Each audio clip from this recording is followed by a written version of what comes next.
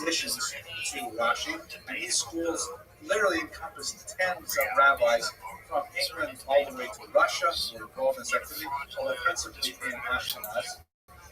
Rashbam, for example, completed any leftover manuscripts that Rashi had not finished. So occasionally, there's certain tractates in the Talmud where you don't have Rashi himself. We have his grandson, Rashbam, who's also a commentator of and is similar genius. So he was able to really communicate in his own genetic heritage that same genius and love of Torah and skills at explicating it. As I mentioned earlier, that certainly did not stop his grandchildren from pointedly disagreeing with his interpretations, and they put it so in writing with respect, but nevertheless, saying that Rashi had it all wrong. Their grandfather had it all wrong, and they should read it a different way. Great level of intellectual integrity. So we don't know much about his wife at all. His three daughters were apparently quite exceptionally learned. There are passing references to his daughters in various passages in his text. It appears that one of them may actually have acted as his personal secretary and even scribe. It's not clear if any of them made any halachic decisions on their own, but nevertheless, Rashi does express gratitude for their help with the transcribing of the documents, and to be able to do that with these very sensitive and difficult rabbinic texts tends to indicate that they must have been quite exceptional on their own. They are the subjects of three modern works of fiction, very successful and well-received works of fiction, by Maggie Anton. This is book 3 of Rashi's Daughters, is the title of this series. She's also gone on to write a new series that's about the daughters of Rabbi, another important rabbi. I regret to say I haven't read any of them, but I've heard from people that they are really quite entertaining. Now, there is a widespread legend that Rashi's daughters wore tefillin, very widespread notion that has no roots in any text that lend any credence to this. This would not necessarily be, strictly speaking, not be a forbidden activity, but highly uncharacteristic, particularly for the 11th century for women to wear tefillin at the time. His grandson, Rabbi Tam, actually wrote of women that did perform this mitzvah, and he indicated that if they do, they should say the blessing on it. I included the reference there in case I'm reading. You can look up that over there and see that's what he said. But there's no source whatsoever that says that Rashi's daughters did this. It's a full myth. Furthermore, there's another myth that there are several texts that have Rashi's name on them, but anyone familiar with his style, it's very clear that Rashi did not author them.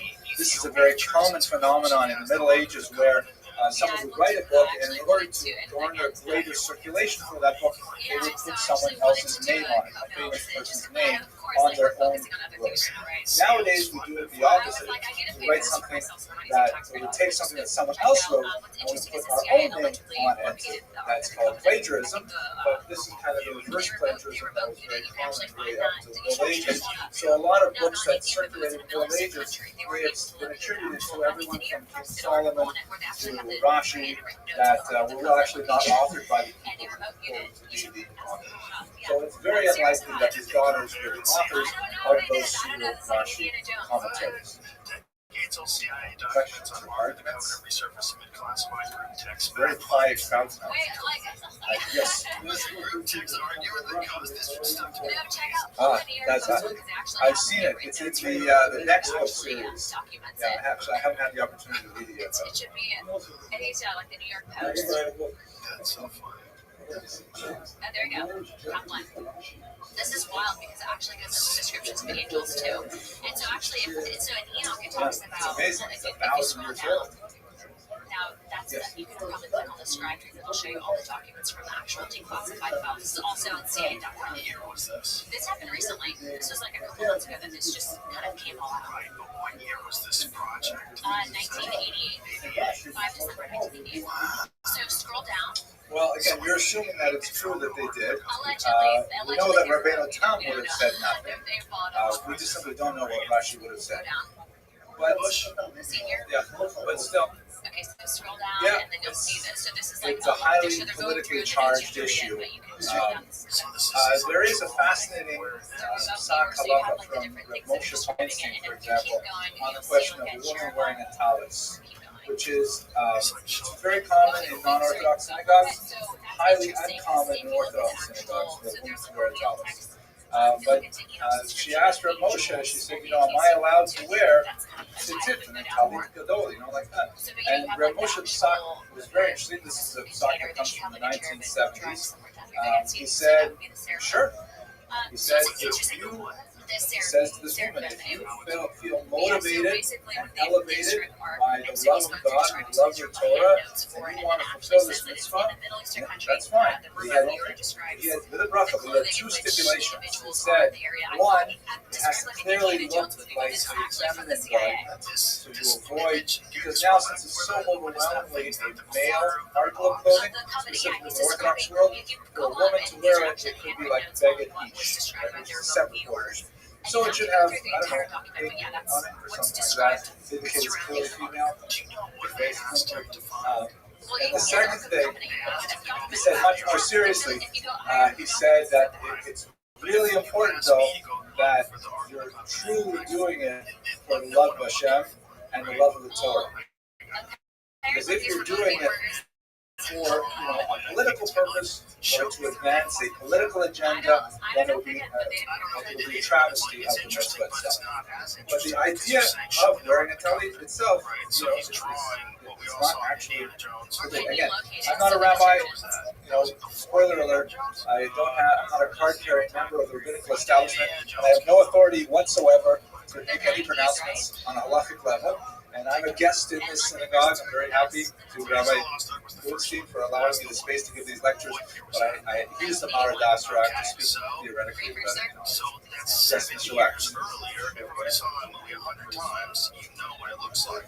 You know what the art looks like. So if I tell you, go draw me the art, where's it at? Primarily, he was a successful businessman working with, in fact, I think I have a slide on that coming up next. A little bit.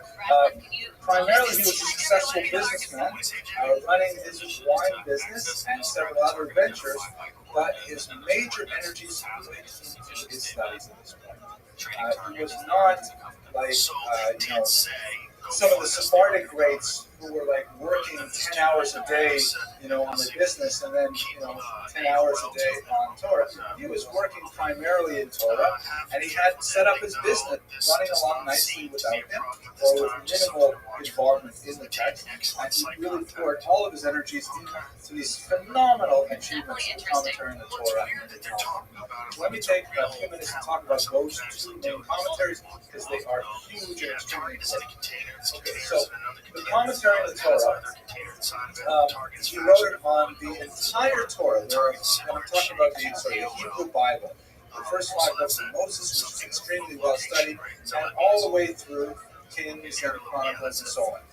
There are a few texts that it's believed he did not author them, but they were authored by his students based on his teachings. So it's possible that not every word in a few of the books, Job, for example, actually belong to Rashi, just like there are texts, like for example, the Afon Opek, where it's a new manuscript commentary that's called Talmid Shel Rashi, a student of Rashi, which reads very much in the style of Rashi himself, although we can't attribute to Rashi personally. So his ideas definitely percolated through the entire Hebrew Bible. What is the most wonderful and special thing about it that really puts it head and shoulders above all the other commentaries of his age is that his commentary essentially links the oral Torah to the written Torah. I'm speaking now primarily about the Chumash, the first 5 books of Moses, which is very difficult to learn without a good grasp of all the relevant midrashim that speak to the text. And what Rashi did was he took this massive body of information, the oral Torah, and he chose very carefully which sections to present to the reader, and then he put them right there on the same page for you to read. So in other words, the two-finger model is extremely important for Rashi because he allows the reader, for the first time really, to follow the written Torah with the interpretation of the oral Torah. There's a tremendous amount of humility in his scholarship because he personally steps back from it. You don't hear his voice very loudly in the text. He simply acts as a facilitator, presenting, anthologizing, carefully editing, and synthesizing this material, boiling it down, putting in very simple vocabulary so that he allows you to discover the richness of the oral Torah. It's a great spell of humility and erudition at the same time. His style in writing is anything but verbose. He loves the very short but clear declarative sentence. He doesn't strive for poetry with complex language that has to be unpacked. He just likes to speak in a very clear and straightforward manner without any kind of ambiguities in his language. Studying the specific choice of words of Rashi is actually a major scholarly enterprise, just as it is with Maimonides, but it's a work of great brilliance that you really appreciate when you go to the original sources that he took his commentary from and see how well he edited it into the Hebrew of his day. This has become so significant that in the halachic literature written after Rashi, there's a very strong imperative. It's not quite a commandment, a very strong imperative that not only should every Jew review the Parsha twice every week in Hebrew, and once with the Aramaic translation of Onkelos, they should also study it with the commentary of Rashi.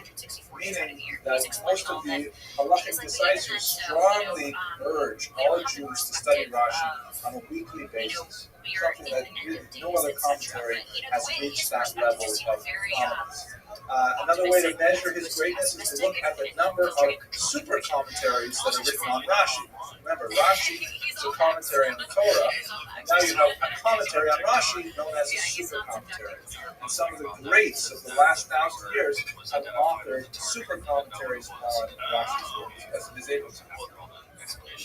Oh, well, that's much different. So that whole thing at the end of it was what they were saying it was when they wrote it. How was his manuscript circulated? I love those kinds of questions. They're very practice oriented. Like, how did this idea get out there? So they used to call him Pirush HaKuntras, which means a notebook commentary. So he would himself author the commentary. We know that he went through, by the way, several revisions. We have different layers of his own commentary where he tweaked every word. And then he would have his students write it out. And so they would spend a large amount of their time actually copying out his manuscript and generating, who knows, maybe, it's hard for me to measure, but I would guess maybe generating one copy of the entire Torah commentary, maybe every 2 or 3 months, and then providing it for sale, or for donation to the synagogue, things like that. Highly prized manuscript versions. Later on, they started to print them, or started to write them out next to the Torah itself. So you could buy, a handwritten Torah, not a scroll, but a handwritten Torah that would be bound, much like a book is bound in signatures, with Rashi on the side. And finally, when you get to the 15th century, then there's the invention of printing, and it just takes off. And it is rare to find a Chumash printed at that point without Rashi on the side. In fact, if I can just walk off screen for a minute, just keep it facing forward. Experience is something that you can make as special as you want, and this aspect of us being able to have those little quantum breadcrumbs is what I like to call them. Like if you Of ever the Chumash, this is a Hebrew English version, because that's the closest one I had in hand. But they're almost always printed something like this. So ignore the English side of the page. You always have the Torah commentary in large print. You have Onkelos, which is the Aramaic translation on the side that it's mandatory study, and then you have Rashi below. And these three texts are pretty much ubiquitous on Chumash for 500 years after. Aspect of human consciousness, our So the ability Gemara is different. Yeah, that's the next slide. But this is Chumash is the commentary and Torah looks like that. know someone's a liar or a weirdo, but instantly, those. I always wonder if is it that, or is it that we used to have that like before language? That's all we have. I think that before tech really evolved, there was a bigger aspect of spirituality that actually talks about that. So, like discernment in the Bible, you can talk about, this aspect of being. People say like, oh, it has really Absolutely, bad it's energy. commerce has There's something to accelerated that. it. But I think that because and it's really happening. These things work together, it's for commercial networks, but the genius of the commentary was apparent to all. So he was actually famous in his own lifetime. This is not common among Yes, he had a yeshiva. He established the Beit Rashi. It was a school, not a yeshiva like we have in the 19th century, but he attracted students. Right after he came from Worms and Mines, he actually developed a small institution with a small number of students. Many of them were his own children and grandchildren, and he taught for 60 years in this yeshiva. So he's really involved, not so much in business, although that's happening very nicely, but he's deeply involved in yeshiva. Not yeshiva like we have today. Yeshivot back then were more like discipleships, where there'd be small circles of students gathered around a single master, maybe a dozen at a time, not like 200 students with a dorm and a cafeteria. It was very small. It's much earlier than the first big yeshivas in Lithuania were established, about 800 years. And I had a meeting recently where I was with two other members of Congress that were helping me with the JFK investigation. Excellent. I like the way it sounds. It's sort of like explain and complicate. To the Russian government. This is a full service lecture. Look at this. I'll change it right here on the spot. You know what? I don't have like a spell check on it. So let's hang on. Hang on. Let's try spelling. This is everybody here is so Jewish. Okay. Let's check spelling. It doesn't like the word posting, but it does like the word explicate. All right, well, I don't have it. Let's go by through anyways. So, commentary and Talmud. What's different about the Talmud commentary is much larger. We're talking about a document that takes the document cycle about 7.5 years to study the entire text, and he went through the entire document. There again, a few mistakes, a few tractates that he may not have authored, but the vast majority of them are under his name. And the same kind of approach as you have with Chumash, but this distinction is since the Talmud is oral Torah itself, he did not have to anthologize written Torah to insert in there. Instead, his task was more like holding your hand and guiding you through the text step by step. In modern times, he was only in a very small way challenged for that supremacy by, let's say, Rabbi Steinsaltz, who wrote a Rashi-like commentary in the 20th century. And in fact, many people found that very controversial because, how could you somehow rewrite Rashi? It's only been 1,000 years. I mean, come on, you don't need a new version yet. But nevertheless, his style is monumental for its clarity and simplicity, and above all, accessibility. I forgot to mention, in terms of his humility, in Chumash, some of the most beautiful passages in Rashi are those passages where he admits ignorance. And he simply says, I don't know what this means. You're so used to Rashi knowing everything and helping you with all these bizarre things that when he finds it necessary to tell you, I don't know this, he could have just omitted it. Then you feel stupid for not knowing it. How come Rashi didn't help you? But he says, you know what, don't feel bad. I don't know this either. It's an amazing thing for them to say. But going back to this, so we have the same kind of thing that's going on in the Talmud, although less with the oral Torah, because the Talmud itself is oral Torah, more in terms of the hand-holding through the text. Again, exceptionally valuable commentary to help you work through the text itself. His final years, unfortunately, were periods of great tumult because as an older man, he had to deal with the devastation of the Crusades in Fire-Born and massive dislocation of Jews. It was something like, that was the center of Ashkenazi Jewry, and they were so devastated. He's essentially living in a far-off suburb. He's living way out of town, to use that New York expression. And here in New York, Lahavdil would be devastated. It was a very difficult thing for all of Ashkenaz to bear. Besides the tremendous loss of life, there was the demographic displacement, the families broken up, wandering throughout the region. There was the very difficult theological question, a loving question, related to many Jews who chose to take their own life rather than submit to baptism by the crusading forces. And then later, they had to decide, they had to find their way back to the Jewish community, and many of the communities that they wanted to go back to were not so welcoming to Jews who had escaped the sword by choosing the cross. Rashi universally defended, however, those opinions that sought to bring those Jews back into the community, and he always took a very lenient position with regards to those Jews who converted to avoid death and wished to enjoy the community as a whole. And this was the principal activity that he was involved in the waiting years of his life. He died in the year 1105, still quite active as a scholar, still working on his commentary.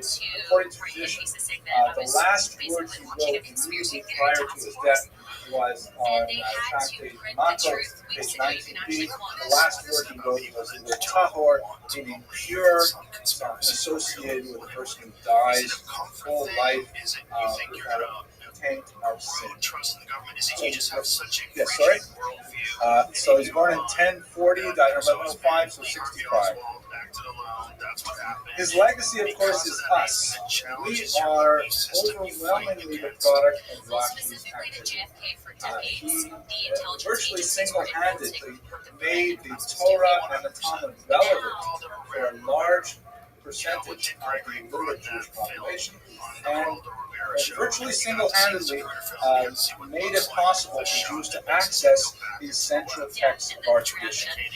We are deeply indebted to his scholarship, even though he himself tried to stay behind the scenes and not present his own personal ideas, except when it came to the situation where Jews needed intervention, such as in the case of the Crusades.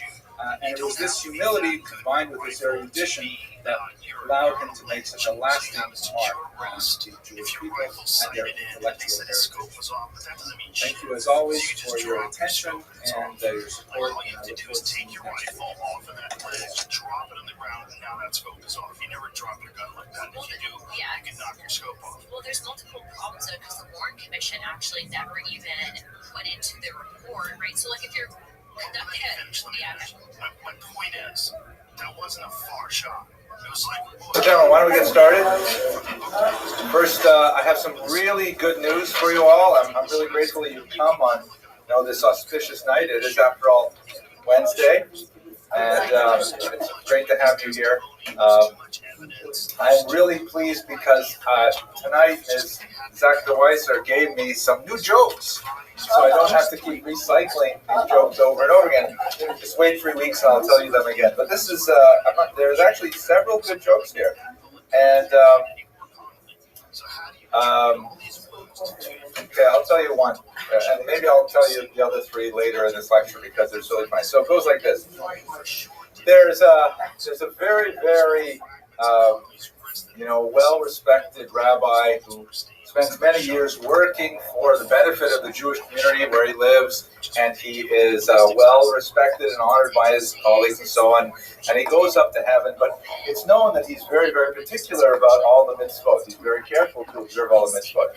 So he goes up and he sees that they prepared a beautiful smorgasbord with all kinds of appetizers and all kinds of, delicious little, hot dogs and, I don't know, whatever, hot dogs, but all kinds of beautiful meat like this. And so he says, this is so wonderful. I've always imagined having something like this. And he goes up to one of the other rabbis eating there, and he says, so who's the caterer? And he says, the caterer is Masharovsky. And he says, "Oh, Masharoski, very nice. Who's the mashgiach? Who's supervising the food?" He says, "Well, this is heaven. God himself is supervising." The Rabbi says, "I think I'll stick with the fish." Okay, so that's, I have to work on the delivery there, but I think if I got a little chuckle, then there's potential for later. I hope you all had a chance to get the new flyer. It actually has not received complete approval yet. I hope that it's going to be okay, but it's a good draft at any rate. There are a couple of things that I'd like to draw to your attention. Ms. Abramson, would you please distribute, a couple of things I should draw to your attention. There's at least one typo. We're apparently giving 2 lectures simultaneously on March 19th. I'm not sure how I'm going to do that in one room, get my evil twin brother, but I think it should be March 19th and March 26th. We will correct it appropriately. Note, very importantly, we're going to be starting at 8 p.m. next week. 8 p.m. promptly. There's been a lot of people who've asked for an earlier start time, and we'll be able to do that until March 12th, when, because of the time of Mincha Marev, it will interfere, so we're going to go back to 8:30 once the clocks have changed. The ancient period is not my personal research strength. Most of the work that I've done as a scholar, as a historian, has been in the early modern and the modern periods, basically from the 16th century onward. So now it should get better, because I know a little bit more about what I'm talking about starting next week, and hopefully it'll be interesting. I have tried very hard to include a lot of people that you probably have never heard about, but they're very influential, or at least exemplary of important parts of Jewish history. For example, we're going to talk on January 22nd. I'm really looking forward to talking about Sarah Bas Tovim. Did anyone here has heard of Sarah Bas Tovim? Ms. DeWeiser, you have. Excellent, of course, superior education. Sarah Bas Tovim was one of the most famous composers of women's tefillos, the so-called techinas of Eastern Europe. Beautiful prayers that were composed specifically for women, and specifically addressed, women's life cycle issues, women's domestic issues, and they really provide a tremendous window into an aspect of Jewish culture that has received very little scholarly attention, with the exception of the great historian Chava Weissler, who's done an amazing job of rescuing these tefillos and presenting them to the scholarly and popular world. So I'm really looking forward to speaking about her. I'm going to speak about, God willing, the Vilna Gaon, and immediately afterwards the Alter Rebbe. So the two of them had some significant conflict, or at least their followers had some extremely vituperative words to share with one another. So I think that will be an interesting kind of combination of the two of them. Towards the end of the period, we'll look at Heinrich Heine, who is perhaps one of the most famous Jews of the 19th century who converted to Christianity, as he put it, to get a ticket to European culture, because it's during that period of time it was very difficult to maintain one's Jewish identity and still participate in the wider society, get positions in universities, conduct orchestras, all kinds of things like this. So he is exemplary of that period. But as soon as he did it, he regretted it immediately, and he spent the rest of his poetic life. He really was one of Germany's greatest poets of the 19th century. He spent a lot of time lamenting that decision, and so it speaks to the dichotomies of the trajectories of Jewish identity in the modern period. So I think over the next few weeks, we're going to have a fantastic series of lectures, and I'm really looking forward very much to engaging in them with you. One other change that's going to happen besides the timing, this semester I experimented with not having an email list, because it was a lot of work, the old constant contact that I used to have set up, and I didn't feel like I was getting really a lot of responses to it, so I dropped it this semester, and it was a terrible mistake, because I think a lot of people really rely on just a little email nudge to remind them that there is in fact a class going on. So I'm going to try this coming semester to return to an email sort of reminder format with materials, videos online and things like that. So if you would like to participate in that, and I don't have your email, please send me an email to the address that's listed at the bottom of this page. That's the website. You can sign up right there, and I'll make sure that you receive the Eventbrite notices as they go out. I think that's about it for my announcements. Any other good and welfares? No, I don't think so. So let's go on. First of all, we're grateful, as always, that we come bring this particular semester. Oh, Ms. Abramson, the time. The time is 8. You're not paying attention. She's so brilliant. I said that first thing. We're for those of you like my daughter, we're starting at 8 p.m. next week. 8 p.m. promptly. Okay. So, we're grateful to the Young Israel for providing this space and providing this opportunity where we can get together and discuss history and discuss some of these turning points and turning personages in our past. And we're welcoming sponsors to help support this class, this series, which the money goes to good purposes, supports these 2 young students who will greet you when you come in and do the filming. Mr. Rodriguez actually has an online fan club. I received a message from Germany recently. It said, "Go, Mr. Rodriguez." I'm really not sure why. Maybe it wasn't a compliment. Maybe it was like, "Go away," but he said, "Go, Mr. Rodriguez." So sponsorships are certainly welcome. We're asking for $200 per lecture so that you can defray the costs and just support the synagogue for all the good they do in this community. But I'm glad that you're all here because your presence is sponsorship more than enough, and gives me the kind of energy to do this week after week, and hopefully you enjoy it.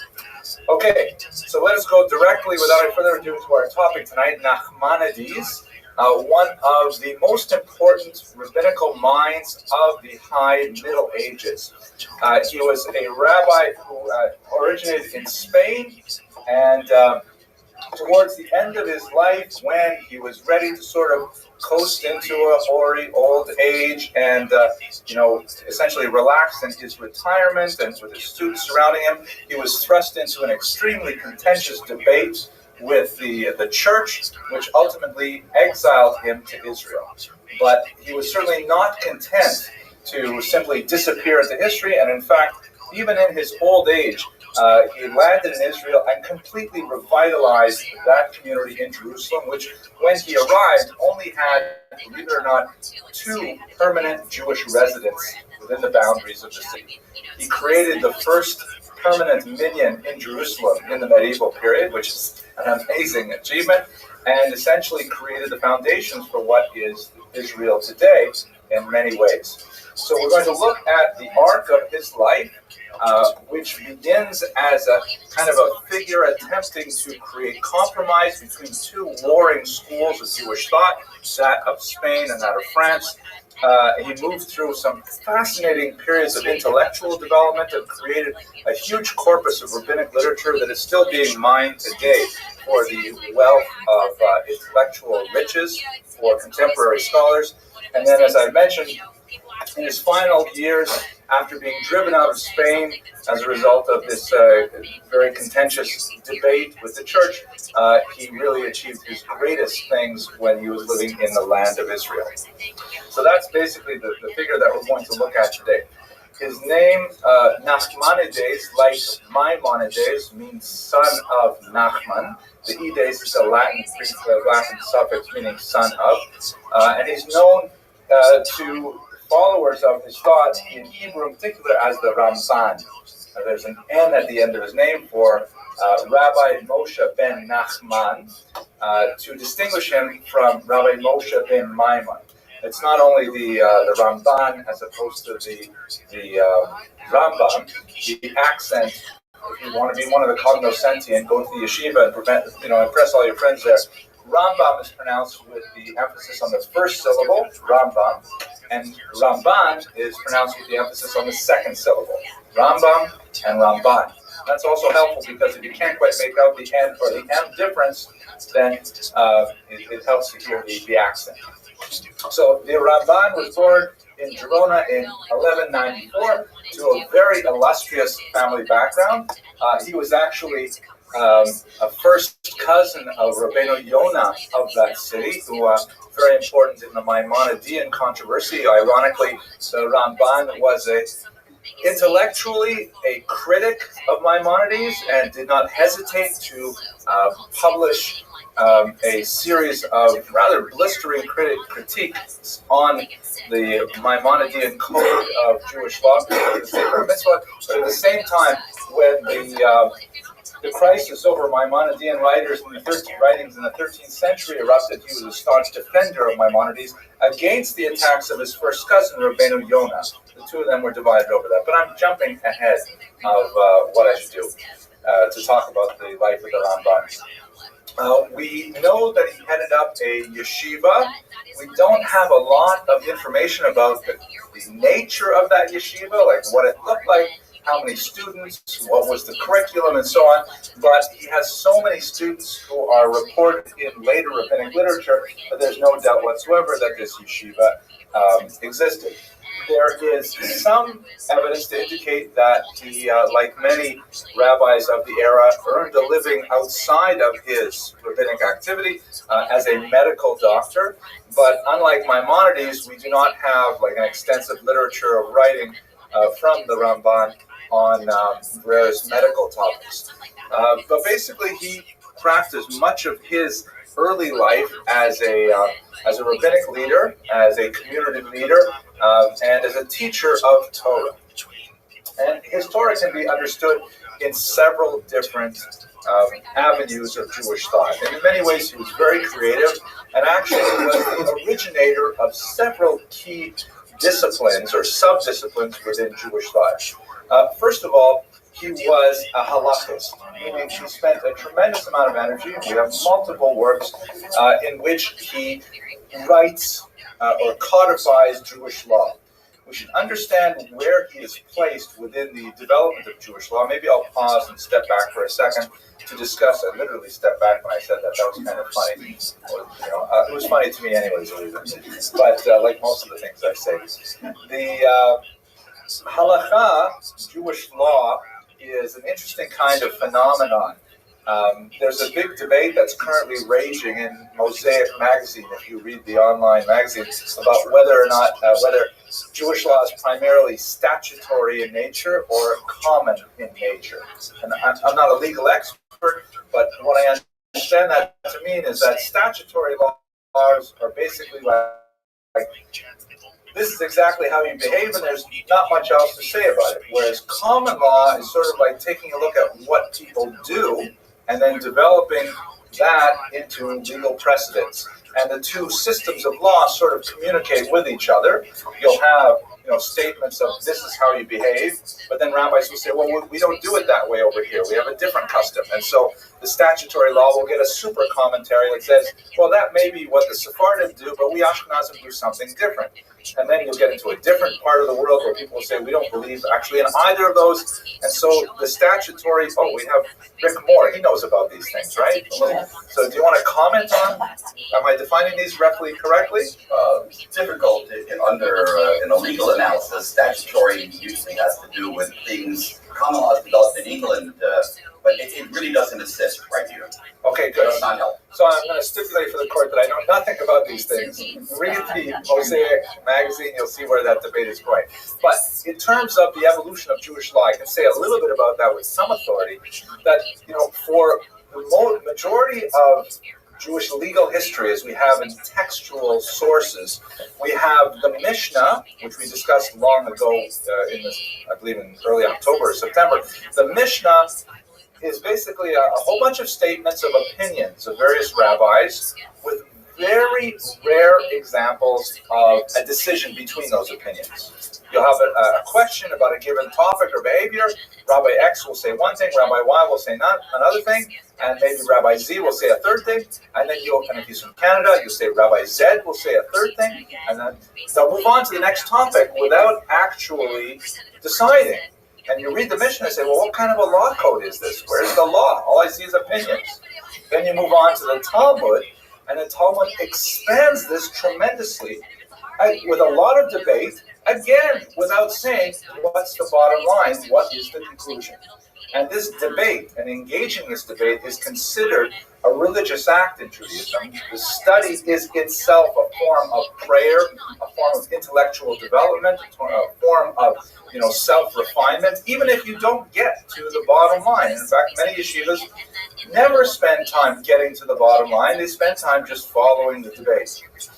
So this is fascinating, and it's all well and good in terms of intellectual exercises, but at the end of the day, someone has to say, is the chicken kosher or not? These couple, are they allowed to marry or not? What's the decision? So at some point, this Talmudic debate is transformed into a halacha, which means the way, which is transformed into some kind of statutory law. This is the law, they can marry, the chicken is not kosher, that kind of thing. The way that these codes of laws were formed, right, the transference from the debate of the Talmud into a list of rules is something that took several hundred years to compile. And it began really in North Africa and in Spain about 100 years before the Ramban. And at that time, there were, in particular, the Alfasi, or the Rif as he's known. What he did was he essentially took the Talmud and he edited out all of the debate as much as possible that did not deal directly with halacha, and he left you with a much smaller version of the Talmud, which was designed to sort of refine your reading of it towards the law. He did not state the bottom line, this is the law, but he said, okay, just ignore all that other stuff and concentrate on the law. Ironically, this would be repeated in reverse by another scholar, Yosef ibn Habib, who wrote the Ein Yaakov, in which he said, you know what, the Talmudic law is very interesting, but I love all that other stuff that you ignored, and so he created a separate Talmud called the Ein Yaakov, which is all the legendary material, the philosophical material, the recipes, the biographies, all that stuff was in a separate book. Very fascinating reading. So this is not actually a law code yet. And it took figures like Maimonides to say, all right, let's sort this all out and let's organize it by topics rather than by discussions. And we'll, break everything up and we'll have no problem taking laws which are mentioned in one part of the Talmud and we'll gather it with something discussed in another part of the Talmud and create a logical code. The most famous of them was his Mishnah Torah, his repetition of Torah, as we discussed in this class several weeks ago. When he came out with this code, and there were a few contemporaries who were also coming out with similar things on a much smaller scale, naturally there was a tremendous amount of debate, because all of a sudden, all of this discussion that was open-ended, that people could engage in, it was kind of like open source code for software. All of a sudden, it was being kind of like hammered into one particular form. It was like Microsoft or Apple. Linux was not on the scene then. People couldn't just go in and muck around with the code they wanted to. And so there's a tremendous amount of debate. And in this area, there were two major schools of thought about what to do with this process. Spain loved the direction that Maimonides had taken, the formation of legal codes, and they spent a tremendous amount of time reinforcing them and adhering to them, because Spain was very, orthopractic, very interested in saying, what is the law? Moving towards the law, even if it meant spending less time in the Talmud and more time in the codes. In France, on the other hand, they were very upset with this, and they felt that, you're ignoring the sources of the Talmud, and people, if they just go to the laws, they'll never know how we got there. They'll never, experience the thrill of debate. They'll never experience the mental purification process that goes through the back and forth. And so the schools in France were very upset about Maimonides. And in fact, as we discussed earlier, in 1232, they succeeded in having the church burn Maimonides' works. That's how extreme the tension was between the French and the Spanish scholars. So what Nachmanides, or the Ramban, represents is he had a broad enough intellect that he could see the value of both schools. And he attempted, with moderate success, to create a synthesis that engages in the study of Talmud for its own sake, but at the same time tries to arrive at a conclusion in the end. This school was ultimately developed much further by the Tosafists, did this, who also realized that the pure study of the Talmud was of great value, but at the end of the day, we really have to understand how to behave, and so they also drove some of their argument, not quite as much as Nachmanides, towards a final conclusion. This is the kind of work that Nachmanides did primarily within the halachic realm, and truth be told, this sort of combination of theory and practice formed the foundation of the next 800 years of Talmudic and legal study of Judaism. So he's an extremely influential thinker in bringing together these two very different approaches to Torah. Yes, Danny? Did he write a book? How does this manifest itself? Oh, excellent. Well, he wrote actually several books. His collected works today were published. Well, they were, it wasn't until the 20th century that all of them were actually published. Many of them remained in inculabula or in manuscript versions of the 20th century. But the critical edition that circulates today is 4 very thick, double-column volumes on a whole host of topics.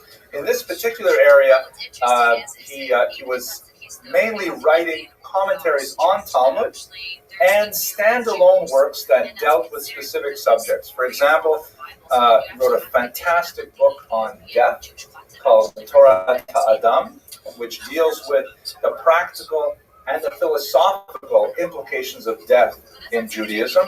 Very, very profound ideas. He wrote quite a bit of Kabbalistic commentaries scattered throughout his works, but only one actual solely standalone work of Kabbalah. And he wrote significant commentaries following the Talmudic tractates.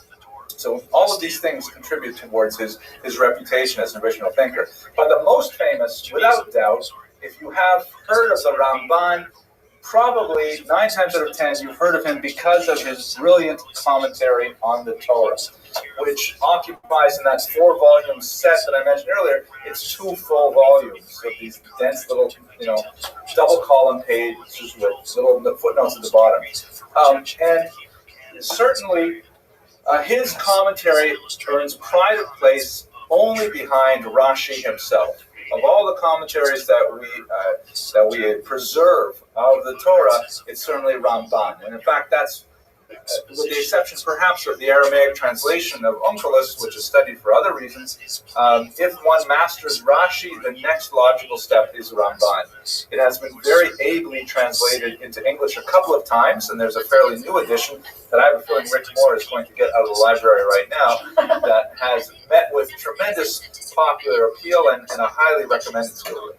The difference, the major creative difference of Nachmanides' commentary in the Torah is so obvious to us now that when I tell you, you'll kind of be saying like, Vosepis, I'm here to hear this is obvious, but in fact it was not obvious at the time. Rashi's commentary, the main purpose of Rashi's commentary is to bring together the written Torah with the oral Torah.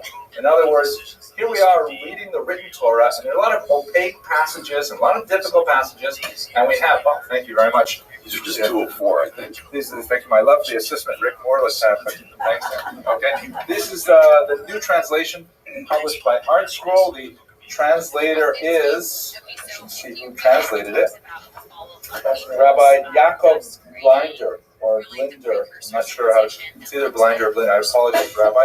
But this is a very well-received translation, and you can see it's got the Hebrew original and the Aramaic translation of Onkelos. It's got Rashi's commentary, which is often very relevant to the commentary of the Ramban himself, because the Ramban will often polemicize with Rashi. He'll often take issue with Rashi.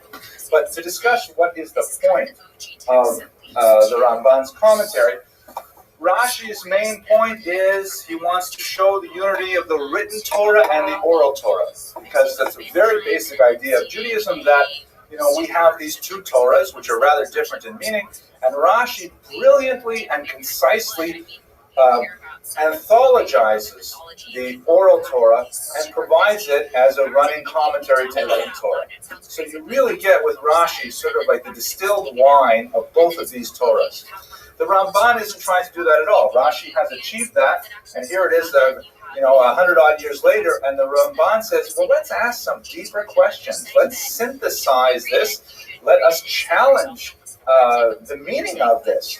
Like he will, for example, it's almost a taboo topic today. Some very big rabbis have gotten into a lot of trouble for psychologically analyzing great biblical figures. And he will, on occasion, take them to task. He'll say that, our forefather Abraham, for example, erred when he tried to pass Sarah off as his sister rather than his wife, which is a rather courageous thing to say. I would be scared to say it, except I'm quoting Ramban. I can get away with it in our society today. So he really is much more of we would consider him a modern commentator, because he's not just trying to hold our hand through the text. He's having essentially small essays on major themes in the Torah. So it's a brilliant, fascinating commentary which takes us to a much deeper philosophical analysis of the text than Rashi did. Rashi is essentially just trying to marry the written Torah to the oral Torah, so we get a holistic approach to it. The Ramban will say, I don't understand why this is so. And he'll opine various approaches to the text, and really provides a much more engaging and fascinating approach to it. His style is quite different from Rashi or from commentaries of his era, whereas Rashi's comments are famous for their brevity. That they say in yeshiva, he used to say, beware of a long Rashi or a short Tosfos. Right? Because if Rashi spends a long time explaining something, it means that's a lot of difficulty. And Tosfos, on the other hand, is normally verbose, so if Tosfos is short, it's going to be a real hard nut to crack. The Ramban tends to be like Tosfos in the sense of being, takes a much more space, much more loquacious, not to the point of tedium, God forbid, but he will, really discuss an idea to its fullest. Whereas Rashi will only offer little, hints and nuggets at deeper psychological and philosophical interests. Yes, Daniel. Was this commentary written in Spanish or? No, Hebrew. Absolutely, rabbinic Hebrew. On a couple of occasions, the Ramban wrote in Aramaic, and I'm going to discuss those. It's kind of interesting, but there's also quite a bit of Kabbalistic references scattered throughout the text, which. This is just around the time when Kabbalah is beginning to sort of emerge as a dominant trend, particularly in Spanish Jewish thought. And although the Ramban wrote very little that was explicitly dedicated to Kabbalah, there is no question that it influenced quite a bit of his writing. There are all kinds of passages here and there that are sort of mystical and opaque, and analysis of the Ramban's writings in Kabbalah really created a major engine of interest and activity for medieval Jews. Okay. As I mentioned a little earlier, when he got caught up in the Maimonidean controversy, which was not only over Maimonides' attempt to codify the law in the Mishnah Torah, it was also based in Maimonides' rationalist approach. Maimonides was the uber-rationalist of Jewish history, and even Nachmanides had difficulty with it at many times. Like, for example, when what passage was it? I think it was when the angels appeared to Abraham. I've forgotten what passage it was on. The talking donkey, yes, that's one of the more difficult passages.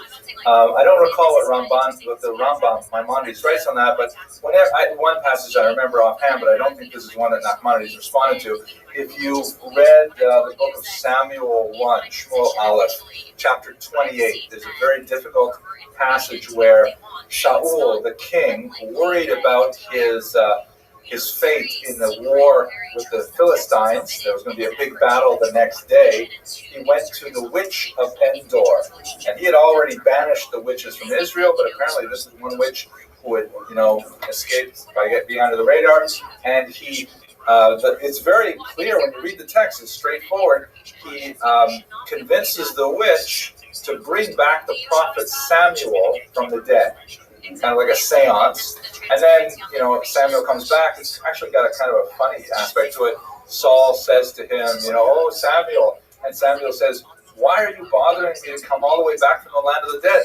Tomorrow you can talk to me in person. committing, you're going to die. But so majority of biblical commentators take it at face value that there's this witch and she has this power of bringing back the dead. There's a whole complication. You can see, but you can't hear. You can hear, can't see. But the Rambam in Maimonides says not at all. It was smoke and mirrors. This was all a charade that was designed. She took advantage of Shaul's distraught mental state, and this is just the way she made her living. There's no such thing as bringing people back from the dead to talk and things like that. But the majority of commentators disagree with Maimonides, and they feel he's being excessively rationalist. So one of the major critiques of Maimonides is that he was overly influenced by Aristotelian philosophy. And even though Nachmanides was a Kabbalist, and the mystics tend to be quite divorced from the rationalists, even though he himself was a Kabbalist, he felt constrained to defend Maimonides and his way of thinking. Nevertheless, his attempt to find a compromise between the rationalists and the Kabbalists was unsuccessful. He was able to bring about an intellectual compromise between France and Spain, perhaps in the way we study Talmud, but he could not diffuse the debate over Maimonides, and sadly, the latter's works were destroyed in fire in the Louvre. Now, so moving on towards one of the more dramatic periods in Nachmanides' life is the disputation of 1263. Was it only last week we talked about Nicholas Donin, Mr. Rodriguez? It was last week, right? So one of the 13th century was overall not a good time for Jews in Europe. It was a period when the church was ascendant, temporal powers were losing their authority, and in general... What's new? Oh my God. What happened? Oh my God. What do you think is going to happen? You're gonna lose your fucking kid's future gambling on bullshit? Shit is going to... No, I'll put money out this time. Okay, I'll believe it when I see it. Well, okay, motherfucker.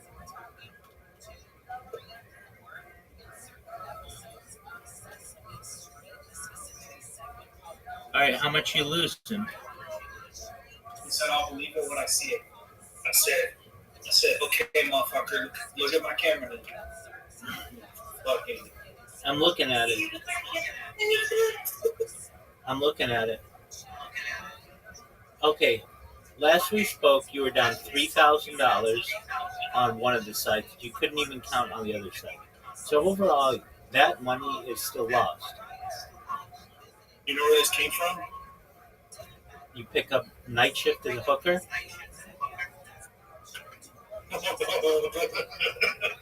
No, it's just from work, you fuckhead. Oh, okay, so you're working to just shred it. No, this is for rent. All right. Are you gonna gamble? A little. Why don't you play Grand Theft Auto at the casino there? Bro, but I'm gonna go live if you want to come watch it. Yeah, No, it's up to you. I need people to react to my stuff. I'll watch. Alright, bro. I'm gonna send it to you on which account. Dude, don't send it to me. I'm a big boy. Just tell me your screen name. Gambling Schools with a Z. Oh, okay. Very original. Pull it up. I'm gonna be live in like 2 minutes. Dog, I'm already on it. I'm waiting for you. Alright, bro. I'm gonna be my biggest number one fan and supporter. Always have been, always will be. You have Love 1.4. that. Dog, you have 1.4 thousand followers. Why don't you create a bot to just give you followers? That's what that is. Alright, I gotta go. I'm gonna go live. Okay. Okie dokie. Alright, bro.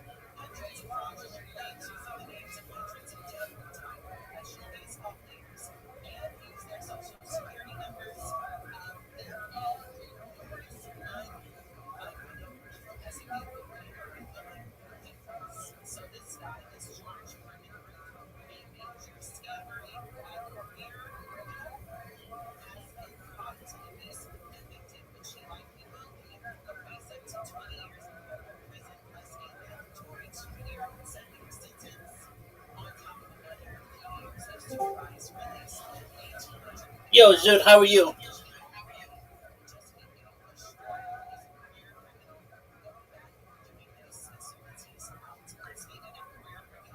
Zoot, how you living, pimp? I'm good. Are you ready to lose? I'm ready to come on some of the face. Calm the fuck down, son.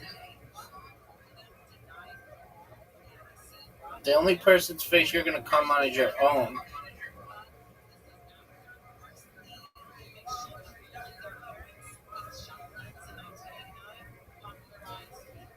Dog, you know you've never beaten me in this game. I want you to try.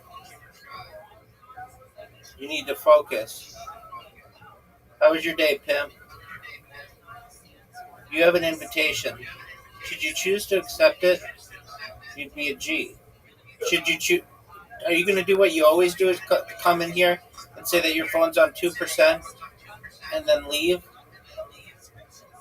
Yep, it's on 26%. Oh, okay. We'll charge it. 26% we lost at least 40 minutes.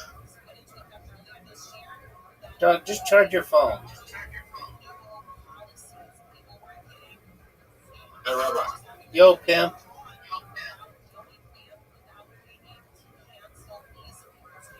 What's up, big dog?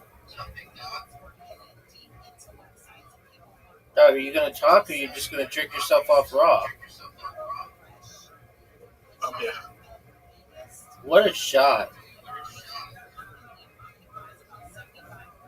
I don't think any mental illness exists. I think other people just take time to learn things than other people. Okay.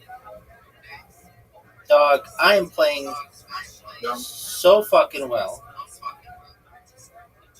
Some people take longer to learn things, and then I'm not saying that mental illness don't exist. I'm saying people with schizophrenia and you can't convince them that like you can't convince me that someone with schizophrenia is normal. But saying that you can help that person get better. And all that person has to do is acknowledge the fact of the things.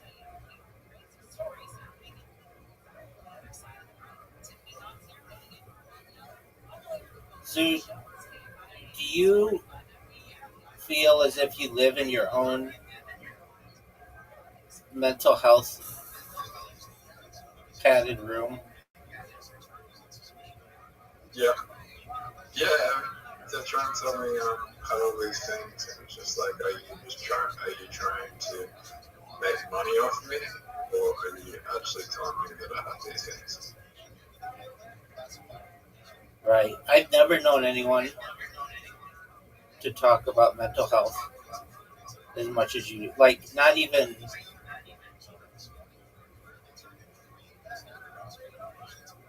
1/10 as much as you do. You're obsessed with it. You're absolutely obsessed Okay, with it.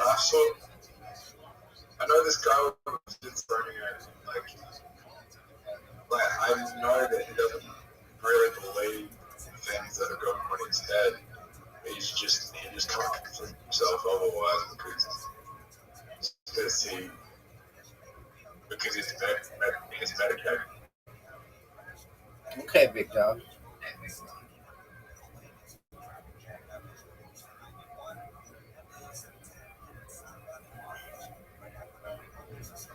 So why don't you think you've ever beaten me at this game?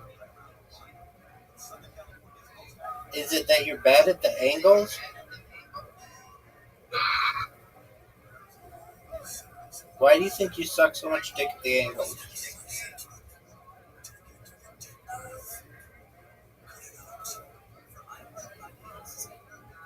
Dog, are you seeing this performance? Dog, are you ready for this? You need to get 8 in. No way that goes in. No way that goes in, son. So Rabbi, this guy, he will sit there He will sit there, you'll have a conversation with him, be normal, and then halfway through your conversation, he'll just start like speaking like mumbling, speaking like in a really squeaky voice, and start laughing in a different language. And he'll be like, "Yeah, I'm talking to my friends now," but in the middle of this like different language they're talking. All right, Doug, that shit's wild. How'd you meet this person? At the Seashore Lounge. What's a Sisha lounge? Here we go. Did you smoke hookah today? No. How many days clean are you smoking hookah?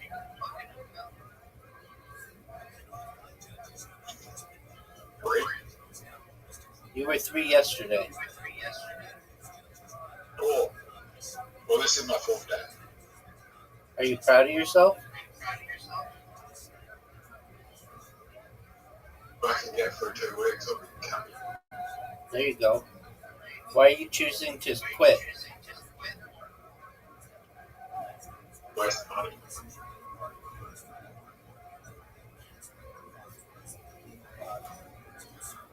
Do you do it inside or outside?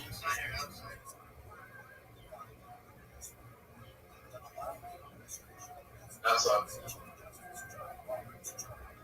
Are you going to win here? Yeah. Dog, you're not even going to come close to winning.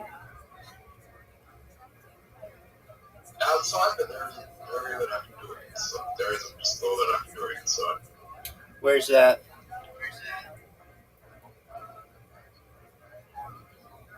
I don't want to talk about it because then I'll start thinking about it. Okay, that's fair. How's your girl? Is she still number 10? Yep. Are you proud of her? She needs to do more. She needs to put in more effort. She needs to think of a way to up the publicity and get it and back to the media. Dude, Otherwise, people are just going to forget about it. she'll never be forgotten, dog. You don't think she'll ever be forgotten? She's like Roger Bannister, the man who broke the 4-minute mile. She broke the 1,000 penis record. Oh, that was a really bad move that I made. Zoot, what do you want me to do about it, son? Actually, I think that was also a really bad move that I made. I forgot about the 3-point damage. 5-point damage, dog. 5-point damage. Well, it doesn't matter. I can heal myself. Are you proud of yourself? I feel like that was an okay move. But you're going to do a lot of damage to me. You can do a lot of damage to me here. Like, you can do a lot of damage to me here. No, I can't.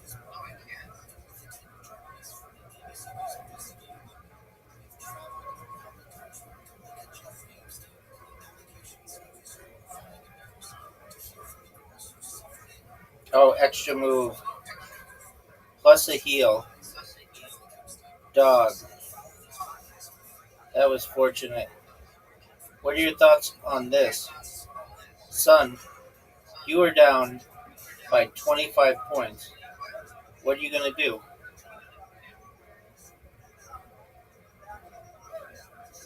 Got the bait.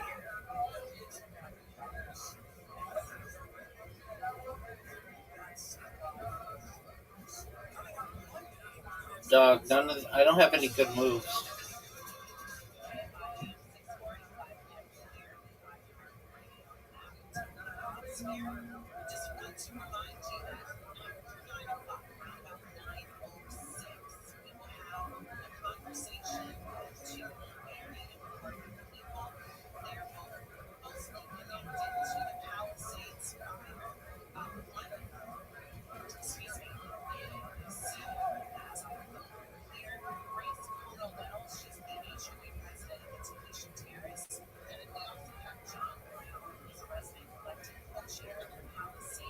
Dog, did you know that I just evolved?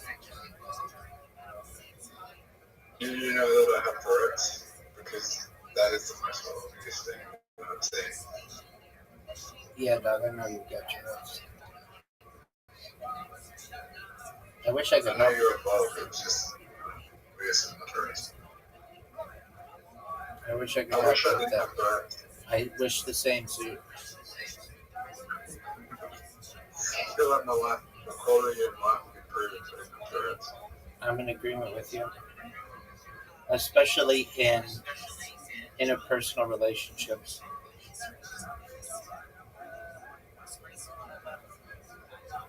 Oh, fuck. I don't know if I can have a girlfriend with Tourette's I have. I mean, haven't you already?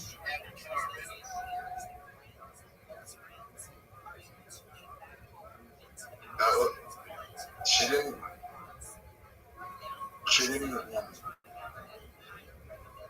stay over.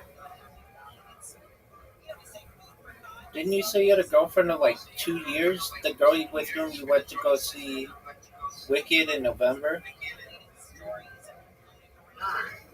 So pronounced. I thought it was longer than that, son. No, two great months. Did you munch your box? No? Why not? I don't know. You don't know what? You don't know why you didn't munch that box?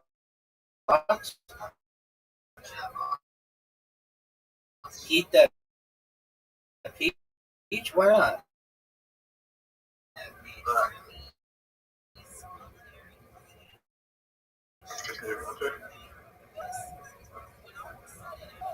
Okay, what was her deal?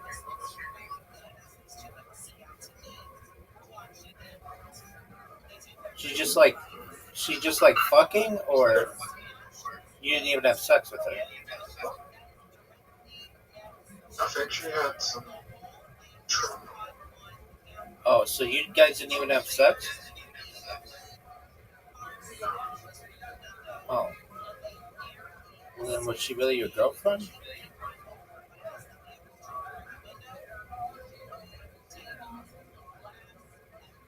She didn't give me a hand job. I mean, come on, it's like a bare minimum.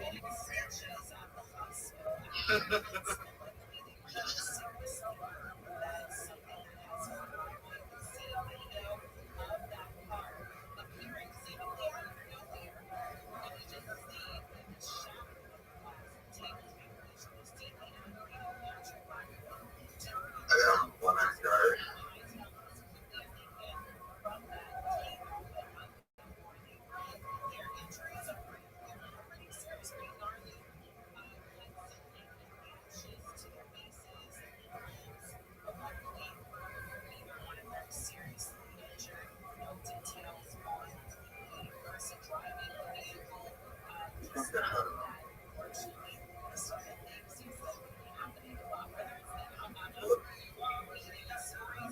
Ready. Zoot, slap yourself. Zoot, slap yourself. That was a bad one. Zoot, slap yourself. That was a bad one. Yeah, you ready for the greatest movie you've ever seen? Yes, sir.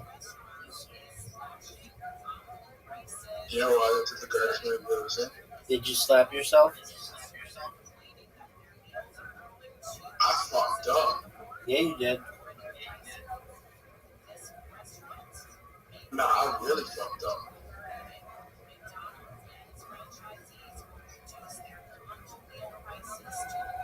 Or did I?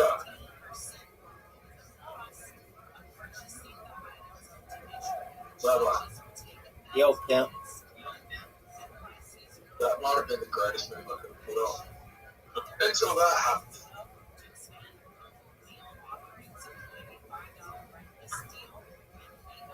Rabbi, Yo, pimp. I was playing so well.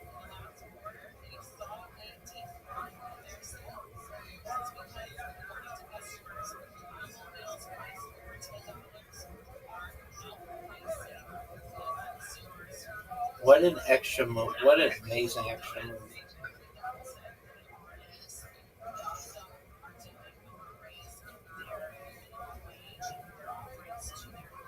You're up, pimp. Did you know that?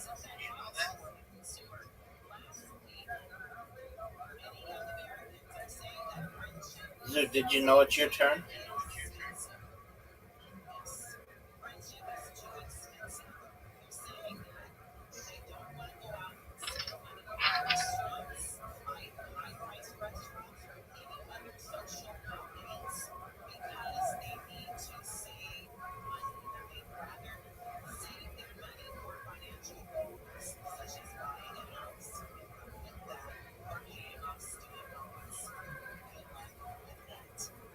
Zoot, are you gonna go? Or are you gonna jerk yourself off raw?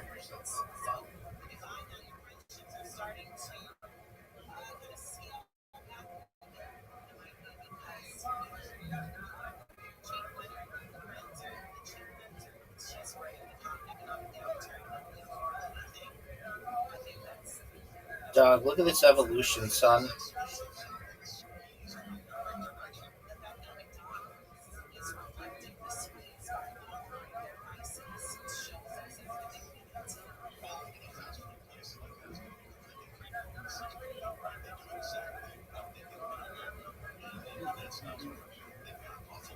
Zoot, what are you gonna do?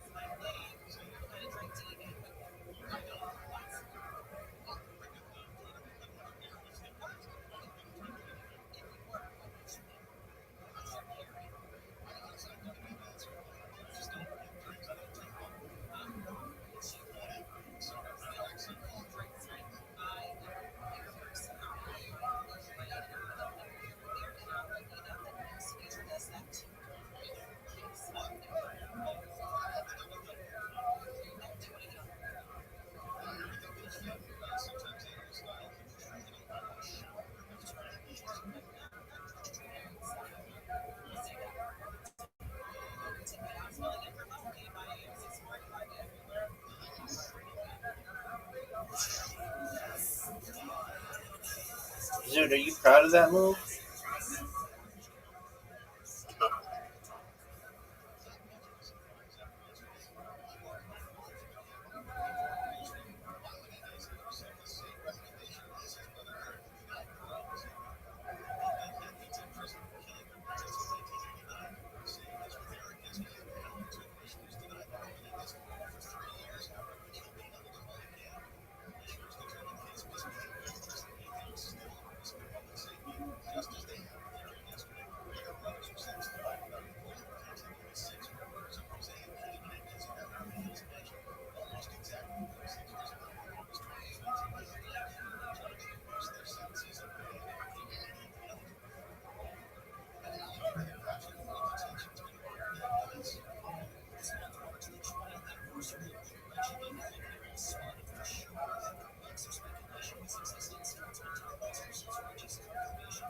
This is gonna be big, Zoot.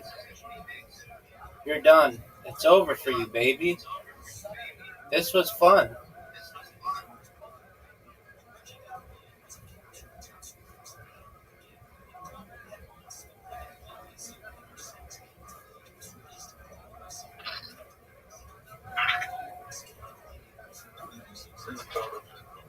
No, you're not, Zoot. But I'm not sure I know. I don't know. Zoot, you're up, pimp.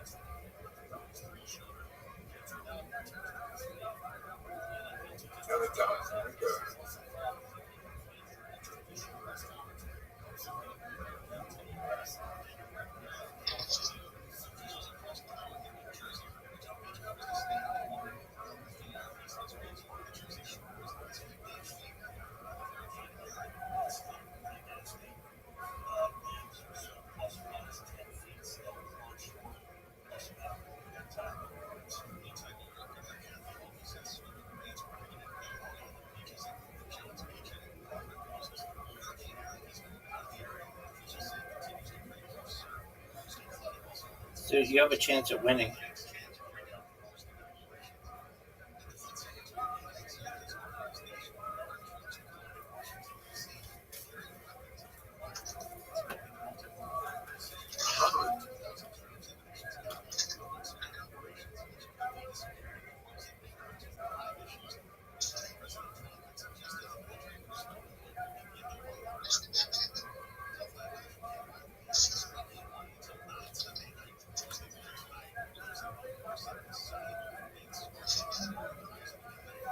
Dude, I'm gonna make this amazing.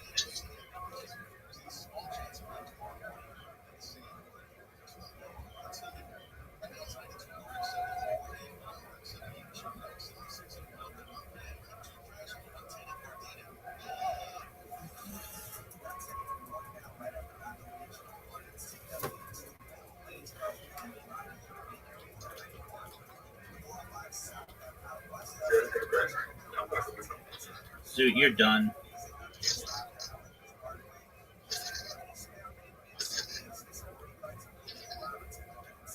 Oh, am I done?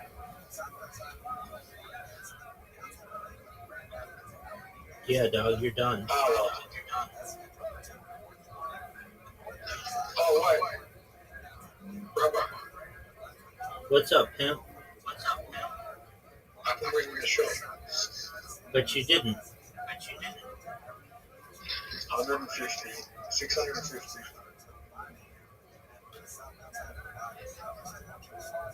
Yeah, all right. Let's go. Do you want to go again, son? We'll win. That's the best plan. We're going to fight Dungeons and Dragons. Alright, just one moment, dude. Just one moment. Big dog. Big dog.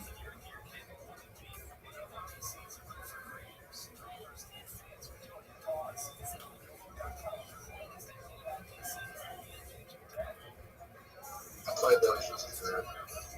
Did you like it?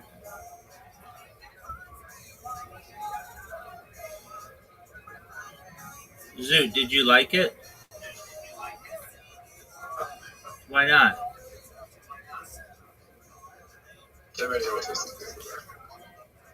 Oh, you like played it in real life? Yeah.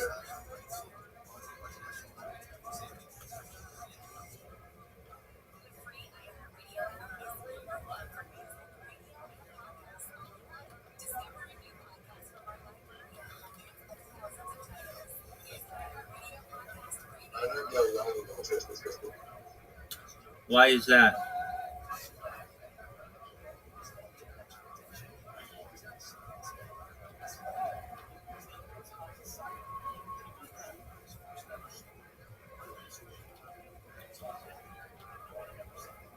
Why is that, Zoot?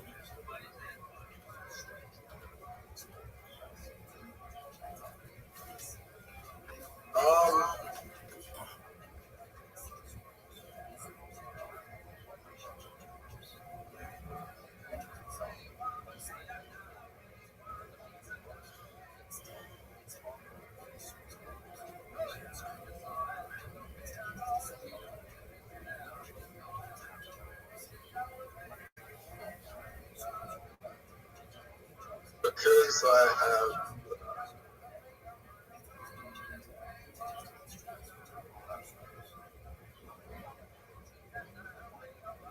different opinions. Okay, did you know that I have an opinion and it should be that you should accept the invitation that I've sent you?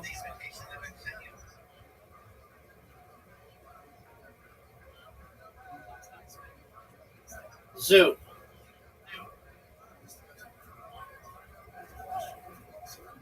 Zoot, you have an invitation, dog.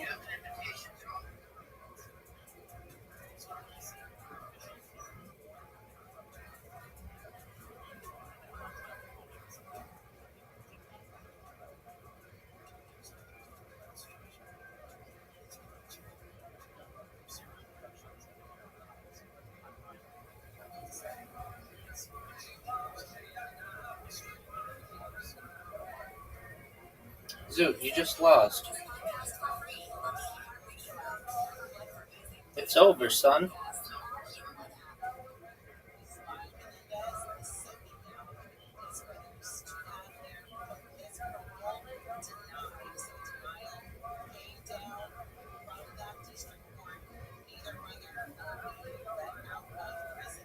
Reply button to italicized. No, we're not. We're playing one column first. Then reply down to italicized.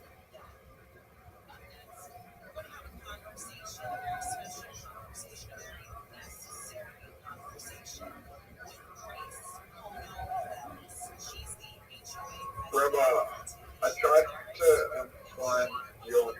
I tried to find where you talked to Jobs and sticks on the stream, and I couldn't find it. I didn't talk to her on stream. I never said I did. I said She wasn't streaming when you talked to her? I don't know. We DM'd each other. Oh, you DM'd each other. You didn't message. You didn't do a voice note. No. Does she want to do a voice chat? I don't know why. What did she say? Quit spamming Kick and creating clips on everybody. And so I told her how she can stop it. And did she listen? She said she shouldn't have to do what I said to do.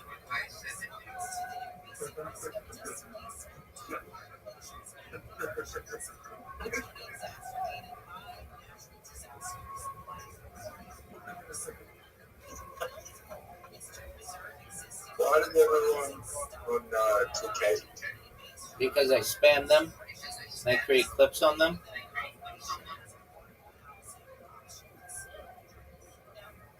Why do you do that? Self-promotion.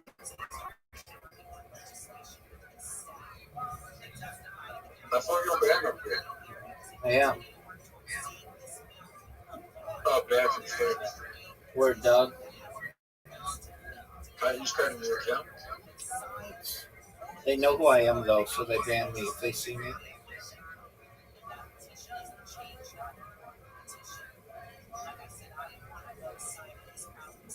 So if I go to people right now and say hello, Rabbi Rothschild, Yeah, you'll get banned from basically every chat into which you go.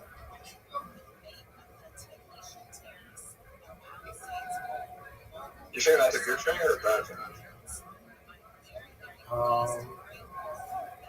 It's alright. What's that?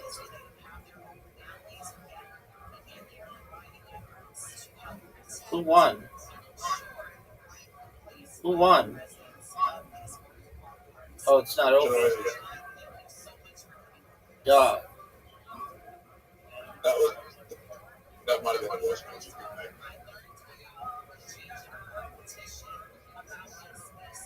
It was the only thing I could do. But you just lost it. Dude, you did really well, dude.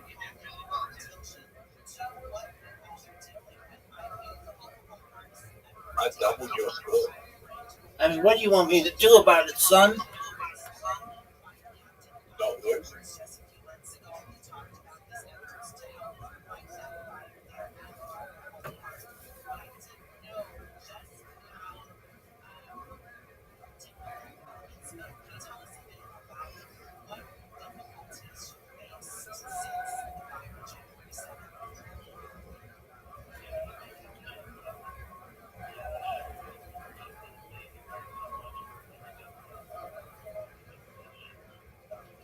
What are your thoughts on this move?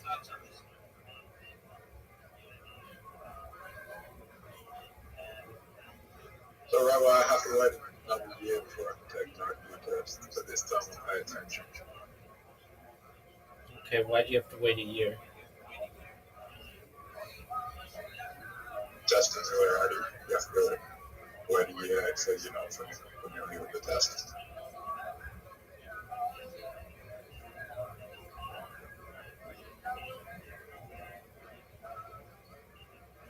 This is kind of bullshit. You just got the fucking test. Yeah, test them before you go for it. Like, so it's not really that's familiarity. Doesn't really matter.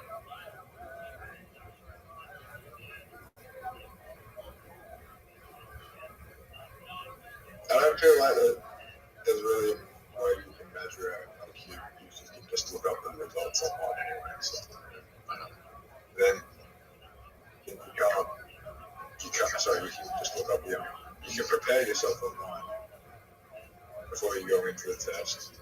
And then the second thing you can do is if you're not paying attention, you're going to be scoring lower scores if you're not paying attention.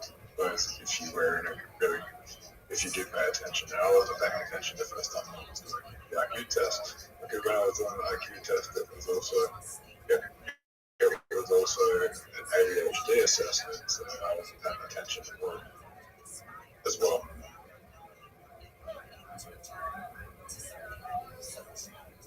I wanted to know if I had ADHD more than I wanted to like do an IQ test. Dude, you just fucked me. You basically guaranteed yourself a win.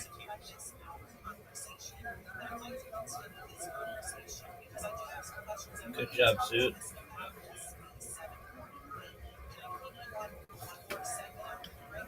Are you proud of how you just played? Yeah, that's why I don't tell. That game requires reading, and it sucks. No, let's play.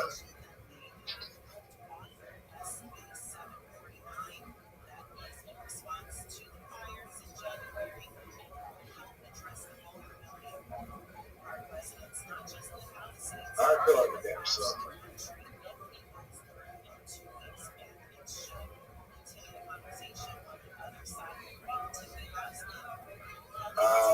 What are we doing? Drums of War.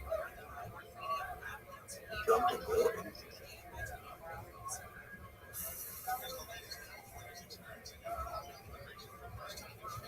Who are you picking? Wizard, because I'm a pimp.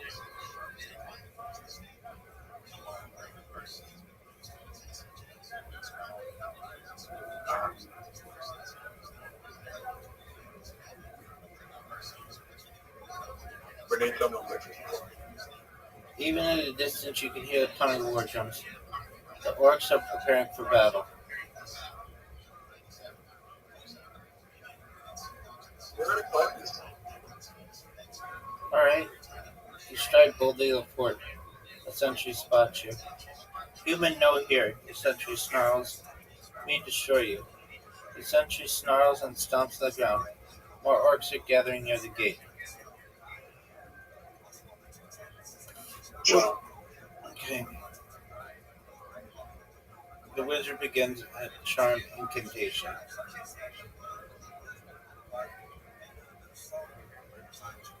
The sentry blinks in confusion as the other orcs erupt in laughter. The sentry snarls.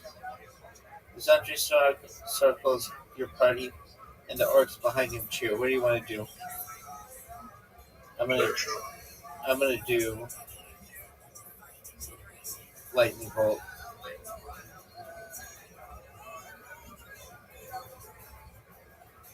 The rabbi used lightning. I got 38. Yes, because I'm a pimp. The gathered orcs roar as their sentry falls. Warrior Apology. Want to talk? Must pass test. He gestures in the bed. Show off. Show off. Show off. We're going to kill him. I got a 9. You got a 19. Oh, yeah. Well,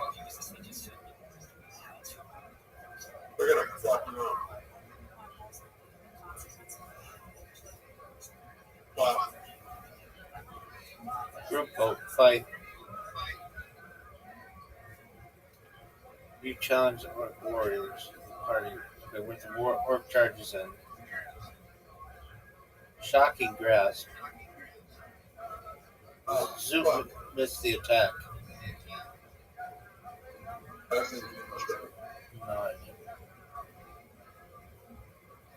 Oh, fuck. Oh, fuck. You're going to dead. Baby, I'm good. I'm gonna use paralyze on this motherfucker. You're right, I am nearly dead. Alright, yeah. Thanks, baby.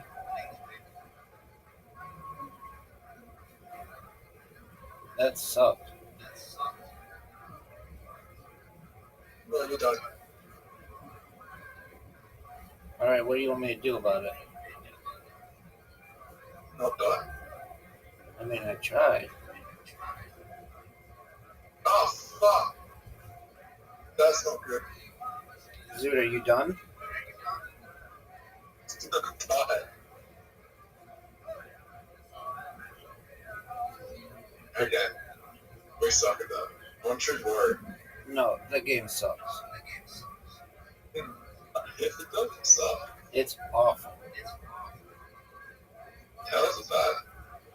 Because you have to read so much. I want to see you beat me in bounce. I wanted to see you beat me in bounce.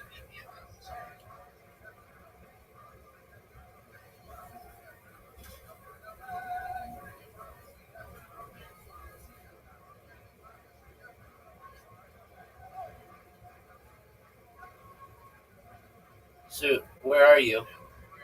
Why are you so far behind?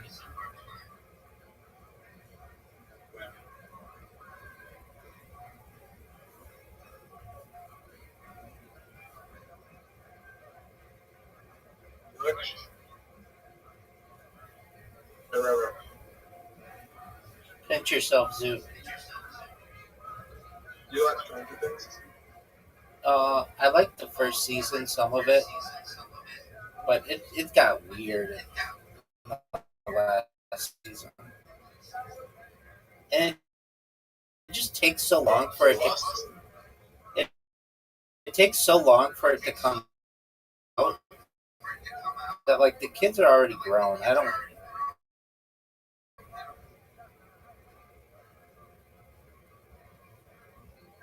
That show took way too long. Dude, Millie Bobby Brown just adopted a child yesterday. She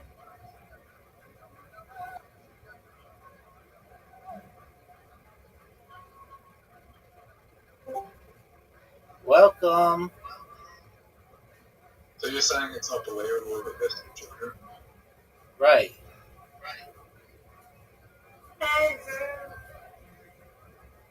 Yeah, okay, makes you correct. So. We're gonna play bowling. Zoot, are you ready for bowling?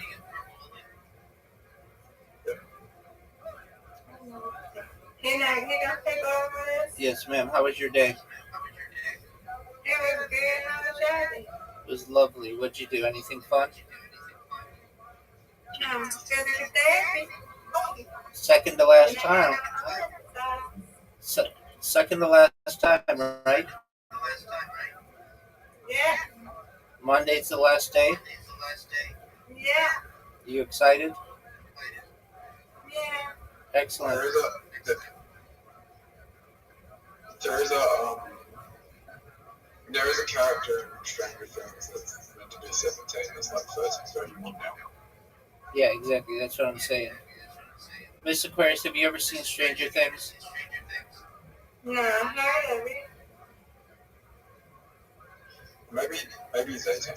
The show, maybe way too old to be playing that character.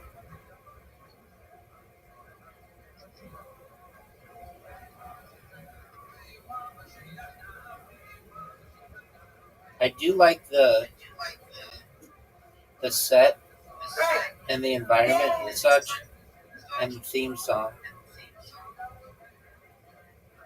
But I don't like that it's like not realistic. It came out in 2017. Now it's 2025. It came out in 2016. Did it? Yep. So 9 years. Word, dog. Nah, it's 2017. Nope, 2016. Let me look this up. Look it up. What in the world? Look it up, Zoot.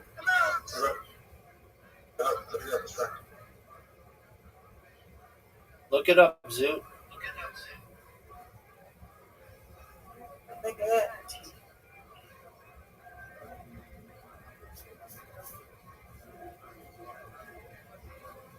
Yeah, it's 2016.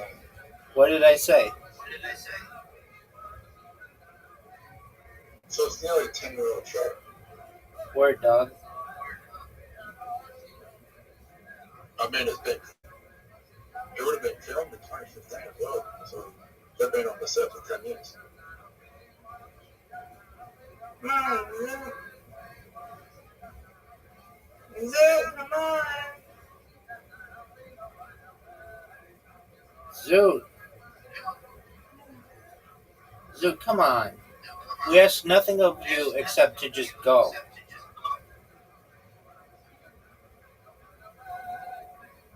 Zoot, what happened? Did you get disconnected? It's got distracted again. Zoot, what happened to you? You let me look up what Stranger Things is made. I mean, I didn't. I told you when it was made. You're the one who said I need to look it up.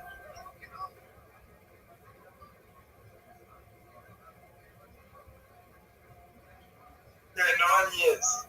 9 years ago, Stranger Things was made. All right. And like I said, nobody believes that those people are teenagers anymore. Mom, Zoot. Mom, Zoot. Mom.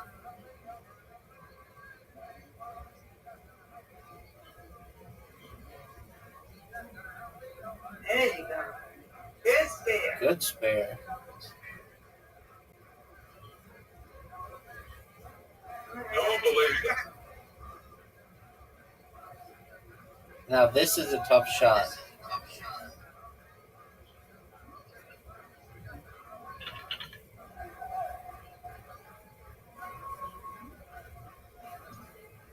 Yeah, Millie Boyd Brown about 22. Yeah, probably 22. She's 22. I think she's older. Miss Aquarius. Big shot here. Oh, what a spare. High five. That was beautiful. Now get this. Get at least 7 pins. Oh, get that last one. That's all right.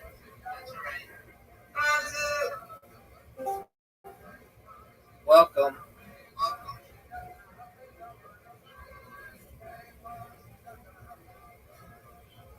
Nice spare. Are you ready for the greatest thing you ever seen? Yes. That was awful. Say it. Oh, no. I need this. And I got it. All I need is 1 pin. Come on, you got this, Rabbi.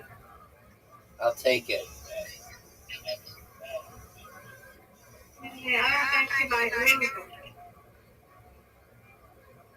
But it's not losing, he's winning. That's right. He's a winner. Did he leave? Yeah, Zoot, are you gone? yeah, it's just me, you, I, and more. What up? How are you?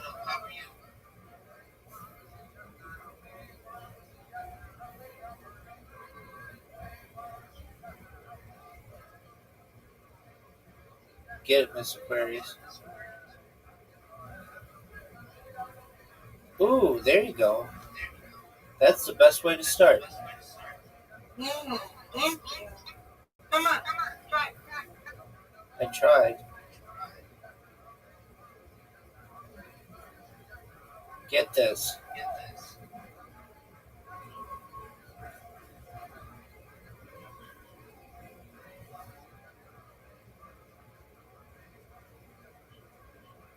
Get it, girl.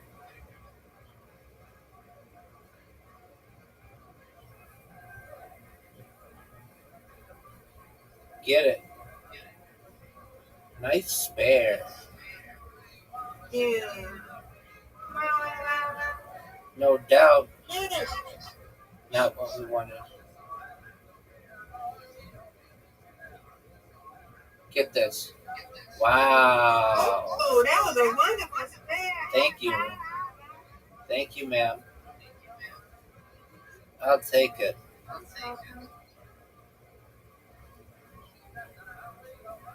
Get it.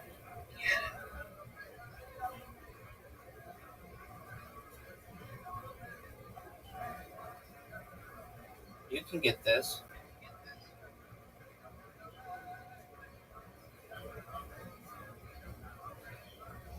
Get it. Come on, come on.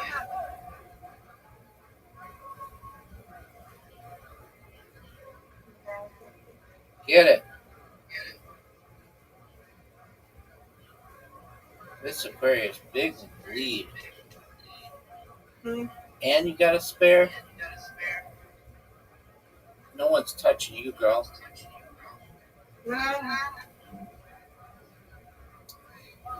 Get this. Just get it. Alright. I Come need... on, Rabbi. Gotta get this. Gotta get something. Yes, ma'am. I'll get a spare here. No doubt. God. Oh, no. I'm shocked. Shocked, I tell you. Oh, man. Mhm. Alright, get it. Nice. Get the split. Get the two on the left. Get these two on the left. Oh, we almost got it. Alright, here we go. Come on, Rabbi. You got this. Let's go. Strike it. I had to get it. Yes. Good job. If I get 3 in a row, Hit it. oh no. That's the only way I could have caught you. Get that one. Nope. You win, I win, I win, you win. We both That's won. right. Undefeated in bowling, undefeated in friendship. And again. Yay. Good job, Miss Aquarius. You're welcome. All right, one of you.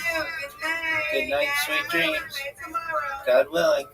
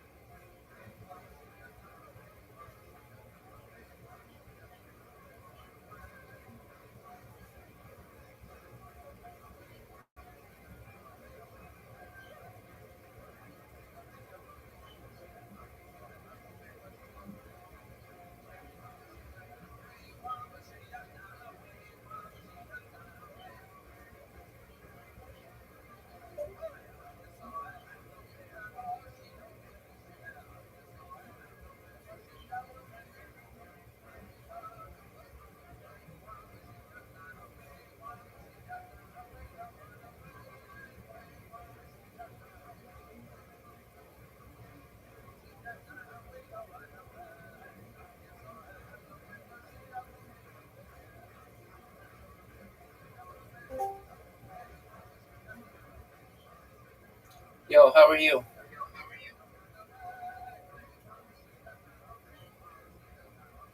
How's your day going?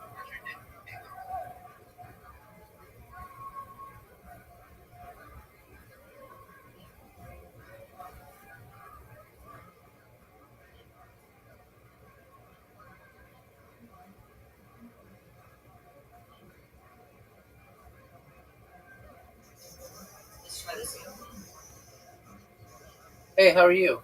Rabbi, Yes, ma'am. How are you? Can you hear me? I can hear me.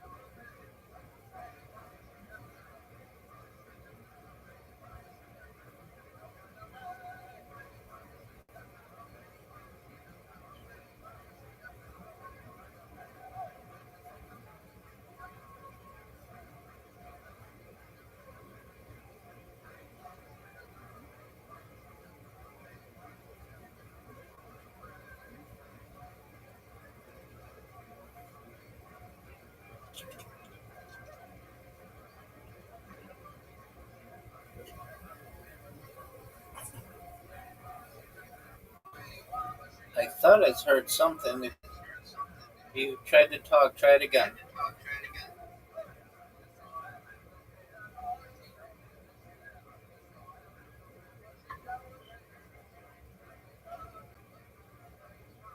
System.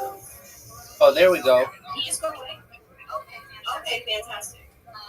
So basically, I need your assistance on something we spoke about many months ago, where you used to go into X spaces and you used to have a little video in that thing, right?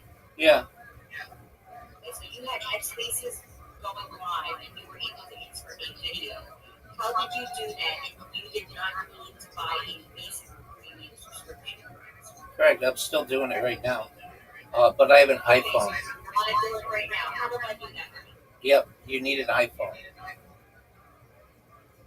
Is the iPhone the only way? Because I have Androids. Yeah, to my knowledge, iPhone's the only way. Unless they change something on Android, and we can walk you through it. Get ready to start a space. Create a space. I have a space up already. Okay. Well, right before you start the space, there's a little toggle that says record. And there's another little toggle that says show video. But it's only available on iOS devices. Okay, so I did that space because no one's showing up anyways because they're all probably like partying and stuff. Okay, so there's actually the only two options on the Android is like title. Of course, like who I want to let in. The title, add topics, record space, and allow incognito. Yeah, so it would be right below record space. It should be, but it is not. Is there any type of emulator I could use to like a loop to be able to do that on Android? Not on Android. You would need a Mac computer. Okay, so I need to make peace with secret. Yeah, I mean, if you want to be able to stream video on Twitter, the best advice I would have, probably the cheapest way, is to buy like a $100 iPhone, and then you'll be able to do it. Is there any cheaper ways of doing the iPhones? You can buy a used one. Yeah. You don't know about any like free deals or anything? Like people are just giving away iPhones. Yeah, like is there any type of like free iPhone things, or do I need to go talk to the Hindus? I don't know if you need. Usually when they find they know the like the free stuff. Yeah, I don't know anybody that knows about free iPhones. If you're on, Okay, I need to make peace with the Scorpion. Okay, I'm the guy who's calling my spaces all the time. if you receive benefits in the United States, there's a way that they can give you a free iPhone. Still do the Lifeline program? Yeah.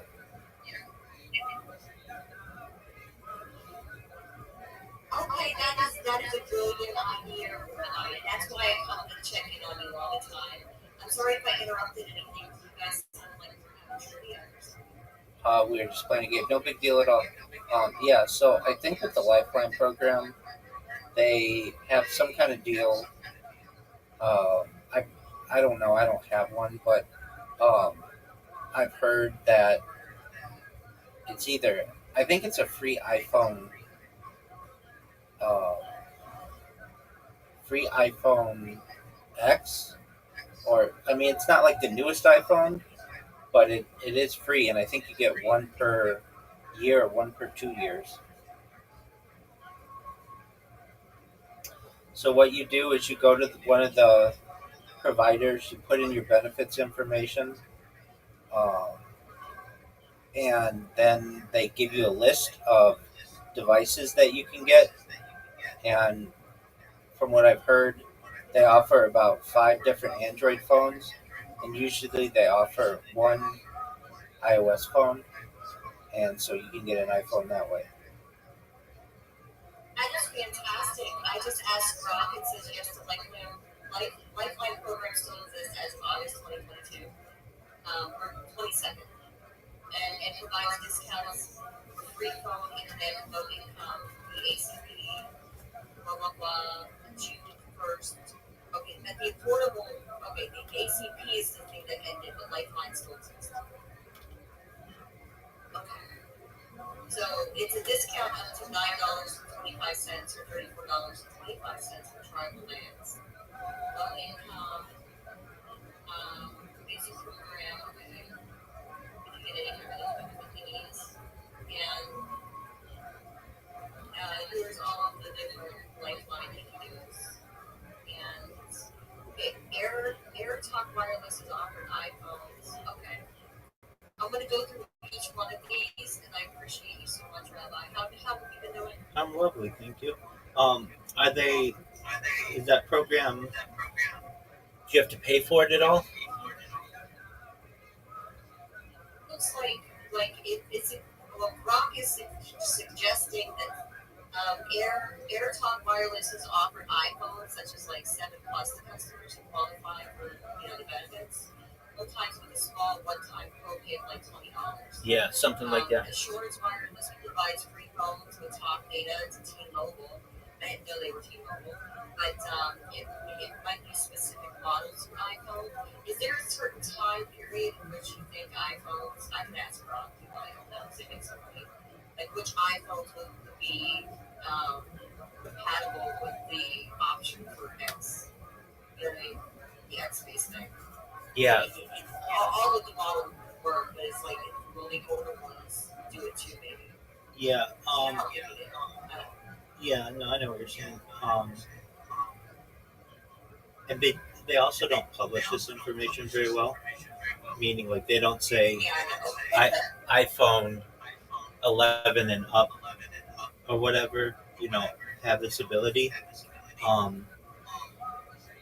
But to my knowledge, I'm on an iPhone 8 actually, and it works. So if an iPhone 8 works, and that's like an 8-year-old phone, then anything should work. Yeah, it is. I know, but it's not my main phone. It's just some backup phone that I have. I don't need to update. I have a much more recent iPhone. Just some old phone that I have that I keep in a space 24 hours. Why would I want to update it if it works?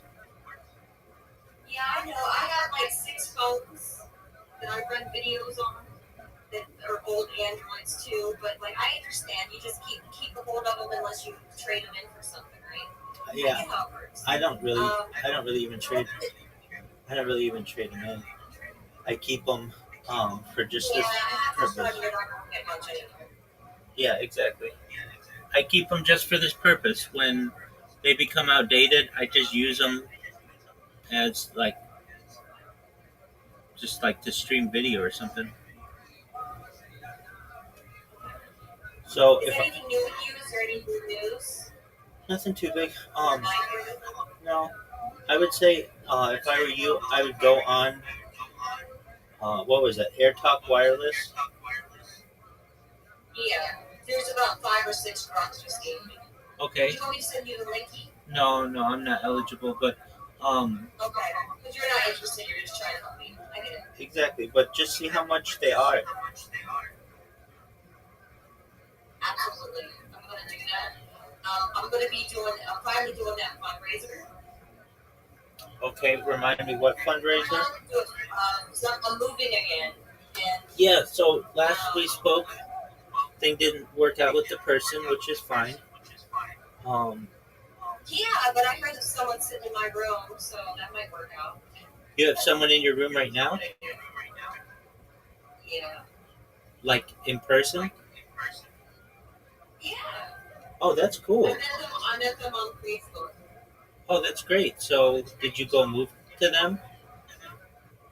No, I'm not going to probably live with them right now. They got their own situation. But I've made a friend down here in the East, and they haven't worked for great people. Well, that's good. We appreciate that. And that's good, right? Yeah, definitely. I know, right? Excellent. No, they're decent people. Excellent. And how long have you known them?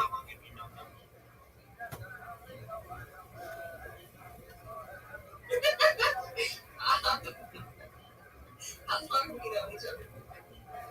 A few days. Okay. But I spent all day on like the phone with them. You know how I do around mother. Okay, excellent. Well, I spent all day on the phone with somebody. I know their whole life stories. that's He was only like 17 minutes away from me. oh wow, that's really great. Yeah. Excellent. So right now, like, I'm going to do a fundraiser for some funds, and then I'm going to relocate, and then I'm going to start doing some other things. I don't know how you feel about it, but I might actually sign up to work with ICE, which is like a $50,000 sign-on bonus, and I might be able to do my RV that way. Okay. Well, do whatever makes you happy. Right? So, are you going to just keep streaming like forever? That's my plan. You're never going to stop? I ain't ever gonna stop. No, I'm not suggesting you should. It's just like, I don't know, like, I think about it sometimes. Like, I should check to see if he's still doing it. Because you know how people say, like, this is going to be forever thing, but they never mean it. I mean, I've been doing it longer than anybody, 3.5 years.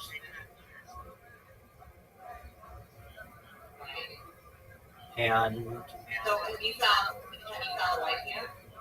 I'm not looking for a wife. Yeah, that's right. Because you're going to be able to have any woman in the world, right? I mean, ideally, once I go viral, yeah, I'll be able to get any chick who wants to be famous.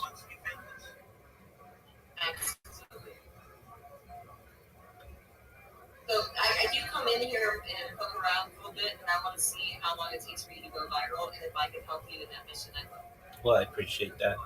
I, at this point, don't need any assistance. I've got my robots that are promoting me, which is great. And I get people who talk about me every minute somewhere on the internet, especially on Kick. Yeah, what were you doing last? With the Autobots, you were doing like a bunch of like really weird sexual things. Yeah, I gave that up. Not because it wasn't working. It was working. It was working too well, to the point where the moderators of Blue Sky really upped their game. Shout out to them, and they just made it really difficult for me. Like whenever you put my name into their system as a username, or like just Rabbi ROTHSCHILD, yeah. it banned your account, no matter what. Okay. So they definitely, everything is just like so fed up with you. yeah, exactly. But like, have you? But I within Kick, I've done. You're still on X and you're streaming, so that's good. Yeah. I don't promote myself on X anymore, though I used to. But again, their moderators caught up with me. But Kick is one that I still do, and their moderators have not caught up with me. And is there any type of monetization on Kick? Yeah, they're making $16 an hour. On Kick, they're making $16 an hour? Yeah, they pay you. For what? game streaming or what are they doing? Anything. If you Okay, when you say anything, you mean like OnlyFans, anything? no. I mean, you could literally just sit there and stare at the camera. No, you keep your clothes on. You can't be naked on, or even like even like overly sexually explicit on Kick. Um, but they have a program. It's called Kick Partner, where they pay $16 an hour for you to stream, and then you also get subscriptions in there, and um, those pay out really well. And it's probably the most lucrative platform to stream because no other platform pays you hourly. They'll pay you for the amount of viewers you get, or the amount of clicks you get, or the amount of chatters. It's not like an hourly wage, right? Exactly. You spend hours and just get like quarters. Exactly. So this is a first of its kind of program, and so I have friends of mine who have bought cars on it using what they make. I know one guy who bought 2 cars recently, and all he does is he loves it. He gets up at like 4:30 in the morning. Doesn't have to. He's excited to do it, but he's always streaming by about 6:30 in the morning, and he streams for like 8 hours at a minimum. He doesn't have to though. He can stream as long as he wants, but he really likes it.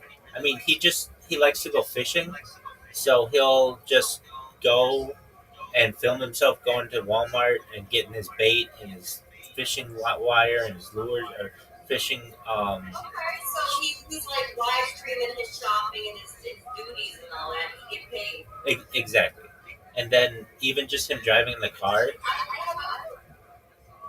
Do you know whether or not Kick, like if you have a Kick affiliate program for the partner program, does that is that a conflict of interest for Twitch and YouTube? Yeah, so You do all of it again? it used to be, but they changed their program. So they previously said you could, if you're going to do Kick Partner, you can only do Kick Partner, and you can't multi-stream, and they'll pay you $16 an hour. Right. But then they had people who said, "Look, I want to be able to multi-stream, but I still want to do the Kick Partner program. So how could I do that?" And they just recently stated that you get paid up to $8 an hour, and you can multi-stream, but then you can stream on everything that you want.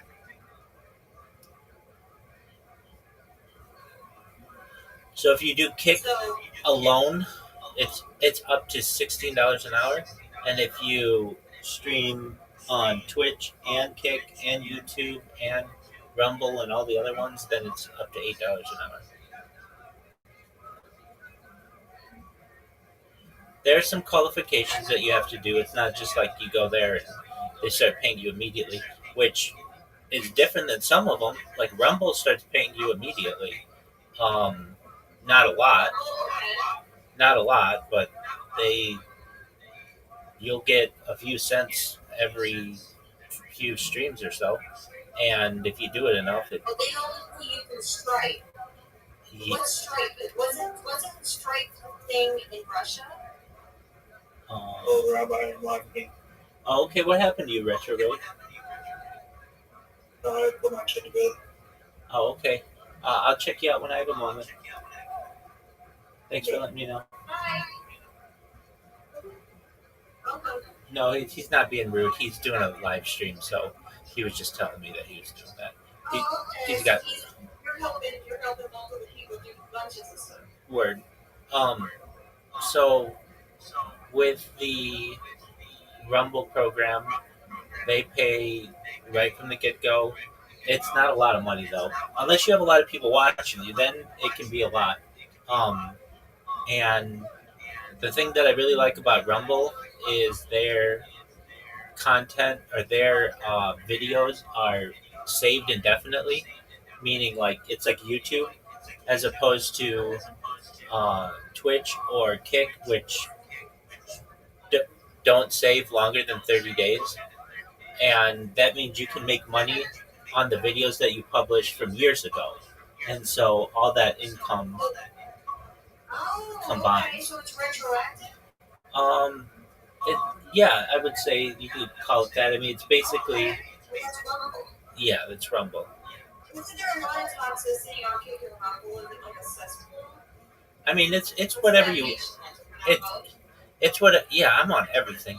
It's whatever you want it to be. Yeah, I Um, I can tell you this: Kick and Twitch are basically exactly the same. And so the people who say that Kick is a cesspool, I feel, are just a lot of what happens. I mean, Amazon owns the Washington Post, and it has a lot of media influence, and it owns Twitch, and so they don't want a competitor. So they say that it's a cesspool, and then they force their affiliates to say that it's a cesspool, and then people think it's a cesspool. It's not. It's the biggest knock. It's the same. It's exactly the same people. It's literally like they have their Twitch going, they have their Kick going, and they just manage two different chats. It's like the same people. It's not like, oh, Kick is, you know, naked people and people hurting other people. No, it's the same people who are on Twitch. In fact, Kick, because they have some deep pockets, a lot of times poaches the people from Twitch to be on there. So they get, like, once somebody's a big Twitch streamer, they poach them. Do you know who Mr. Beast is? Mr. Beast is like, he's almost as rich as Elon. Well, I mean, he just no, His YouTube member, he wanted to run for president. yeah. So he just started doing Kick, and he has a charity called Team Water, and they raise funds for helping people who need water around the world, and he's a Kick streamer now. So I mean, they're very mainstream, um, and the difference in the two platforms is if you're on Twitch, it's going to be very hard to get found. It's going to be difficult to get found on Kick too, but there's just less. What do I need to do to be found on there? Well, it's kind of one of those things that takes. Do I need to do something controversial, or No. do I like do good deeds? No. Like, what would get the most attention? Good deeds are great. Frankly, I know somebody. He's from Clothes, like in China? He's from India, and he lives in Singapore. And what he does is he like helps charities every day. So, for instance, I was talking about Mr. Beast. He has this charity. It's called Team Water, and just like last weekend, they raised $12 million on Kick for this charity. So I know somebody who all he does every day for like 8 hours is just picks a new charity and says their charity name the whole stream. Now he'll talk about other stuff too, but he'll just literally say the same word. So what does he do? He is trying to say the phrase "Team Water," which is kind of a hard thing to say, 1 million times. And so he is at like 400,000 right now. And so every day he just comes in and for like 8 hours he'll just say Team Water, Team Water, Team Water, Team Water, Team Water, Team Water, and he has a little counter. And then the people on Kick see him and do that, and they know that that helps promote their platform, and they raise him to the front page. So then he gets like basically free um, advertising that way. So what could you do? In the same way that guy just says Team Water, I know it's a lot of work, but you just go on there, you say Team Water, whatever charity you want to boost, and the people at Kick will see that, and then they put you on what's called the front page, and then you get hundreds of viewers who come in and follow your chat and chat with you or whatever. And you don't have to just keep saying the same word, but they'll like, that's kind of one of the reasons why they promote you, is because it's like, who in their right mind would say a phrase 1 million times, but it helps their charity and it helps their recognition, so that's why they do it. I'm not saying that that's what you need to do. Really, the big thing would be Grand Theft Auto 6 is coming out. I don't know if you play video games. Whether you do or don't, Okay, so whether you do or don't, was everybody mad at the last one because they didn't really have any updates? no. The last one is the second biggest game franchise in global history, only behind Super Mario. So it was huge. It's a multi-billion-dollar enterprise, and it launches May 26th, 2026. So that's like 250 days away or so, and um, it's going to be a revolution, and it's going to change everything that's going on within the video game industry. And so you can get started with that. And if, I mean, that's a way to do it. There are a lot of ways. I mean, I know people who just live stream their day, and so there's like one lady. She's just like a mom, and she live streams herself taking care of her children and doing gardening and stuff. And if you just do enough streaming, then people are going to get associated with you. What hurts people is they'll do like a stream every like 2 hours every 2 weeks. That's not good enough. People aren't going to get associated with you. In psychology, it's known as mere exposure effect. Basically, the more that you see someone or see a symbol, the more familiarized you become with it. And the same is true with streaming. If you're just always streaming, you're always going, then people on the site are going to get associated with you. They're going to follow you. When you go live, they're going to check you out. They're going to say hi. And that's how you build a um, community. Now, but that's all good to say that. That's great. But if you want to be a big time streamer, then you've got to know that everybody is botting themselves. So, like I said, it takes money to make money. And what that would consist of is you buying bots that watch your live streams.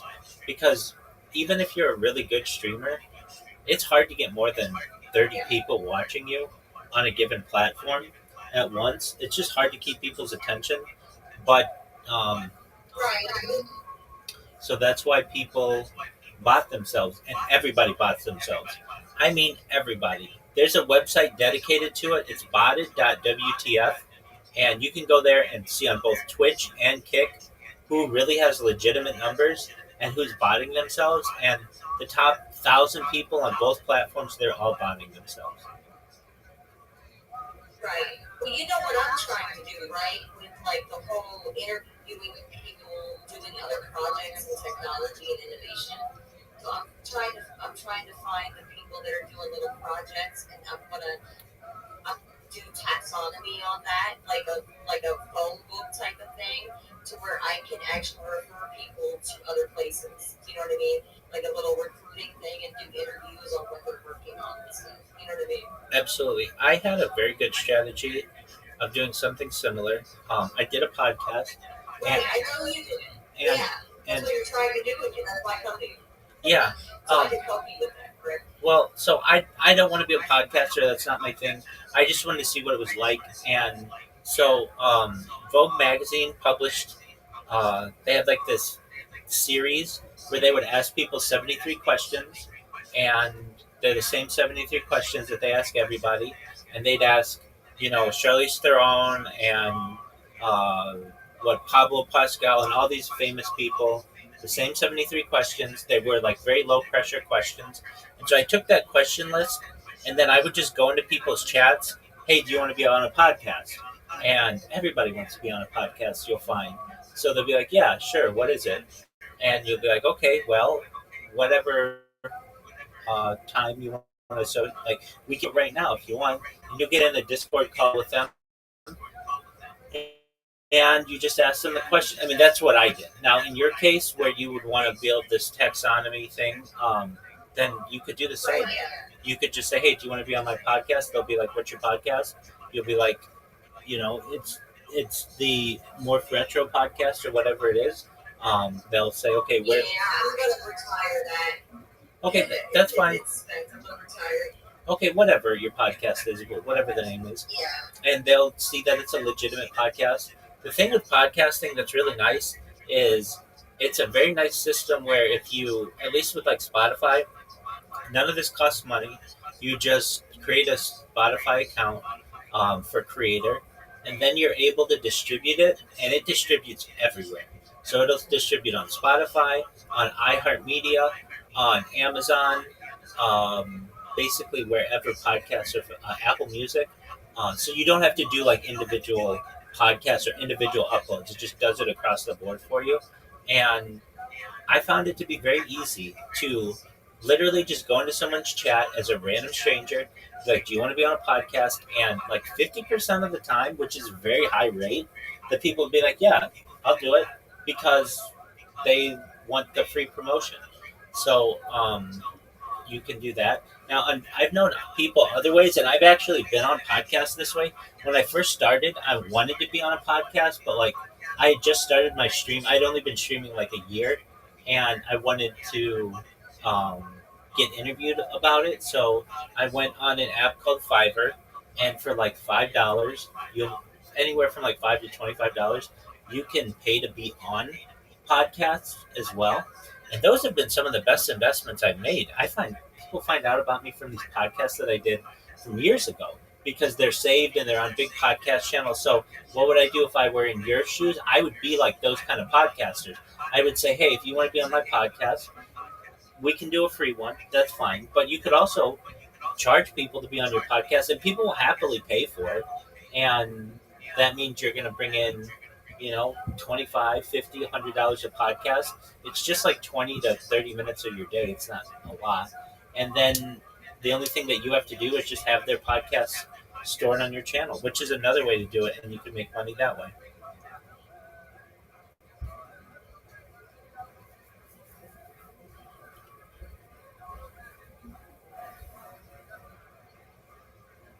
I do love that advice. If you can hear me, Yeah. I do love that advice. And Okay, good. like I'm starting to get the things implemented now. And because I have a little bit more time and I have my computer board, which I didn't even update you on that, but like I went back to X Spaces for a while and I got sucked into a little bit of like personalized drama. What And happened? that's not really what I was trying to do. What happened? Just like, I don't know, people get feelings for each other and it turns into something more, and then like, you know how it is, it's like high school. And people go through certain situations and you try to be there for them, and yeah. So it just turns into like a high school, like, favoritism thing, or now I'm evil, I don't know. But it's just like, there's just a small circle out of like the entire area. Yeah, you took the words out of my mouth. I wish everybody well. Twitter Spaces is a small circle, and when you're on it enough, you realize it's the same people on it. Okay, so Yeah, because they just change their names. Yeah, or they get banned and they get a new account or whatever. I totally get that. Okay, so you understand very well what it's like when you're a live streamer when you first start off, because you do a lot of Twitter Spaces to no one, and that's how it is when you're streaming. Basically, like, it's sometimes you go a couple hours before somebody comes into your Twitter space, and you're just doing whatever you're doing. I mean, maybe it's not that long for you, but Do you know what I started doing? what's that? Rabbi, do you know what I started doing? I started listening to other people. I will open the space on my phone and then play another space from somebody else's. Oh, You know what okay. I mean? Like, Yeah. I'll play somebody else's space, so I'm in two spaces at once. And so people see me, but I'm also like kind of listening to another space. Right. And then I start following people that I might like or can collaborate with in the future. But I'm not messaging people yet. You understand? Like, I'm just like I'll listen to other people's spaces and have it play in my space. I gotcha. So it's kind of like probably hobby, right? Enrichment, but that doesn't exist in spaces yet, right? Right. That's a good way. It's not like it's monetized to be copyrighted. Right. I get that. Keep listening to the space until somebody puts it. Right. That's what I do. Okay, that's great. But as you know, even still, sometimes there aren't people who come into your space, or it takes them a little while to come into your space. And that's kind of how it is with live streaming, where when you first start and you don't have anybody promoting you and you're new and you don't have a lot of followers, you'll just start your space or start your stream, and you'll just get random strangers who come in, and talk with you, and that's how they become your friends or following or whatever. Um, but if you can make it through that initial boredom of the stream, then you're gonna be able to start to grow it. And I mean, I even looked at myself in this Discord. I started it about a year ago, and I've got over 1,900 people in here organically, which is a really big accomplishment to get people in a Discord. Discord's difficult to use. It's kind of closed off to a lot of people. I'm asking people to social media jump. And also, I don't send people Discord messages to join my Discord. I only send people on different platforms because I don't want to get banned. Um, and, the more and more you pump it out, then you get just random people who come in. You make friends throughout the world, and so it is rewarding. It's like an uphill climb, but if you're willing to take that climb and start it off, then you're gonna, if you have the grind, you're gonna be successful. You have, and I've said it to you before, a major advantage of being a woman on the internet. You're just gonna get about 10 times as many people interested in you, because you're rare.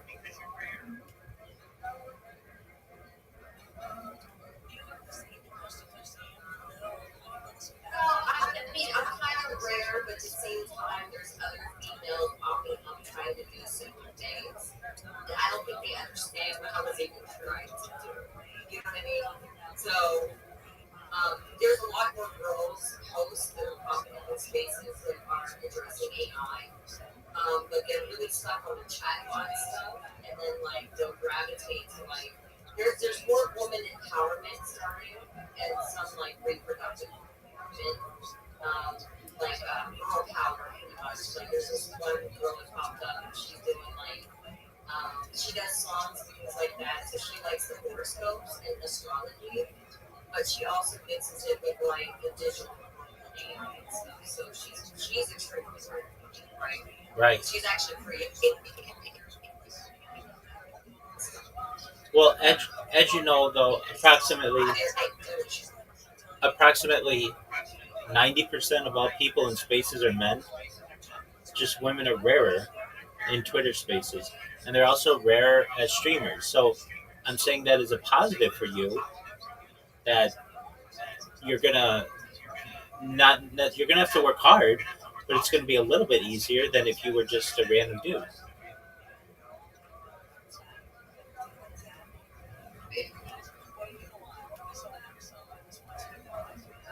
Yeah. I do think there's a lot of gamers in my office. The longest time I pretended to be a boy in all these spaces. And I kind of wish I would have still pretended to be a boy. After I did the girl thing, all the conversations changed to relationships and everything else that I didn't care about. But it was good because now we can start talking about AIs and self-sorting and self-love. Kind of like artificial intelligence. So I just kind of sorted it back into the stuff anyway. Have you seen what China's doing with the artificial world with the robot? Yep, they should be rolling that out next year. Yeah, it's pretty amazing. Yeah, I think it's 2028 was their deadline, but they'll probably have it by like early 22nd. You know what I mean? How they work. Absolutely. It's only $13,000 to help me get rich. I'm trying to tell you how to do it. I know you are. And I'm going to start following your instructions because, like, you're well off now, right? You got your budget in order. Yeah, I mean, I'm able to live within a budget and take care of my daily needs. Can I travel the world yet? No, but I'm able to take care of that which I need. Well, when you start traveling, you're gonna live stream, right? So Starlink is gonna be your go-to, right? Yeah, hopefully it'll be something even better than that by then. Or, maybe they can sponsor it. Well, Starlink has its benefits, but it also has drawbacks. One of the major ones is you can't use it inside. So I would want something that I could use and not have to like set something up every time I go inside. So I'd work on that. But ideally, I would use something like Are we mobile? They have mobile for like RVs and stuff where you don't have to take it off the RV at all. It's like there's fixed and then there's remote. No, I understand that. I understand that, but if I go inside an airport, I need to have internet.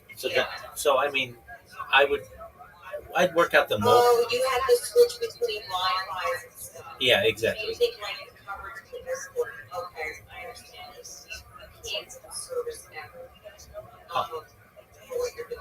Yeah, I mean, hopefully it will be improved by then. And there are people who do it. Well, you do know you can like mark off an RV as like a business expense if you're using it for internal purposes that way. I mean, I would assume that you could. Uh, I don't necessarily want to be in an RV. I do. Most states have laws to write it off as a business expense. Okay. If it's applicable, even the internet, you can get like money back from taxes for the internet you paid to run the business. Okay. Yeah. You're not supposed to use it for personal reasons. Yeah. Right. Ideally, so Google has put out the Meta glasses, or not Google, Facebook or Meta has put out the Meta Wayfarers, and I would ideally like to just wear those, but instead of having to upload the data, I have heard that they're going to have a live streaming version soon enough, so that you could just see my life in first person. Well, that's going to be neat. Do you think you can make money off of their own data yet, or they just want to sell this like, Well, it's going to be a way to allow people to literally view your life through your eyes, and I think that'll be very attractive to people. POV streams, point of view streams, are very popular. People like to be able to see what life is like through the eyes of another person. It's very immersive. So the idea of the Google or the Meta frames, I think, would be beneficial as well. Currently, the Meta frames work really well. They look beautiful. If you've ever seen somebody like whitewater rafts with them or does roller coasters with them, it's really, really cool. The issue is there are a few issues. One, they're glasses still and they break, and they're very expensive. Two, the battery life isn't that great, and three, they don't live stream. So they have to, get through those issues. But um, once they're able to do that, I think that there's an opportunity, a major breakthrough will happen within the streaming world, where you'll just get people who not only are streaming their face, like with a handheld camera, but then they're just wearing glasses that allow people to see what they're viewing simultaneously. And the new iPhone is going to, like Androids. Some of them already have this feature, but the ability to have a front and back camera and be able to stream that simultaneously, that'll be a game changer as well. oh, that so well, like the ghost that like on your head, you can maybe also get the stars in the sky with different stars.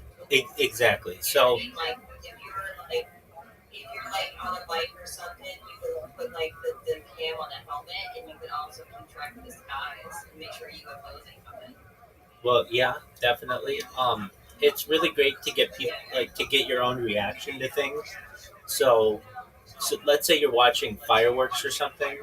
Yeah, it's cool to get the fireworks, but you want to get the person's face as well as they react to them, or to a sporting event. Yeah, it's cool to get whatever's happening on the field, but it's great to see your own face, or for viewers to be able to see your face and how you react to it. So there are already some androids that do I that. make some funny faces. Yeah, well, and they're not being captured, or generally not, unless you're I know it's all about the waist, all this facial expression, man. exactly. Say we use like 32 muscles, like smiling and stuff, but it's all on the waist. Exactly. So at least that'll be changed, and that takes a lot more RAM for a phone to be able to manage that. But I do think the new announcement, the next iPhone, there are rumors because Apple is very quiet about what it releases before they actually have their official announcement. But rumor has it that it's going to have the front and back simultaneous streaming capability, and that's going to change the game too. Yeah. Siri is like Apple is really getting into the hardware now and with the government and everything. So I used to hate Siri, but I no longer hate them, and I think they're necessary for us right now for the paywall issues that we have. Yeah, I think Everything's so paywall. I think Siri's pretty garbage in terms of AI. I think there's a clear leader, ChatGPT, but ChatGPT has regressed some with ChatGPT 4.1. Yeah, so the way that ChatGPT is going to dominate, the way that ChatGPT is going to dominate is in the browser with a browser. They're rumored to be launching a browser, and that browser is going to, I think, beat Google and Chrome's market share. What's happening in the EU is the EU is saying to Google, you have a monopoly on advertising and you have a monopoly on browsers. Basically, the Chrome browser is used by like 75% of all people in Europe, something like that. And you dominate online advertising. You own about 80% of the share or so. It fluctuates. And they're saying that you can't have both. You can either have your advertising revenue or you can have your browser, one or the other. And they're going to drop the browser if that's the case because their advertising revenue is where they make their money. And so that's going to leave a major hole in the market for an emerging competitor. And right now you have Firefox, Opera, Brave that are just really not. They're great browsers, but they're not where they need to be in comparison to being a competitor with Chrome. But OpenAI has said that they are going to launch a browser, and with all of the data that they have, I can see that overtaking Chrome, and then eventually allowing them to dominate the data field.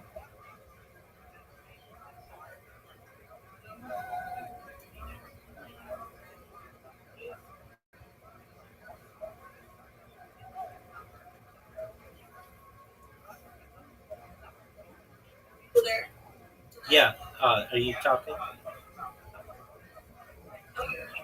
Yeah, that's a good thing. I agree. Whichever wins, it's like we all win, right? So I'm not against ChatGPT or anything. I used to love Sam, and I still use Suno. You mean Sora?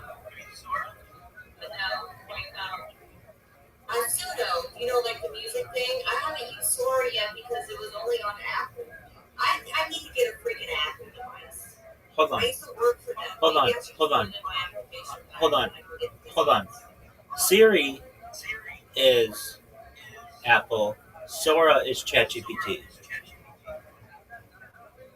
Right. But I mean, like, it's only available on it. It was only available on Apple. Like the Sora is OpenAI. I understand that, but the app was only available on Apple, just like they did with Grok. Like the Grok companions and all that. Like everybody goes to Apple first because it's so hard to get through Google right now. Their process takes like months. It costs too much now. I've got you. You can use it on a browser, so Android, iOS, you can use Sora for free on there. Oh, really? Yeah. So it's actually a browser now. Okay. ChatGPT. It never used to be. No, Like a year ago? No, ChatGPT launched November 30th, 2022. I was using it that month. Right. And it started in a browser. It was not an app until last year or so. Okay, but Sora came out one of the very first videos I loved so much, and now like VO2, and Google has VO2, and now Grok is starting to make music videos too. Right. And they're getting really good. Like the whole industry is just like a merry-go-round about things. Right, and it's eventually going to have a major effect on Hollywood and on the music industry, just in media in general. Literally, there's like the corporate citizen collaborators, and they're really trying to have people pay for their stuff. And then we're going to get the video games, and then we're going to get to the live streaming, which is going to be on this. There you go. We're going to live stream your grades. There you go. And that's what we like. Because you're already ahead of all of us. 100%. 100%. Absolutely. So, Rabbi, it's been fantastic. Now I have a list of things that I must go implement. Absolutely. I will be back to update you. Feel free to ping me or anything else. Absolutely. The best news that you told me is that you made a friend. So shout out to you, shout out to him, and keep me updated with everything, okay? Excellent. Thank you so much. Take care. Bye.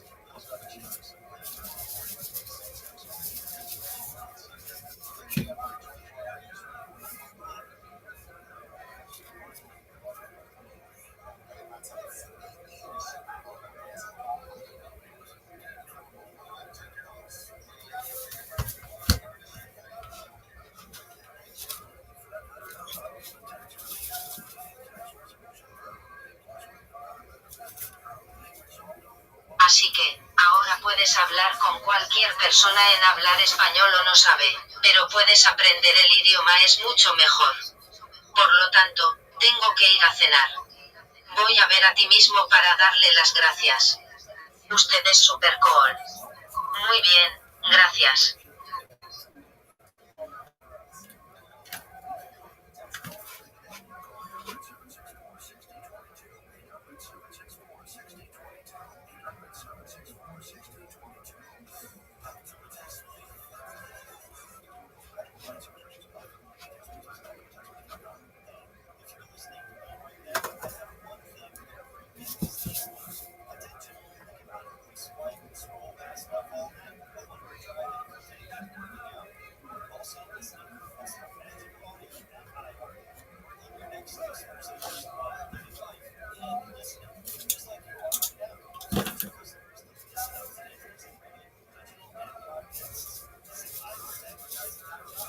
Saul S. General.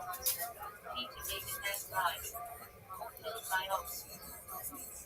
Nothing survey from FX to Earth Gen 15. 24. CM 2048. 2080. God is my health. For me is humble.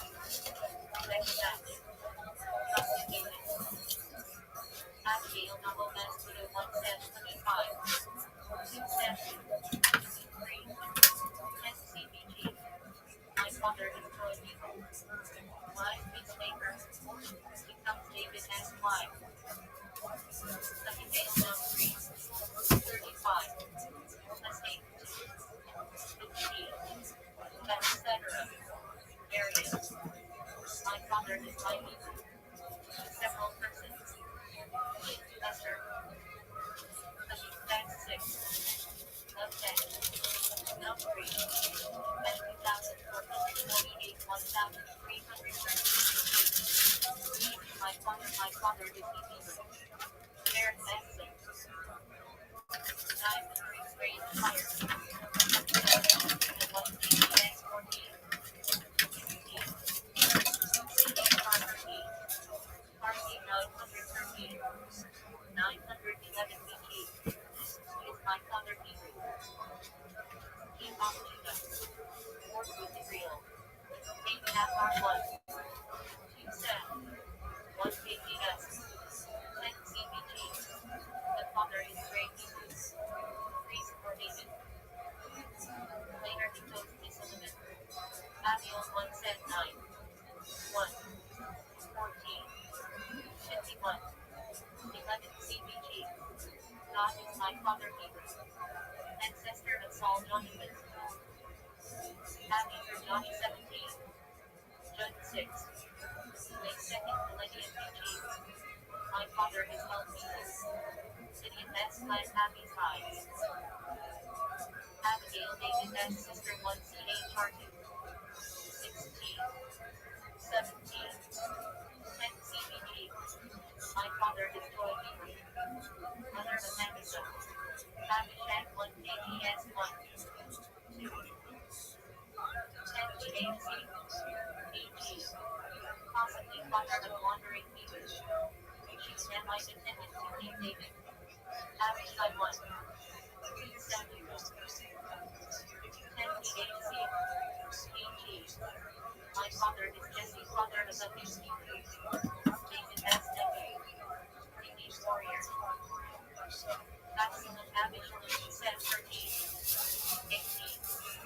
10 CBG. Father of peacekeeper. David S. Rebels. Guys in war. Abishag X 6. 1 CHR 6. Exodus era. My father is salvation people. Priestly lineage 7 kindness. Capital 2 set 3. 4. 10 CBG. My father is Newly. One of David X wives. Opinion shop Johnny 7. 1 CHR 2. 7. CA 13 CBG. Troubler Hebrew. Still man spoil. Defeat that high. A fashion where it's the Chashburn investor. RC 486. 465 BG.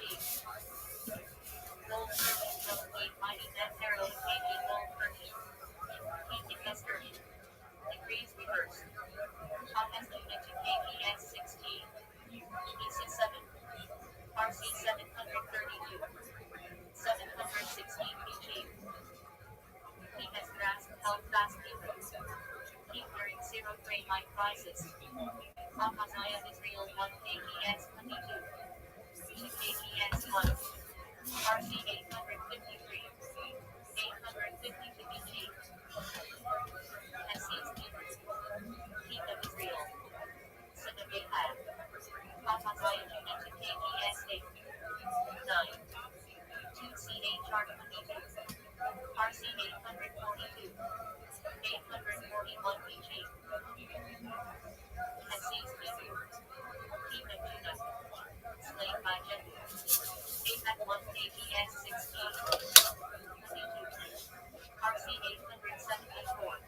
853 BG. Possibly unfolded Sanctum. Kingdom Israel. Wrong goal. Elijah X9. Aaron Macaron X. And 2,365. 2,488. 1,396. 1,273 BG. Mighty exalting Hatzidima. Some suggest Egyptian. First high priest. Moses S. brother. Packaging 1 KGS 11. 14. 10 CBG. My brother. Prophet who foretold split of Eden to Jeroboam. 72 KPS 32. Verse 26, 39. 87. 36 C. BG. My brother has risen true. Protected Jeremiah. Father of Gedaliah. Ahithophel 1:21. 22. 11 CBG. General, during this kind of triumphalist ecclesiastical period, Jews fared poorly as the church attempted to highly regulate their behavior and to segregate them to certain segments of society. It's not that the kings were great friends of the Jews, but one of the things that kept the Jews in the good favor of the kings and had the kings really defend them was something that, I don't know if I've ever mentioned it in this class. It's the Abramson rule of history. No? How about Ms. Abramson? What is the Abramson rule of history, Ms. Abramson? Money, absolutely. Thank you so much. That's the one takeaway message I hope my undergraduates get. It's amazing how long I repeat it over and over again. Maybe it's something about being 20 that you just can't think about those things. But at any rate, the Jews occupied a very interesting niche in the economic system of the High Middle Ages Europe. It was a corporate structure or a feudal structure in which the Jews had a status called servi kamarai, which means the servants of the royal chamber. And just in a nutshell, maybe in another lecture we'll expand on this, but basically the Jews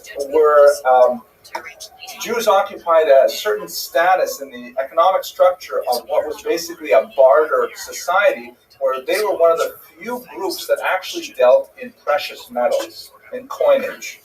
And this was through petty money lending, it was through small-time commerce, sometimes larger commerce. And so that meant that they generated a lot of cash money, as opposed to chickens and pillowcases and fields of wheat. They actually had ready cash, much more than most elements of society, because of that particular niche. So what the kings did in medieval Europe is they said that the Jews will be taxed directly by the royal chamber. That's what that servi kamarai means, is that they are servants of the royal chamber directly. So you could have, like Shlomi and Yitzchak and Rivka and Shprinza and Seitel who are living in a little shtetl, and they're living in a shack, essentially, but they are actually direct subjects of the king. They are not subjects of the local duke or the baron or the lord. They actually report directly to the king. Not that they would ever see the king, but their money would.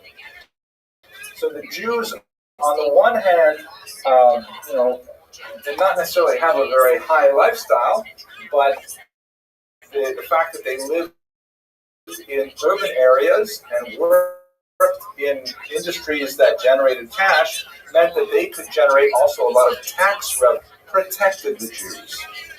Hence the phrase, the king's Jews, which you may have heard of. Which is kind of funny. We have at the college, we have an excellent librarian, really one of the best librarians I've ever worked with. She's Cuban and not Jewish. And all her friends ask, how are your Jews doing? All of us at the college are her Jews. So, I find that amusing. But at any rate, let's tell another joke. That one, here we go. So, here we go. There's this old rabbi who's walking out of shul one day, and a gust of wind comes and blows his hat off his head and across a busy street. So the rabbi, he can't quite, cross the street, but across the street, there's a young man who sees this happening, and so he goes out and he gets the hat and he returns it to the rabbi. So when the rabbi says, "Bless you, my son." So this guy, he says, "Wow, I've been blessed by the rabbi. It must be my lucky day." So what he does is he goes to the racetrack and he's looking at the names of the horses, and he sees there's a hat named Cap. So he says, "Cap, maybe that's a sign. I rescued the rabbi's hat. I'm going to bid on Cap." And sure enough, Cap comes in first. He makes a lot of money. And he says, "Wow, this is great." He looks at the next race and he sees there is another horse whose name is Top Hat. Top Hat, wow, this is great. Puts all the money on Top Hat. Top Hat comes in first. And it goes on and on all day with all these kinds of hat metaphors. Finally, he comes home at the end of the day, and he's all depressed, and his wife says, "What happened?" And he tells her the whole story, and she says, "Well, what happened? Where's the money?" He says, "Well, at the very last race, I bid on a horse called Chateau." And she said, "You idiot! You're thinking of chapeau in French. Chapeau is hat." She says, "Oh, it doesn't matter. It was some Japanese horse called Yamaka that won in the end." Thank you, Mr. Weiser. That's good. Okay, that's it. I only have like 3 jokes left now. That's the year. Okay. Anyways, so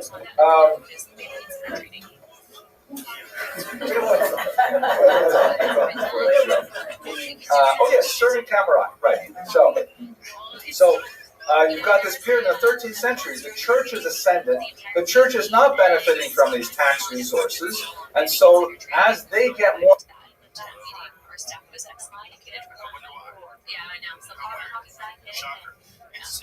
more powerful various regions that are beyond our scope here, they pressure the kings and say, "What are you doing allowing the Jews to prosper like this? We know what you're doing. You're getting tax revenue, but this is not right. You have to keep them down lower. They have to have a subservient state, because how does it look that those who reject Jesus, that they should be in such a high level in our society? How appropriate on Wednesday we should be discussing this." And so what happens is, as the kings lose kind of power and traction vis-a-vis the church, the Jews tend to do poorly. This is a phenomenon that stretches through much of the 13th century in particular. And one of the expressions of this was so-called disputation, where churchmen, for various reasons, we saw Nicholas Dolan last week, would sponsor a forced debate between representatives of Judaism and representatives of the church. And these debates would often be held in churches with an audience of dignitaries and nobles, and the Jews would be expected to, put forth an argument for Judaism, which would then be thoroughly trounced by their Christian interlocutors, and then everyone would go home at the end of the day saying, "Wow, this is great, we have this amazing religion. Those Jews are so obstinate. Look, how can they keep believing this stuff?" That was the way the thing was supposed to go. Typically, the debater on the Christian side would be a convert from Judaism to Christianity, who had some knowledge of Jewish texts and so on and so forth. So, in the case of Nachmanides, it was a man who took the name Pablo Cristiani. To his dismay, however, when they called for this disputation, they demanded the leader of the Jewish community to represent Judaism, and it was none other than Nachmanides, who was really the kind of mind that only comes along once every 1,000 years, debating against some Shlamazel, and it was a rout. It was a terrible rout, and it was extremely embarrassing for the church.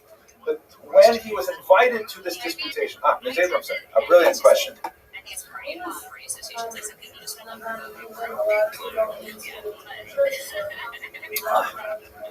Excellent question. What my brilliant daughter is alluding to is a halakha that is. I'm not paskening halakha, especially not in the shul where the Rav is the posek, but there is a large body of traditional religious thought that argues that Jews are not allowed to go into a church or into a mosque, although there's a lot to say about both of those. The main idea behind that, in my humble opinion, is what's called marit ayin, meaning what will people think? It's the seeing of the eye.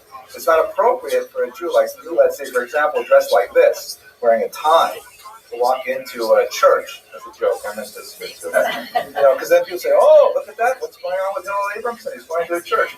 So Marit Ayin does not apply when people know why you're going into a church. You're not going into the purpose of worship. So, like, let's say, for example, as happens sometimes.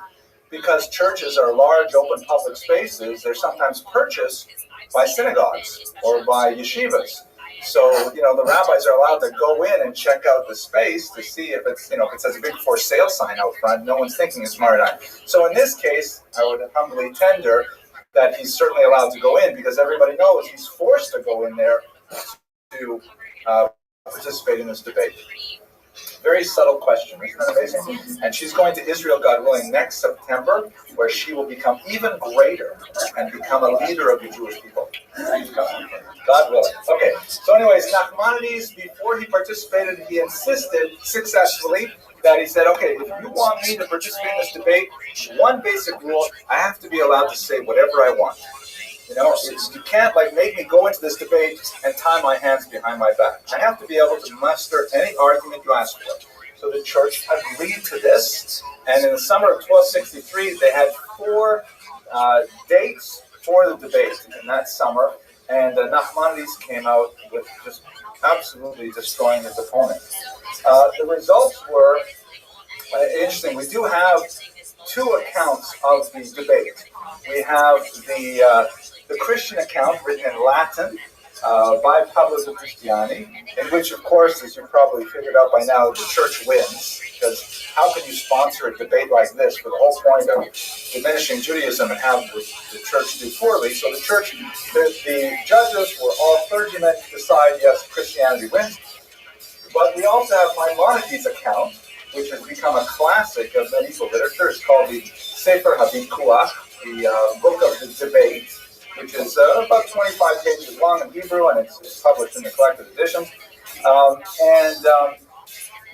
Reading the Christian side, it looks like the Christians win. Reading the Jewish side, it looks like Nachmanides wins. But when you look at a few other, external factors, it seems pretty clear that Nachmanides was the winner. First of all, the church ended the debate early.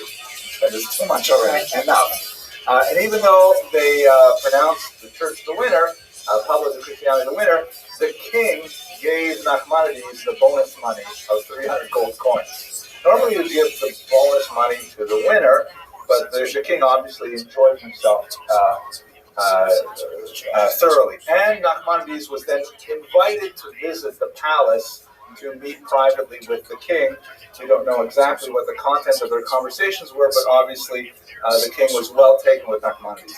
And if that wasn't enough, the church demanded that they banish Nachmanides forever, because he's just dynamite. You can't have this guy around. It makes us look bad. And unfortunately, that's ultimately what happened.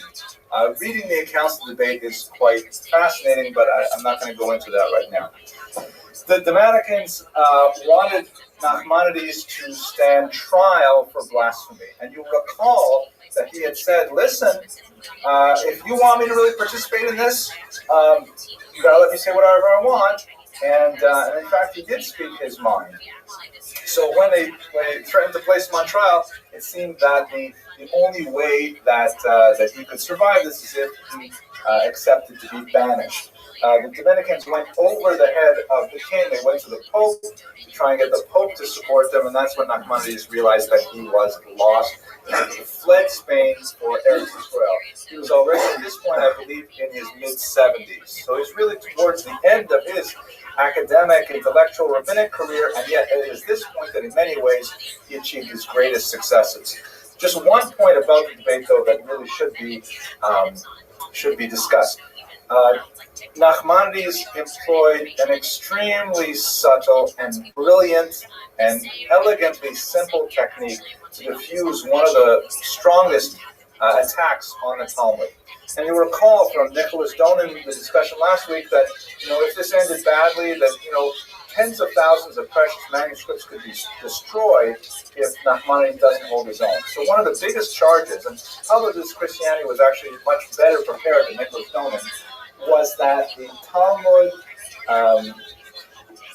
Talmud blasphemes Jesus, and specifically says some terrible things about Jesus' personage, about his parentage, about his character, all kinds of things that, according to the internal rules of this debate, were unforgivable sins. And Nachmanides' defense was very simple. He said, "That Jesus? Oh, no, that's not the Jesus that you guys worship. That's another guy named Jesus." And he consistently maintained that, it's not an uncommon name, Yoshua, right? Joshua. He consistently maintained that because we do have a character named Yoshua that had a rabbi named Yoshua ben Prakhia. His teacher was also named Yeshua ben Prakhia, and the timing doesn't work. The Jesus of the Talmud could easily be an entirely different person. It's unlikely.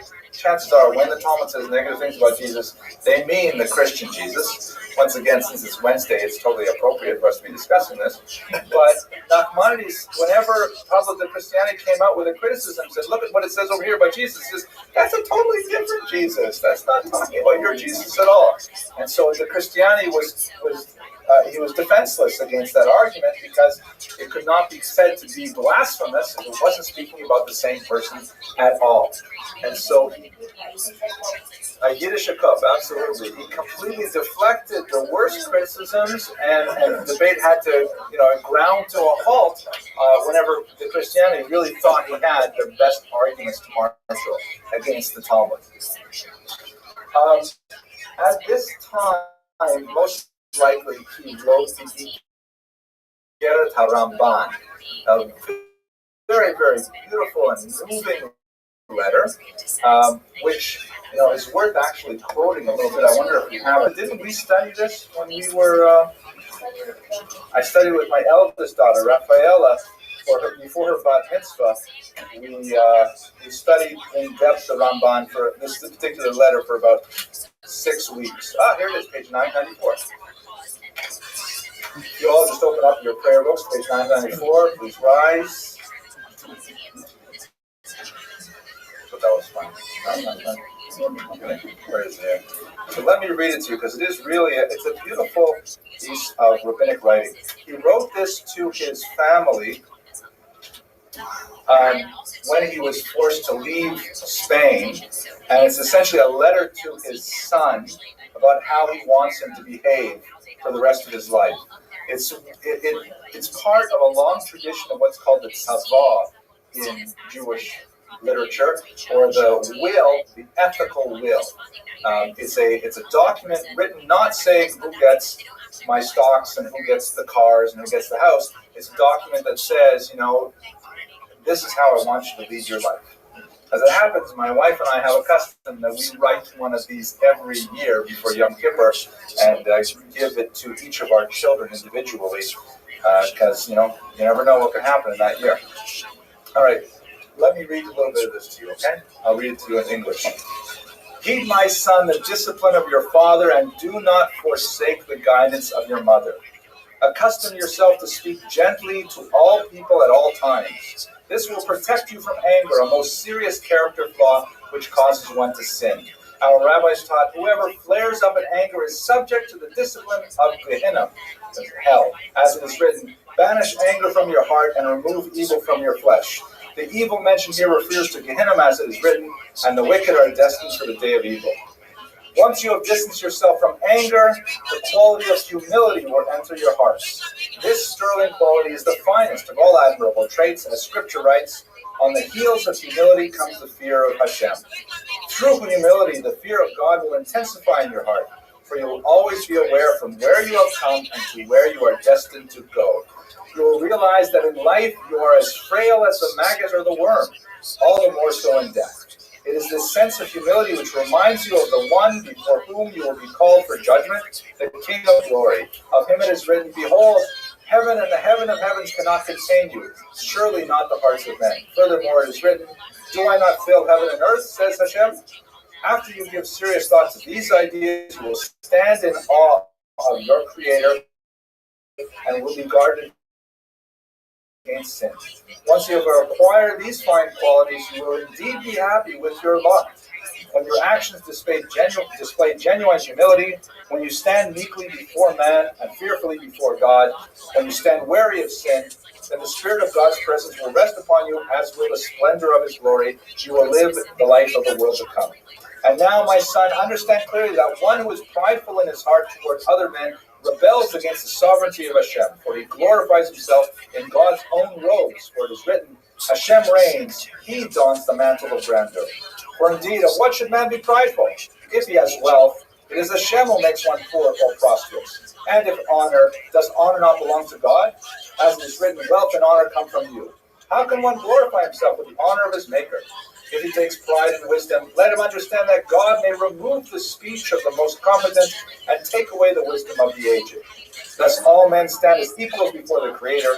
In his fury he casts down the lofty, in his goodwill he elevates the downtrodden. Therefore humble yourself, for Hashem will lift you up. Thus I shall explain to you how you may accustom yourself to the quality of humility, to walk with it always. Let your words be spoken gently, let your head be bowed. Cast your eyes downward and your heart heavenward. And when speaking, do not stare at your listener. Let all men seem greater than you in your eyes. If another is wiser or wealthier than yourself, you must show him respect. And if he is poor and you are richer or wiser than he, consider that he may be more righteous than yourself. If he sins, it is the result of error, while your transgression is deliberate. In all your words, actions, and thoughts, at all times, imagine in your heart that you are standing in the presence of the Holy One, blessed be He, and that His presence rests upon you. Indeed, the glory of Hashem fills the universe. Speak with reverence and awe like a servant who stands in the presence of his master. Act with restraint in the company of others. If one should call out to you, do not answer with a loud voice, but respond gently, in low tones, as one who stands before his mentor. Take care to always study Torah diligently so you'll be able to fulfill its commands. When you rise from study, ponder carefully what you have learned. See what there is in it, which you can put into practice. Review your actions every morning and evening, and in this way live all your days in repentance. Cast external matters from your mind when you stand to pray. Carefully prepare your heart in the presence of the Holy One. Purify your thoughts and ponder your words before you utter them. Almost done. Conduct yourself in these ways in all your endeavors for as long as you may live. In this way you will surely avoid transgression. Your words, actions, and thoughts will be flawless. Your prayer will be pure and clear, sincere and pleasing to God. Blessed is he, as is written, when you prepare their heart to concentrate, you are attentive to their prayers. Read this letter once a week, he concludes, and neglect none of this. Fulfill it, and in so doing, walk with it forever in the ways of Hashem, may you be blessed, so that you may succeed in your ways and merit the world to come that lies hidden for the righteous. Every day that you shall read this letter, Hashem shall answer your heart's desires. Amen. Selah. So that's why it's printed in the prayer book, because many people do have the custom of reading it every single day. Others have the custom of reading it every week. Others have the custom of reading it whenever they give a lecture on Nachmanides. But it's a beautiful, exhortation for ethical behavior, and I think you get a sense of his personality coming through. That even though he's a man who was the leader of his debate, not fearful of power and enduring great, I don't know. I think his last name was Ides, but that's about all I know. That was a joke. Not money. Okay, we'll take that out of the internet. Let's go on. He arrived in Israel in the year 1267. He found very few Jews in Jerusalem, and in fact, he writes there were only 2 permanent residents in the holy city, 2 permanent Jewish residents. That when they wanted to make a minyan for Shabbos, they actually had to bring in Jews living in the surrounding countryside. Israel at that time had been devastated by the roving Tatar hordes that had made their way into it, and Nachmanides, as an older gentleman, came to this devastated Jewish community, and rather than simply giving up and saying, "Oy vey is here," he's starting to build. The very first thing is he established a synagogue, and he made sure that there was a permanent minyan in Jerusalem again. Got the building himself, and it still is in place today in Jerusalem. His legacy is, and of course, around Nachmanides, around his great scholars. You can imagine the Havdil. This is the Einstein of Torah. Even that is a very vague kind of comparison. This is one of the greatest minds coming to this. Even though it's Jerusalem, it was a rural backwater of Judaism, and just by the force of his personality and his intellect, creating a community around it and planting the seeds for a much larger community to come.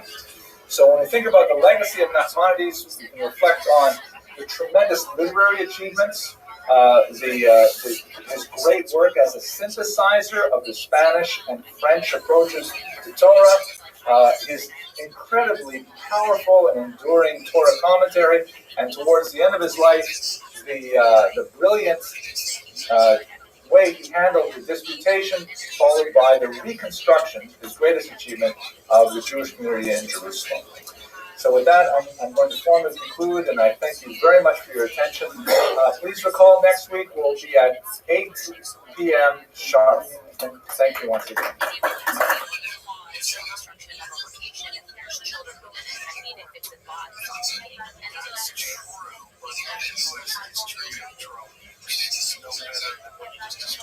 Well, there are oversight investigations, especially if it's in regards to casualties. I would say, based on people that I have talked with. Hello, everyone. Thank you for coming. I appreciate your presence here. Tonight's going to be a difficult lecture, I have to say, as I read a lot to prepare for tonight's class, but I feel so close to Rabbi Akiva. His thought has influenced so much of my own Weltanschauung that I realized as I get close to the time where I have to begin speaking that it's hard for me to separate out, what is the history of Rabbi Akiva, what is his biography, and what is really what I have absorbed into my own self-image of how it is to live life as a Jew. I'm going to split this lecture really into 2 thematic segments. On the one hand, for those of you, particularly those of you who are watching this on the web, you may have very little sense of who Rabbi Akiva really was. And so therefore, about half of this lecture is going to be devoted to his biography and his teachings, which are difficult to analyze because they're so deeply entrenched in Tannaitic literature. And also, I find it difficult to, as I mentioned earlier, to really separate out what's Rabbi Akiva's actual life story and my own vision of what is Judaism. So that's one half of it. There'll be about half of our material is going to be focused on Rabbi Akiva's life and his teachings. The other half, which ironically will probably be of most benefit for those of you who already know Rabbi Akiva's teachings very well, will speak about the life and times in which he lived, because he lived in extremely consequential and complex times in Jewish history. We're speaking about the 1st century and the first part of the 2nd century, in which the temple was destroyed, Jewish sectarianism flourished and eventually expressed itself in many major movements, and ultimately the Jews were exiled after 2 unsuccessful wars with the Roman Empire. So we're going to split the time half and half. Half will be on Rabbi Akiva's life and teachings, half will be on the broader scope of affairs in Israel during Rabbi Akiva's lifetime. And I hope that by approaching the lecture in this way, we'll be able to if not satisfy everyone, at least will dissatisfy everyone in equal measure. I will. Thank you for laughing. I appreciate that. The other thing I should mention in terms of good and welfare, next week is our final lecture before Passover. We are scheduled to begin lecturing again shortly after the Passover holiday, but after next week, which is going to be on Mar Zutra, not as well-known a rabbinic figure, but it will give us an opportunity to speak about the land of Israel during the early Muslim period. After that, we'll take a break for the month of April. We'll come back, God willing, in May. Please keep an eye on your email for updates and for the video recordings, or at least visit the website. You'll see the lectures listed there. Second major good and welfare thing, this lecture is sponsored by an anonymous donor, and Mr. R.E. Long, who has dedicated his support of our students in honor, quote, in honor of all those who choose to teach. A very appropriate quote, I think. For those of you here or on the web, just a reminder that why we do this is in order to raise funds for our students so that we can generate scholarships. We've raised about $4,000 this semester alone. Very pleased with that. This is the website for online donations, or see me afterwards if you like. Okay, so let's go to our sources, and we'll discuss where exactly do we derive information about the life of Rabbi Akiva. His life is virtually synonymous with Tannaitic literature, meaning that Rabbi Akiva is almost one and the same with all the sources we have for first century Judaism. His name and his teachings suffuse virtually every text that is Jewish that comes out of this period. Rabbi, could I ask you on your way in, Rabbi, can I ask you to shut the door there so we don't get the noise from the outside? Thank you. From a historiographic level, this presents a problem because we don't have any texts from outside the bubble of Judaism to tell us about the life of Rabbi Akiva, but that is something we simply have to deal with. Let me just give you a sense of what those texts are and how they relate to Rabbi Akiva. There are basically two geographic areas from which this literature emerges. There is, of course, the literature that's produced in Israel proper, and there's also, by this time, we're talking about the first century, there's a significant population of Jews living in Babylonia, here in the region where the Euphrates and the Tigris rivers meet. That would be lower Iraq or Kuwait region, where there are major yeshivas. And there's a tremendous amount of Jewish civilization active there, and they're generating a lot of literature. In terms of the dates when they're composed, largely the Israeli documents are much earlier, of course, because the Jews are not exiled from this region in large numbers until the end of the first century, although the Babylonian diaspora did exist quite a bit earlier, really from the 6th century before the Common Era. There is a Jewish presence in Babylon. But the documents relating to Rabbi Akiva's life come primarily from Israel. These are the earlier documents.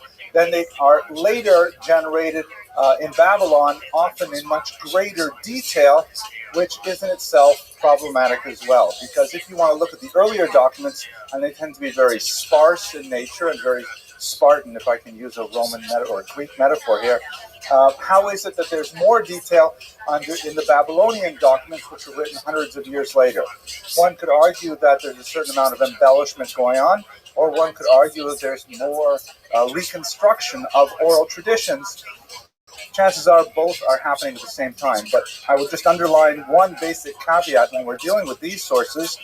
Unlike people like Josephus, who was also a source for this period, who are at least trying to be historians, it's true the concept of modern critical history is not developed in any sophisticated form at all, but the rabbis who compose Tannaitic literature are generally not trying to preserve history. They are trying to present truths, but the far more important truths are religious in nature, moral in nature. And so therefore, when they're composing biographical information about Akiva, the veracity of the statements themselves on a kind of like an objective vision are not nearly as important as the truths that they convey. Let me give you an example. When I first met my wife about 32 odd years ago, one of the very first things I did for her was I wrote her a poem because I was, really overwhelmed with this amazing young woman. I wrote her this poem, and the poem described the color of her eyes. The problem is, I got the color wrong. It's true, I know. I think it was because I met her on a ski hill and it was a night time, so we had the artificial lights or things like that. But I wrote her this poem that was really based on the color of her eyes, and I got the color wrong. So, fine, sue me, as it were. What is important about that poem? Is it important that I describe the color of her eyes right?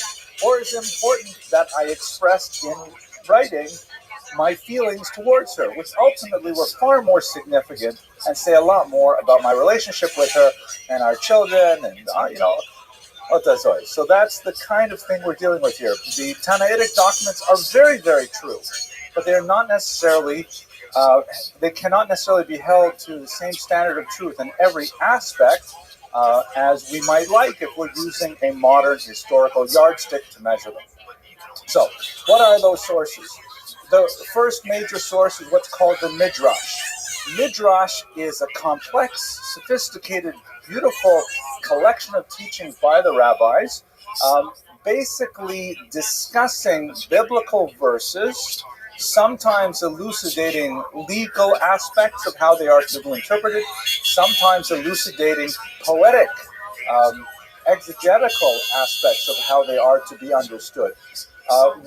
These midrashim are preserved primarily in later texts. We have some that go back to the ancient period, but most of them are preserved in later texts, some of them even medieval, but they can be fairly dated back to the first century and much earlier as well. Rabbi Akiva is quoted as the author of many of these midrashic statements.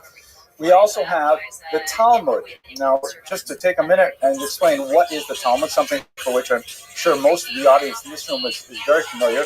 But basically, the Talmud is an extended discussion of a legal body of work called the Mishnah, which I forgot to even put on this chart. Oh my gosh, I can't believe I forgot the Mishnah. Rabbi Akiva is so intrinsic to the Mishnah. Oh well, mea culpa. But the Mishnah is essentially a document which was codified based on oral traditions in the 2nd century, and the Talmud is an extensive discussion of that codification. Mishnah tends to discuss law, although it does have a lot of digressions into other fields that we would associate with philosophy or aesthetics or many other fields. The Talmuds are discussions that are expansions of the Midrash itself. There are 2 Talmuds. The first was composed in Israel approximately in the year 300. So this is only about a century and a half after the life of Rabbi Akiva, and it records many, many of his teachings in the document itself. It's a rather large document, and then it is continued by the Babylonian Talmud, also known as the Talmud Bavli. Bavli in Hebrew means Babylonian. This is essential, but it was written in far-off Babylon, and it was only set to writing about 200 years later. In Jewish culture, the Babylonian Talmud is generally considered the much more authoritative, and it is studied far more widely than the Jerusalem Talmud. But given the dates of their composition, the Jerusalem Talmud is often the more authoritative source for the examination of historical issues that went on in Israel at the period that we're discussing. Taken together, the Midrashim, the Mishnah, for which I didn't have a picture, the Talmuds are basically the whole of Tannaitic and also Amoritic literature. These are 2 basic periods of Jewish thought. And Rabbi Akiva is suffused throughout these massive documents. His teachings inform them at virtually every turn. From the non-religious side, we also have the scholarship of Josephus, shown here in a rather imaginative 19th century rendition. Josephus was incredibly popular among Christian readers because he describes the events of the 1st century, which are, of course, central to the development of Christianity. And in the popular 19th century editions, they often portrayed him as they thought a Jew of the first century must have dressed, which is completely wrong. The turbans, the jewels in the hair. I mean, he looks sort of like an Ottoman Arab pasha or something, but nevertheless, this is perhaps the most iconic image of Josephus that we will see.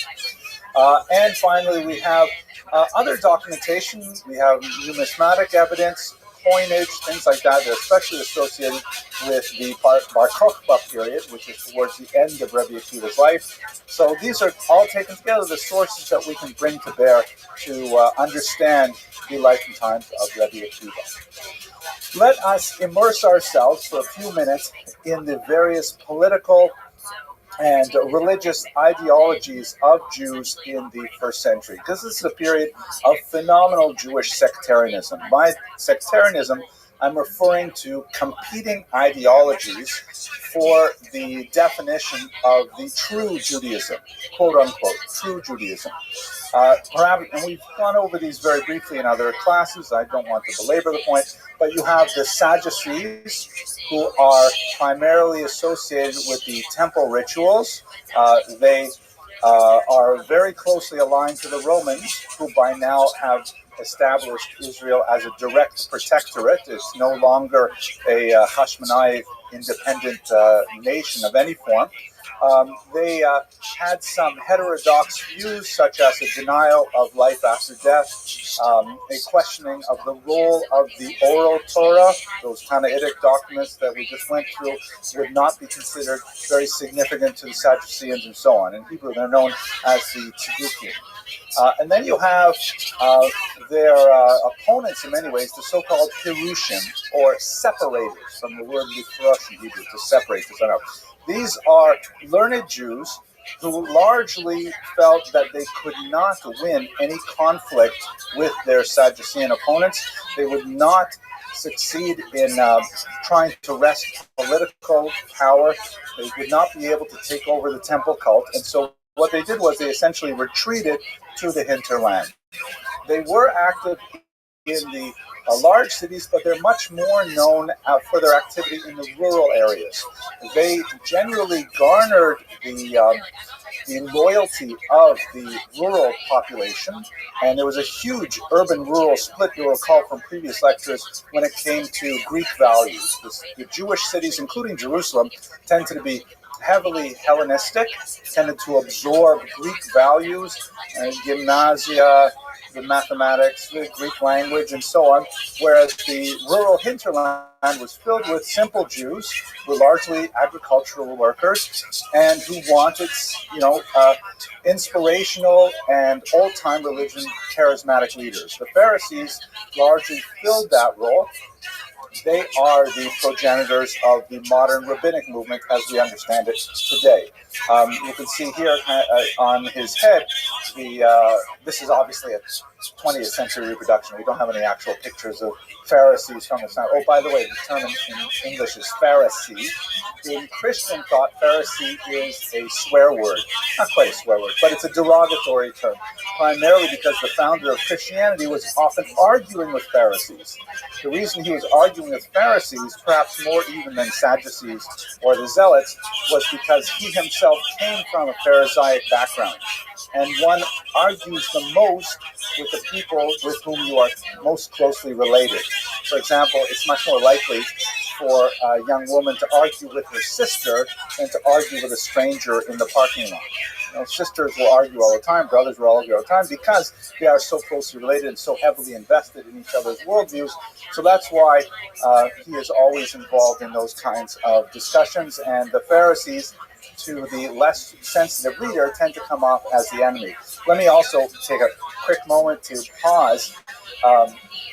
We haven't talked about the Samaritans very much, but perhaps in another lecture series we'll spend more time with that group. But that's also a Jewish group whose Jewish status actually was debated for several centuries by the rabbis. They were centered around Mount Gerizim, where they had a separate temple established up there. And they were frequently at odds with the rabbis. They had all kinds of sometimes mischievous ways where they actively tried to disrupt Pharisaic life. For example, perhaps the most well-known, the rabbis would calculate the new moon by the sightings of the moon. Right? Someone would see the moon rise and would say, "Oh, it's going to be a new moon," and they would calculate the dates of the coming period of the month. And the way they would communicate that over distances was essentially with the Indian-style smoke rings. You know, you build a fire on a mountaintop and you put a big leather blanket on top of it, and you take the blanket off, and the smoke goes up. So the the Samaritans, in an attempt to disrupt the calendar, a very important thing, they would light those fires on the wrong days, just to try and send these signals out that they were disrupting life. So that's why, if you happen to read the Gospels, which I doubt that many of you in this room will do, there's a reference to the Good Samaritan. The story there is that there's a guy bleeding on the road, and one Jew walks by and doesn't want to touch him. Another one walks by, doesn't want to touch him. Finally, a Samaritan comes by and takes pity on him and picks him up and takes him for some medical attention. And he is called the Good Samaritan. And the emphasis, when you read it in the original, is the underline is on the word good. That of all the people who would help the Jew, it would be Taka, a Samaritan. So he was the good Samaritan, as opposed to all the others who are like the bad Samaritans. That's the sense of the original version. Anyways, that's a tangent. Let's get back to where we are. Notice that he has on his head tefillin, or phylacteries. So this brings me to the next significant group that are active in Jewish sectarians at the time, the various groups that have kind of disappeared in the wash of history. We saw one of them last week when we talked about the Qumran community, who were essentially Sadducees who themselves disagreed with the Romans and wanted to have a more stringent observance in the temple, and therefore they separated like the Pharisees, but they kept themselves in a kind of monastic, perhaps celibate environment in the Dead Sea Caves. And we have a lot of these groups. Josephus talks about the Essenes also living these kind of monastic celibate lives in isolation, all very, very concerned with the immediate end of days. It's a massively powerful messianic movement that's going on at this time. Rabbi Akiva was also affected by these messianic sentiments, as we shall see. I just wanted to show you this because I thought this was an amazing thing when I read about it last week. This is a head box of tefillin that was discovered in the Qumran caves, in the Dead Sea Scroll caves. It's been opened up. Obviously, it's heavily worn. It would normally be, like when it was new, it would be black, and of course it would be folded over and sewn up, so you would get that square look that goes on the head. But this was an amazing opportunity to solve a major medieval dispute over the 4 sections of the Torah that are written on parchment and deposited in the 4 slots. So there are 4 different passages from the Torah, and Rashi indicates which verses should go in which of these boxes, but his grandson, Rabbeinu Tam, disagreed and said they should be in a slightly different order. So particularly pious individuals, particularly those associated with the Chabad movement, will wear 2 sets of tefillin. They'll wear 1 set, which according to Rashi's opinion, and then afterwards they will take them off and they will put on a 2nd set, which are identical, except that the sections are in a different order. So they'll wear 2 pairs of tefillin. There's also a 3rd pair as well. So when they found these tefillin, and they were able to open up, they thought, finally we will know who's right. Is it Rashi or Rabbeinu Tam? Because we'll be able to examine these and see what they wore in Qumran 2,000 years ago. And guess what they found? It conformed to neither of them. The parchas were actually in a 3rd configuration, not like Rashi and not like Rabbeinu Tam. So we are left with the controversy to this day. Not that that would necessarily be definitive, but it's kind of... So this is emblematic of another large group of people, or groups of people, who are all quite active in Israel at this time, when Rabbi Akiva is enjoying his formative years. Finally, one last group, the Zealots. Especially a group called the Sicarii, the bladed ones, the assassins, who were known for their opposition to Rome. And a rebellious movement that was very popular, as one would think, among the youth.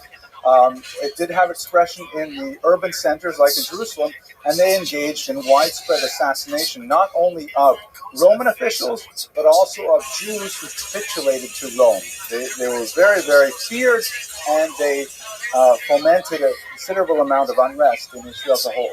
So these are like, we think we have it bad with Democrats and Republicans. You imagine these 5 groups all vying for the loyalty and the adherence of the Jews in the first century.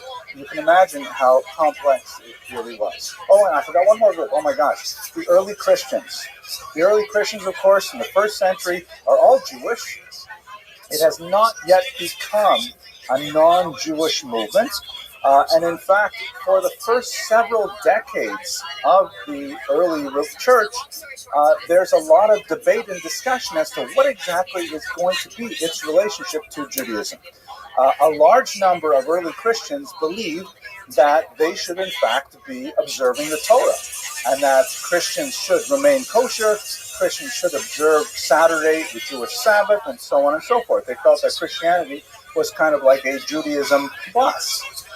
Others, however, in particular Paul, argued, no, this is something that we have to take globally, and once we expose this to non-Jews, what they would call actually Gentiles in this context, like Romans and Greeks and what have you, these people would be absorbed into this new faith. And then the debate was, how you living? These converts... What's good? Yo, dog.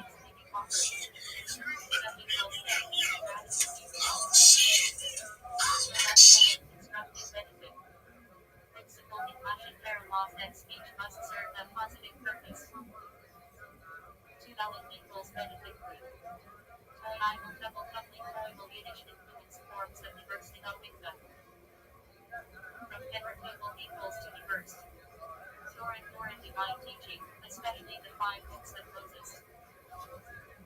Torah equals instruction, teaching Hebrew. Trade, tribe, non-kosher. From Hebrew, Karen equals born, improper. Trader, Yiddish, English, slang from primer to rhyme, read. Used for scooping bowls and kosher utensils. Drop, ventilation marks for foreign reading. From Yiddish, from Greek, tropos equals mode. Hebrew equals found at my homogram. Truly, from all variants of Syrian offering, contribution. TSB of modesty and dress and figure. TZB equals modesty. Tzaddik, righteous person. Tzaddik equals righteous one.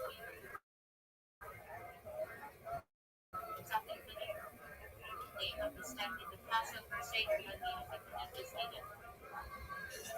Says Hakachabi, the Kachabi, all variants nightfall, defined as the emergence of the stars. Tizai equals going out. Kachabi equals stars.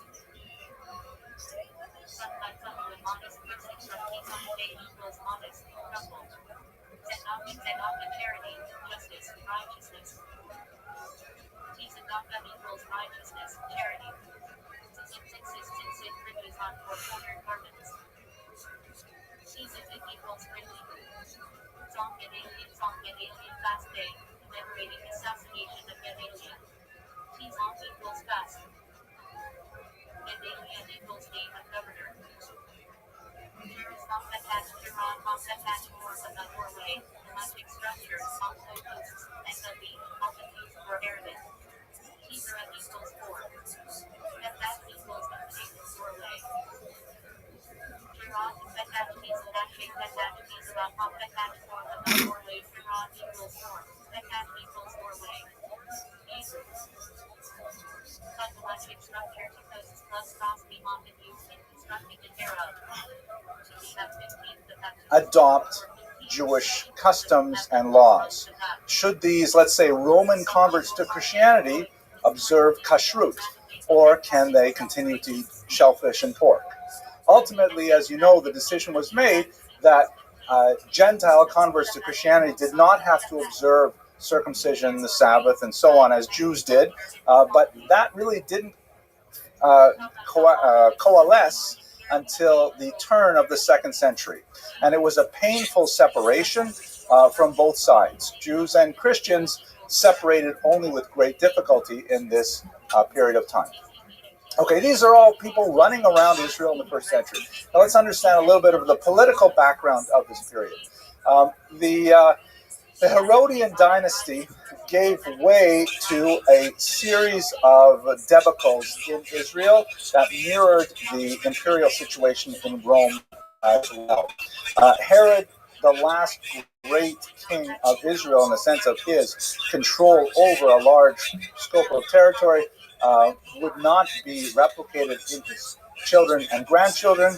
The region known as Israel was divided into several rulers. Judea was set apart from most of the other ones. And in Rome, there was an increasing encroachment on Jewish independence in these regions. The Emperor Caligula, shown here, known in particular for his cruel and wanton sadistic tastes, was especially incensed with the idea that the Jews would not worship an idol. And shortly before his death, he actually began a campaign with the plans to install an idol in the temple, the shades of Antiochus Epiphanes, who we spoke of earlier. His death in 41 was a relief for the Jews, but it did not turn out to be a very long-lived one. Nero, a much more sensitive individual and disturbed individual, had more patience for the Jews, but he also found it very difficult to deal with the zealots and their constant harassment of Roman officials and the ongoing refusal of Jews to participate in the civic religion of Rome, with things like observance of national holidays and worship of idols and so on. So he eventually sent Vespasian, shown here, to subdue the rebels in Israel, particularly in the northern part in the Galilee. But before Vespasian could make the final blow and take over Jerusalem, he was recalled to Rome, which was at this point in a state of tremendous disarray as a result of civil war and Nero's own death. And so he left behind his son Titus, also pronounced Titus, who was left to deliver the final hammer blow by destroying Jerusalem, burning the temple, and ultimately exiling the Jews of Israel. Here are the last battles. These battles, by the way, began the first Roman-Jewish war began sometime around the year 66 or 67. There's some debate among historians as to when to date it. And the last major battle was the stronghold at Masada that we've seen earlier. Herod, on the other side of this rock, established his one of his hideouts there. His palace is on that side. This almost impregnable stronghold, you can see the Dead Sea in the background there, was where the Zealots made their very last stand. They managed to hold out until the year 73 or 74 before the Romans built a massive siege ramp and destroyed the population after a mass suicide on the top of this forbidding rock. And that was the end of the First Roman-Jewish War, with the complete destruction of any Jewish militia in the region. For the Romans, it was a huge celebration that was actually vastly disproportionate to the nature of the victory itself. This is actually a Christian version of the events told in Josephus. It dates from 1846, Wilhelm von Kaulbach. And you see several elements that are here. Oops, it's too far this way. I'm going the wrong way. Several elements that are kind of endemic to the Christian reading of Josephus's tale. You can see here that the Jews are pursued by these negative sort of spiritual beings, the angels. The Christians, of course, view the destruction of the temple as the natural unfolding of the prophecies. For their rejection of the founder of Christianity, they were punished, so read the Christian text, by the destruction of the temple. You can see here a woman about to perform cannibalism on her own son, which is a feature not only of Josephus's tale of the suffering of the Jews in Israel, but also of the books of Jeremiah and Lamentations, which describe the earlier destruction of the temple. On high, you have these angelic beings who are somehow looking down with approval on the goings-on of the destruction of the temple. The early Christians, shown here, are rescued and make their way out of Jerusalem. And the Romans are kind of like not really involved in any of this. They're stuck off to the side, whereas all of the understanding of the unfolding of the destruction of Jerusalem, at least from this reading, is entirely divine in nature. Now, the Romans made a massive amount of polemic out of this story. That's largely because the Flavian emperors, Titus and his father Vespasian, needed to create a victory for the population of the time. The destruction of the Jewish rebels in Judea was hardly the conquest of some foreign power. It hardly involved a massive amount of troops. Basically, we have a guerrilla war that simply took a long time to wend its way out, but the Romans really went way over the top in trying to celebrate it because they needed a victory and they wanted it to be something that was not associated with any of the Romans who were involved in the civil war.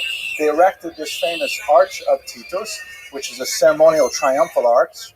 A similar one was actually discovered just recently outside the Colosseum, and it would be used for various parades. People would walk through here, demonstrating their values and so on. And of course, on the inside here of the arch, you see the famous spoils relief, which shows the Jewish slaves carrying the menorah to Rome as one of the great spoils of war.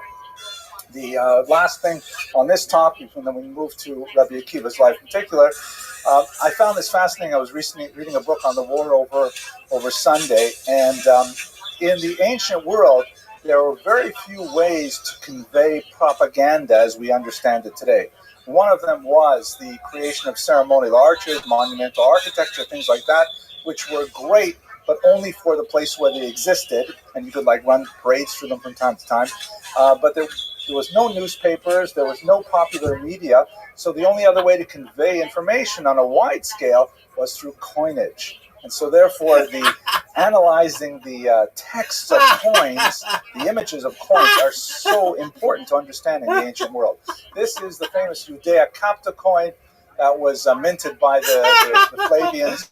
And you can see here is the balsam tree, the balsam palm, which was considered one of Israel's most prized resources, particularly around the Jericho area. Its scent and its fruit were highly prized throughout the ancient Near East. And here is a Roman victor here, a Roman soldier sitting upright. He's got his head on a helmet here, which is a sign of victory. And you have this forlorn woman that represents Judea, represents Israel, and she's got her head down kind of like a tachanun, sort of penitential pose. And you notice the relative size, the soldier is really, disproportionately huge compared to this adult woman over here, seated and totally dominated by Rome. And this was the message that the Flavians hoped to disseminate throughout the ancient Near East, that Israel was destroyed, it was no more. We've heard this story before. The prophet Merneptah said it 13 centuries earlier, but amazingly we persist. Okay, now, as I said, I really want to try and divide our time between the background events and between Rabbi Akiva's life, because it is so difficult to speak about Rabbi Akiva in a sophisticated way. Rabbi Akiva's origins are in Lod, which is here shown as Lydda. Let me zoom in a little bit. Here is Lydda, here, not too far from Jerusalem itself and the Qumran caves that we've looked at in the past. He was also very closely associated with Yavne over here, which is where the rabbinic scholars decamped after the destruction of the political life in Jerusalem. Essentially, what happened was a great rabbi, Rabbi Yochanan ben Zakkai, one of the many teachers of Rabbi Akiva, or one of the influences on Rabbi Akiva, I should say, he essentially surrendered to the Romans and said, all I want is Yavne and its scholars. Give me one place where I can safely house my Pharisaic colleagues, the Perushim, the rabbis, and we will, in this one little town, this not really important town of Yavne, we will establish an intellectual beachhead where Judaism will thrive, survive, and eventually flourish. Ultimately, Vespasian was prepared to allow that, and that is really the genesis of Judaism as we understand it today. So Rabbi Akiva grew up in Lydda, and for the first third of his life, according to the Talmud, he lived 120 years, which is divided into 3 sections of 40 years each. That number, 120, is contradicted by other passages in the Tannaitic literature, so one may perhaps understand that number literally. We do have many figures in biblical and rabbinic tradition who lived that long. One might also perhaps suggest that it's figurative in the sense that 120 means a full life, like we say in Yiddish, zum 120, you should live to 120. Or as my grandmother, Allah Shalom, used to say, when I showed her something, like if I showed her an iPod, she would say, you can live 120 years without one of those. It means like, okay, I'm sorry, I just like thinking about my grandmother. Anyways, he grew up in Lydda as an Am Haaretz. The term Am Haaretz is a derogatory term in its contextual meaning, but not in its literal meaning. It actually means man of the land, or people of the land, person of the land, or farmer. And this is characteristic of the vast majority of Jews living in Israel at this time, who were agriculturalists and who were basically unlearned. It's true that just about this time, we have the establishment of universal education in Israel by one particular individual named Ben Gamla, but he is assassinated almost immediately after he suggests that, probably because he published how much day school tuition was going to actually cost. So it's much more likely that very few Jews actually had any extensive familiarity with the tradition. One can expect, because of the way Jewish culture has always prized literacy, that it was significantly higher than other populations, but one might not imagine that it was anywhere near universal at this time. The Amei Haaretz tended to follow after these Pharisaic scholars, regard them as their rabbis, and rely on them for their inspiration, their religious guidance, their teachings, their lifestyle, and so on. But the rabbis generally did not trust that they were sufficiently scrupulous with many of the observances, not out of their mean-spiritedness, but because of their unfortunate ignorance. So the term Am Haaretz in rabbinic language and in modern Hebrew means ignoramus, means someone who simply does not understand what's going on. If I remember correctly, there's a story about the ROTHSCHILD Gaon, who's an important 19th, early 20th century figure, that there was one individual, he was very famous for writing long messages that were composed entirely of reference points, where rather than writing full sentences, he would simply write this particular page in the Talmud, that particular verse in the Torah, and so on. And when you read these lists of references, you would understand what his message was. So the story goes, I'm not sure why I'm telling you this, but I'm halfway through it, so I might as well finish. There was one particular individual who was constantly pestering him with questions in writing. And finally, the ROTHSCHILD Gaon wrote him back a letter. And the guy walked around town saying, look, the ROTHSCHILD Gaon wrote me a letter. Look, I must have asked him a really good question. Look how many references it took for him to answer my difficult question. I must be a really smart individual. Finally, he sat down to start deciphering the answer, and every single reference included the phrase Am Haaretz, meaning ignoramus, ignoramus, ignoramus. I don't know why I told that story, but I did it. It's all over now anyways. I'll take it off the internet maybe. So he grew up in this era as an Am Haaretz, as an unlettered person. But what was perhaps more interesting is that Rabbi Akiva speaks about himself, saying that when he was an Am Haaretz, he hated the Pharisees, he hated the rabbis so much that if he saw one, quote unquote, he would bite him like a donkey. Meaning his hatred was really visceral, and that he had tremendous animosity towards them. I'm not a psychologist, but one might read within that, like it wasn't just I have nothing to do with them, I'm not interested in them. He actually despised them. And he ended up, of course, becoming the greatest of the Pharisees himself. So perhaps one can only assume that it was an internal kind of aspirational jealousy that was expressed initially as hatred and was eventually expressed as admiration and emulation. The turning point in his life was his wife Rachel. And there are several versions of the story about his connection with Rachel, but several features are mentioned throughout. The first is she was the daughter of a very wealthy landowner named Kalba Savua. He was definitely one of the most treasured men in all of Israel. And to imagine Akiva being a poor, unlettered shepherd to marry his daughter Rachel was simply out of the question. So according to some versions, this story occurred before they were married. Other versions, it was actually after they were married. But I like the one where it's before they're married, actually, that Akiva says to her, I'd really like to marry you. And she says, no way, Jose. I'm not going to marry you because you are completely unlettered. You are an Am Haaretz. I know how you feel about Am Haaretz, but there's no way I'm going to marry one. If you go and study Torah, then in fact we can reconsider. So he goes and he learns Torah. He ends up, there's one more interesting interlude. Again, this is according to the version, if I remember correctly, that's described in a text called the Avot de Rabbi Natan. There's slight variations between this and the version as described in the Talmud. But he's rather depressed. How is he possibly going to learn all that Torah? He has to hang out with all those rabbis, which he really didn't want to do. But he goes and he says a well there that is hewn out of the rock, a hole that goes straight into the ground. Another version has it that it's a rope that is hanging into a well, but let's go with the waterfall version. And he thinks to himself, how is it possible that this hole appeared right here in the rock so that the water can fall into it? And then he says, it must be that the water dripping on this rock for so many years eventually hollowed out this hole.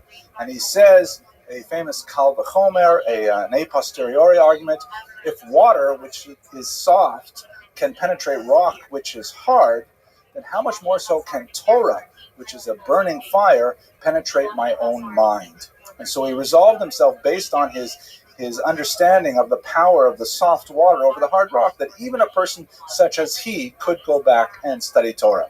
So Avot de Rabbi Natan describes an absolutely hilarious kind of situation where at the age of 40, he goes back to first grade and he sits down with all the other children in the school and begins learning the Aleph Beit. He begins learning the very basic fundamentals of literacy. This is, by the way, for those of you who have children of the right age or grandchildren of the right age, this are excellent bedtime stories. I use them over and over again because just the imagination of a 40-year-old sitting in those tiny little kindergarten chairs trying to remember the Aleph Beit is a very appealing image. But he mastered his studies quite quickly, and within a very short period of time, he excelled to such a degree that he became Rabbi Akiva.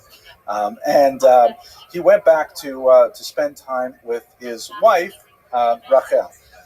Kalba Savua, according to the same version, her father was not at all pleased with this, and he completely cut her out of his will, refused to support them in any way, and they lived a life of great penury, to such an extent that they would sleep on straw at night, and the next day he would sell the straw to pull together the smallest provisions for them, including a little bit more replacement straw, so they would sleep on it over and over again.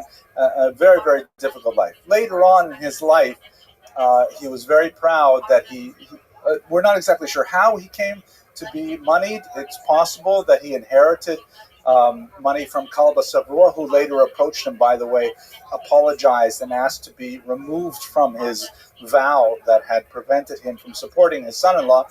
And it could be that he made his money elsewhere, but he became very wealthy, and he bought his wife, Rachel, a golden tiara called a city of gold, which is an ancient sort of representation of Jerusalem that was worn on the forehead, described in the Mishnaic documents. At any rate, this is the story of Akiva's rise to brilliance. I will mention one other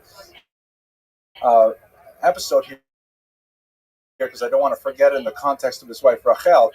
At one point in his life, but he went off to study for a period of 24 years, two groups of 12 years. He went off to study in yeshiva. And when he returned, everyone was so excited. The great sage Akiva is coming to town. His wife Rachel went out to meet him, and there were others who wanted to push her out of the way because, after all, she was still, according to this version of the story, a very poor and unimportant woman. And here was the great sage Rabbi Akiva. And Rabbi Akiva stopped them all and brought his wife forward. And he used a very important phrase. He said, if I remember correctly, Shalacham shali, v'shali shalach. What is yours, meaning the things, the Torah that you, all my students, according to this version, 24,000 of them, all the Torah that you have learned, Shalachem, Shali, is from me. It's my Torah that I have taught you. The Shali and everything that I have learned, Shalach, is from Shalah, from her, from Rachel. Very powerful testament to his gratitude to his wife Rachel. His major influences at the time, each of these rabbis that I listed here, and it's not a complete list, is worthy of easily many hours of discussion of their teachings, but he was influenced in so many ways by each one of them. Maybe I'll just pick out one of them because it occurs to mind. Rabbi Nachum Ish Gamzu, that's how he's known popularly. Nachum, the man who said Gamzu, which means this also, because he was famous for saying, this also is for the best. Gamzu Latova, or Gamzo Latova. It probably was the name of an actual place, Gamzu, and or Gamzo, and the story behind his name is kind of appended later. But Nachum Ish Gamzu has a whole cycle of stories about how he accepted difficulties and always saying this too is for the best, and ultimately it always worked out for him because of his steadfast faith in God. Rabbi Akiva also experienced one of these stories. For example, at one point he was traveling late at night. If I remember the story correctly, he had a donkey, a rooster, and a candle with him. If I remember the story correctly, someone will perhaps correct me if I missed it. And he went to stay at a particular town, and they said, we have no place for you. You'll have to go sleep in the woods. So he went to sleep in the woods, and in the middle of the night, let's see if I get this right, a wild cat came and attacked the donkey, killing it. And then some other wild animal came and killed the rooster. And then shortly afterwards, the wind came and blew out his coals of fire, so he had no flame whatsoever. He's left in the dark. And he's feeling pretty sad for himself. The next day, he goes back into the town to get some breakfast, and he sees the town was sacked by bandits. And then he realizes to himself, oh my gosh, if I had had the donkey, it would have made noise and would have attracted the attention of the bandits. If I had had the rooster, it would have crowed, and that would have attracted them. If I had even the candle burning, the fire, then they would have seen me, and I would have been attacked. So all of this is an example of Nachum Ish Gamzu's teaching. This is also for the best. The way Rabbi Akiva formulated it in Aramaic is Kol da'avad Rahman al-tav avad. Whatever God does is for the best. And this is kind of a theme that pervades Rabbi Akiva's teachings. We could go through many of these rabbis, but we definitely have to stay on schedule. His spiritual leadership was unparalleled. He was elected by the rabbis to represent Judean Jewry to Rome in the 90s, and he actually journeyed to Rome, where he encountered many officials there to plead for the case of the Jews living in the region, and he also encountered many adherents of other faiths, often having dialogue and debate with them while he was in Rome. He's also throughout in these halachic discussions, in his Jewish legal discussions, he's almost always a strong advocate for the poor.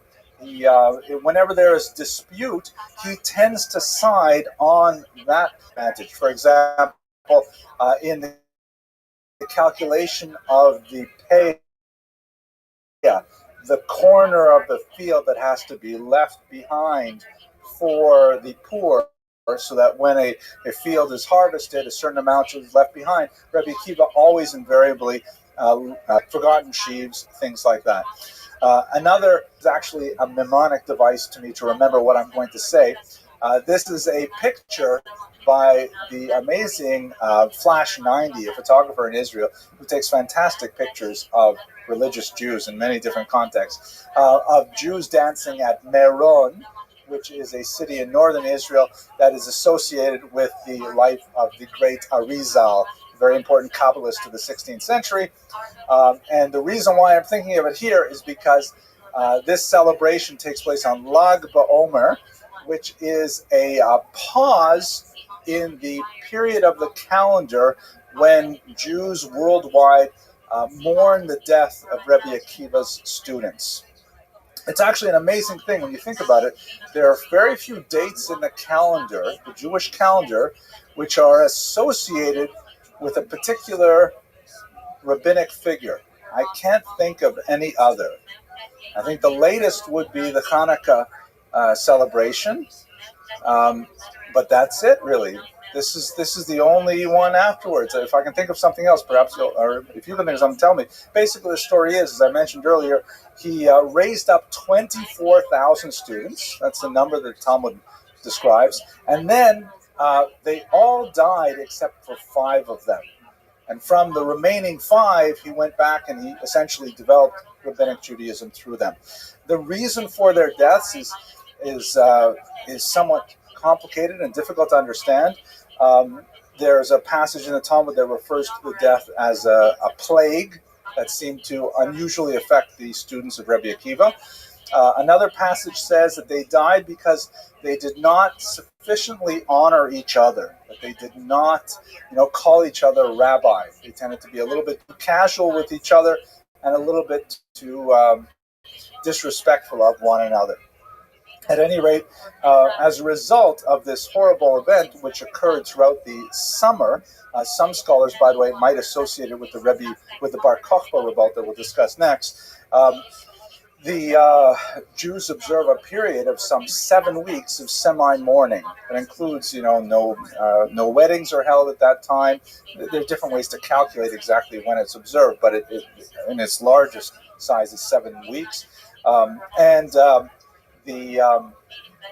There is one day in which there's a pause, Lag BaOmer, the 33rd day of counting the Omer, which overlaps with the biblical commandment, when there's kind of like a big party as a result. And this is taken from that. That's my mnemonic device. Last thing, Rabbi Akiva was also a noted Kabbalist. The term itself, Kabbalah, is a little bit, what's the right word, anachronistic for the Talmud, which does not use the word in that context, but he was a great mystic. Perhaps the most fascinating passage is a rather intriguing passage that occurs in the tractate Chagiga of the Babylonian Talmud, in which Rabbi Akiva says to 3 other scholars that will go into the orchard, the Pardes, which is understood as a meditation on the deepest secrets of the Jewish religion.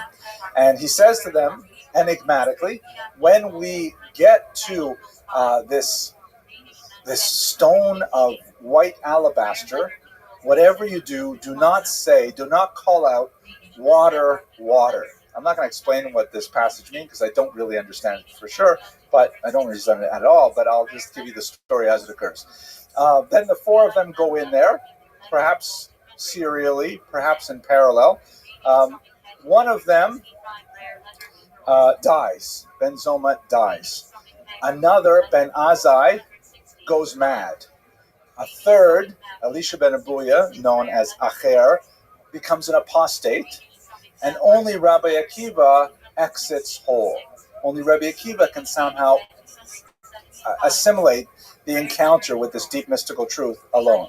And whatever happened in that so-called orchard is a mystery that the Jewish mystics have been exploring for the last 2,000 odd years.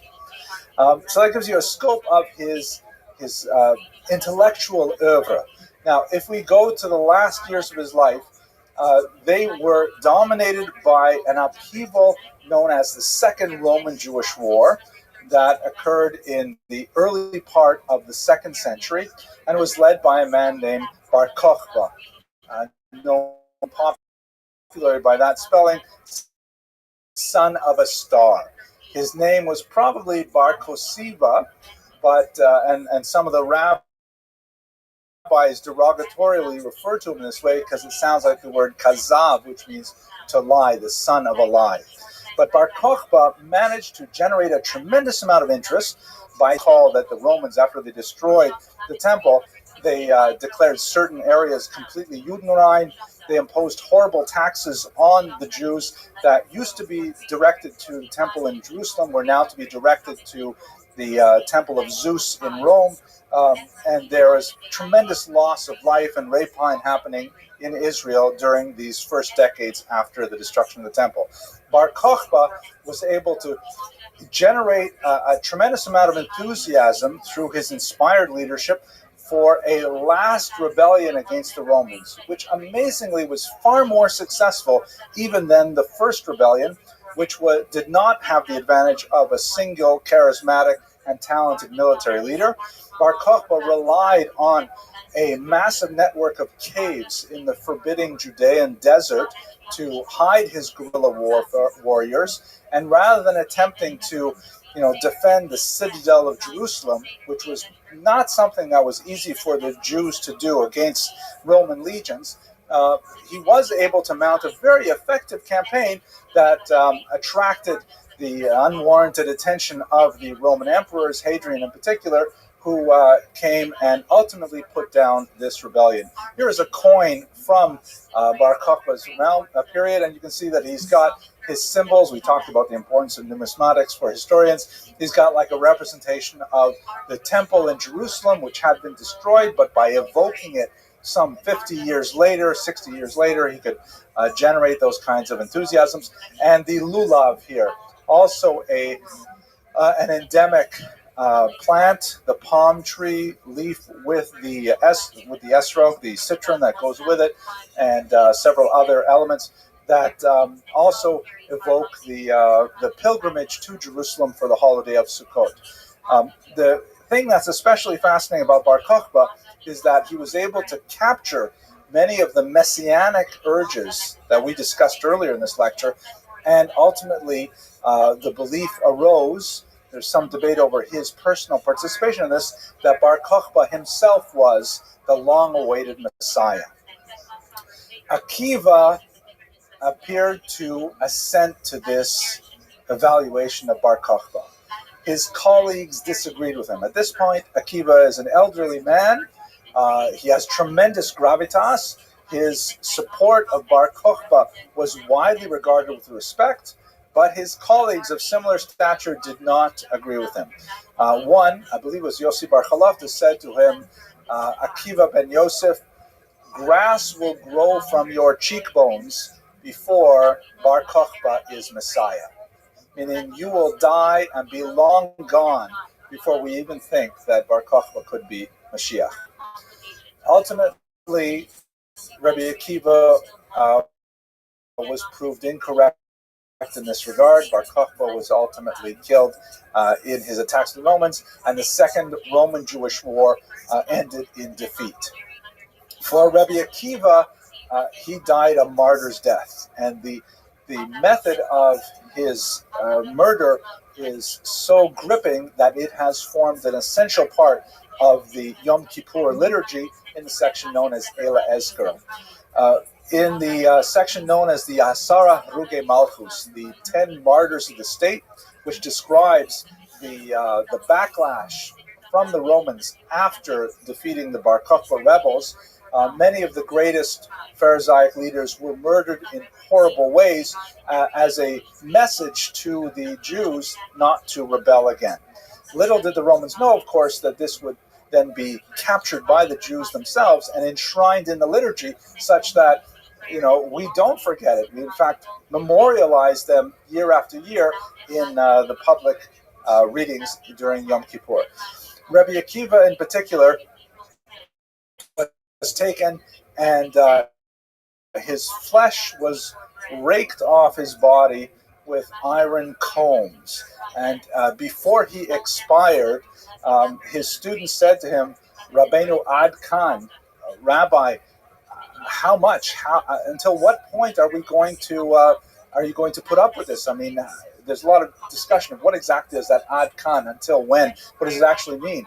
But the Talmud expands on it by discussing the question of zo Torah v'zo schara. Is this Torah, and is this its reward? Perhaps the greatest question of theodicy ever mentioned in the Talmud, but that's beyond the scope of our discussion at this point. And Rabbi Akiva, for his part, he chose to use his last remaining breaths to pronounce the great statement of the unification of God, the Shema Yisrael prayer. His students, and again, when you read the Talmud, when you're trying to understand the historicity of it, it's very difficult because it appears that the discussion is ongoing even when he's saying this. But his students say to him, Rabbi, how can you be doing this? And he says, well, how can you be asking this question? My entire life I have lived hoping to be able to fulfill this commandment of dying as a martyr with this statement on my lips. Will you hold me back from this at this point, when I finally have the opportunity to fulfill this mitzvah? And so he died with the last sound, echad, the last sound of the in Jewish memory as one of the greatest rabbis that ever lived. With that, I want to thank you very much for your attention during this brief presentation of an extremely inspirational character.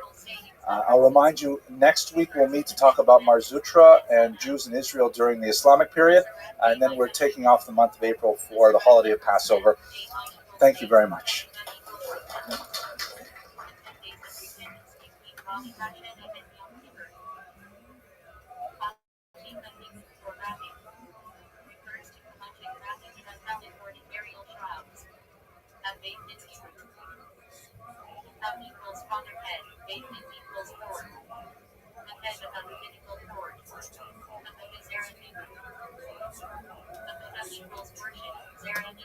The man known to history as Mark Antony was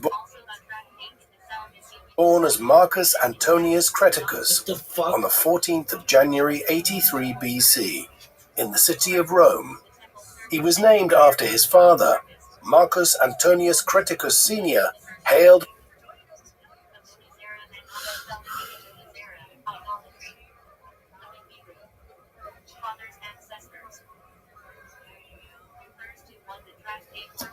Hello, everyone. Thank you for coming.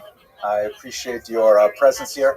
Tonight's going to be a difficult lecture, I have to say, as I read a lot to prepare for tonight's class, but I feel so close to Rabbi Akiva. His thought has influenced so much of my own Weltanschauung that I realized as I get close to the time where I have to begin speaking that it's hard for me to separate out, what is the history of Rabbi Akiva, what is his biography, and what is really what I have absorbed into my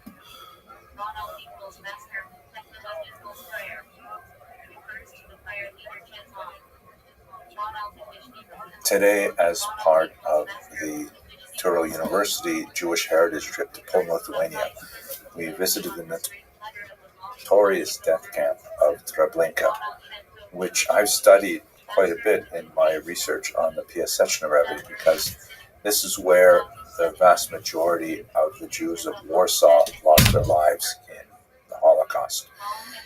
They were deported here beginning in the late summer of 1942.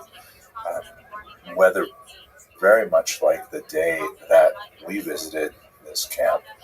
And it's an incredible moving experience because the camp was completely plowed under after the war, as if in an attempt to completely erase any trace of its existence here. And it's really quite far away. It's about an hour and a half north of Warsaw, and it's in a deeply wooded area. And as we walked through, I could not shake the feeling that it was so much like when I was a kid going to summer camp with the sound of the bird song and the smell of the pine trees. You got undressed, and this was into the yes, 10 guests, openly 10 guests. So with the permission of Dr. Lyman, I'm just going to say a few words, and then with the hope that he will add to them at some point, and I'll just give you an expectation of our experience here. So this was a death camp. Beautiful place. No? And as Dr. Abramson said, this is like coming to summer camp. I'm thinking in a few hours, my wife runs a camp for special needs children.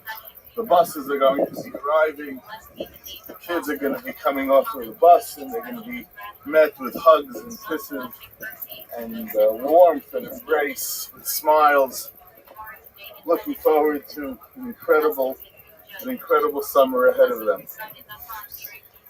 When our brothers and sisters were brought in, as Dr. Lyman said, when they got off at the platform, there was a train station motif here.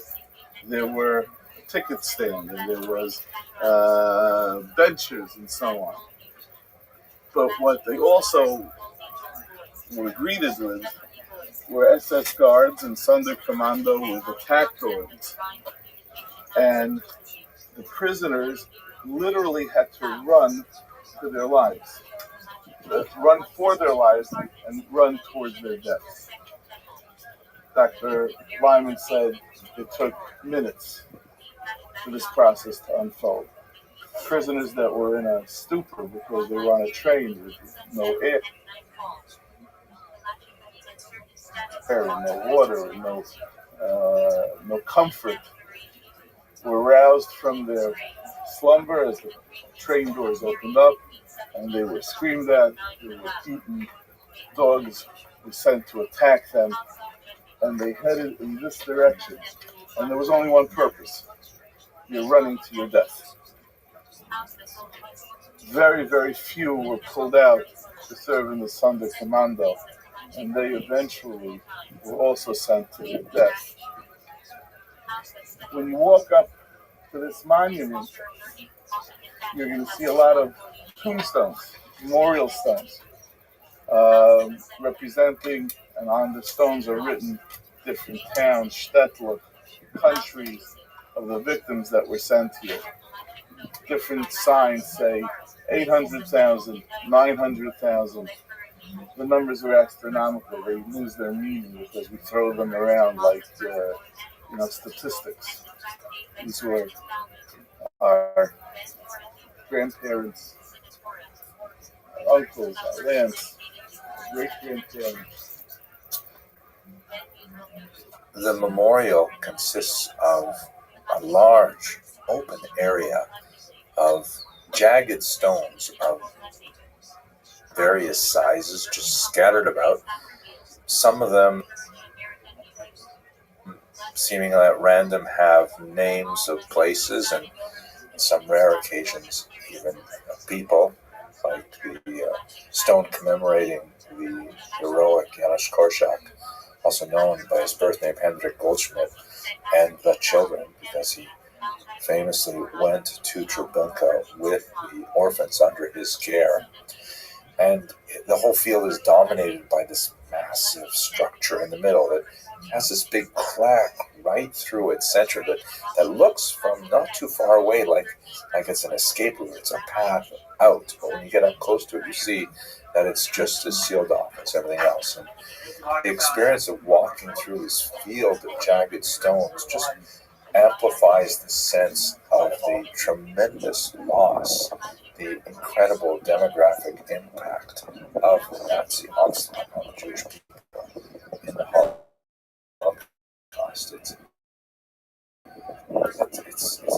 kind of an overwhelming experience, deeply moving. The field of stones is transected at strange angles by these these lines that run throughout action, other than the fact that they seem to know where they're going, as if there's an inalterable force that is organizing all of this random destruction represented by the upright obelisks. And it's a very unsettling feeling to step through all of this, especially when you hear in the background just sounds of nature. And on a beautiful day, it's so jarring in its contrast. It comes to my mind when I go to Auschwitz or Panari or any one of these camps. We came in, we're going to leave. We're going to be alive. All those Jews who came here will never leave. I was talking about boys and girls, fathers, mothers. It's absolutely incredible. Ein bias asher ein shom meis. We're Ashkenazim here. It's impossible not to have some relative here. You may not know who the relative is, but we have distant relatives, whether in Auschwitz, here, wherever it may be. It's impossible that you don't have some cousin, some ancestor that died here. So everyone has a personal effect to these camps where 700 to 900,000, 100,000, a billion people died. So just the thought is that we're going to leave. It's okay. What is this? We'll be alive. How many parents died and his descendants? The end of the line. So, if we're survivors, it must be some reason that we're here and we're able to do things that they couldn't do, they wish to do, but would never be able to do. So, we have to learn a little bit, we have to do some mitzvahs, we have to do chasadim, maybe a little more than we would do if it was just for ourselves, but we have to make up in some sense. The loss is impossible to imagine how great that loss is. So that's the thought. Every one of us should not just walk here and walk out, but walk out and be a better Jew when you walk out. El Mali Rachamim Sheikhein Bamramim. I'm saying the Kanfei Ashkina. B'malas Kedoshim V'Taharim Kizoah V'Kiyam Asilim. Es Nishmas HaKedoshim V'Hataharim Shehomso V'Shenego V'Shenishchatu V'Shenisrafu V'Shenipu V'Shenechniku Al Chidush Hashem Al Yidei Atzei V'Germanim V'Ozreihem Yimach Shemam V'Zichram Bavo Shebli Neder Et Ein Stok V'Lamiter V'Yaraskogas V'Ili Nishmeseihem V'Gan Eden Tehei Menuchasam L'chein Balarachamim Yastirein V'Seisek Nafav L'Yahilamim V'Yitzrar HaChayim Es Nishmeseihem Adoi Noihu Nachalosam V'Yenuhu V'Shalom Nishkeveseihem V'Neimar Amen.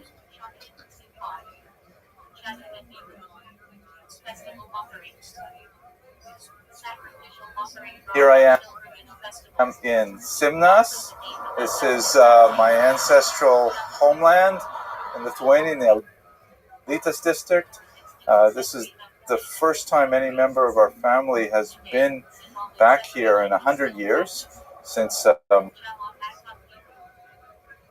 my grandmother left, and I'm very much looking forward to seeing the streets where she grew up and where all of my family is from in Lithuania. I'm at the top of the town square right now, and I'm going to do a 360 so you can get a sense of where the shul is located in terms of the town. You can see the cobblestone area behind me is the old medieval town square. This town is over 500 years old, and Jews were here at least 400 of those years. So this is the grand expanse of downtown. You can see right to the very end of it, and just scoping around behind me, that's the other end of it, and it stops there. And there's this big, rather new municipal building. Looks like it was built in the 1990s or 2000s, perhaps, after they joined the EU. And then right there is the old synagogue. And you can see how prominent it would be in the overall geography of this little shtetl, that just right off the main square, at the other end of the street from the church, very typical to have church on one end of town, and if you find the church, you just go to the other end of town, you'll find the synagogue. That's where the synagogue will be located, very prominent, closely related to the actual town market, and closely related to the Jewish stores in the neighborhood. So one of the things that my grandmother always used to talk about was how when she was a little girl, the peasants would come into Simnas from their villages, and they would come to my great-grandfather's house, and they would change their clothes there. They would take off their traveling clothes and their heavy, muddy boots. She specifically remembered muddy boots, and they would leave them in her house when they went to this church back here. So if we think about that, it's hard to tell, but perhaps my grandmother lived somewhere along this street, or maybe down further behind me, but we have no idea which house it would have been, or even if the house is existing. So this is the end of the street is basically where the large building is, correct? Yes. And the other end of the street is basically just past the church a little bit. Yeah, so the main street is probably about 3 kilometers long at the most. So it's this one big street and a few smaller streets coming off like this. This is a little direction we came. Yeah, this is a very grand building. In a day, 1902. So that's you asking. So I Yeah. wrote that like synagogue style. Yeah. This is the shul that my family would have davened in. My grandmother left in 1930, and this synagogue was built in 1905. So it certainly would be their synagogue.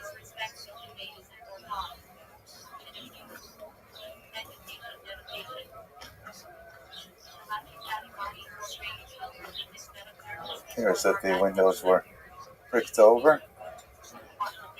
I think that's the mayor who's come with the key to let us go into the building.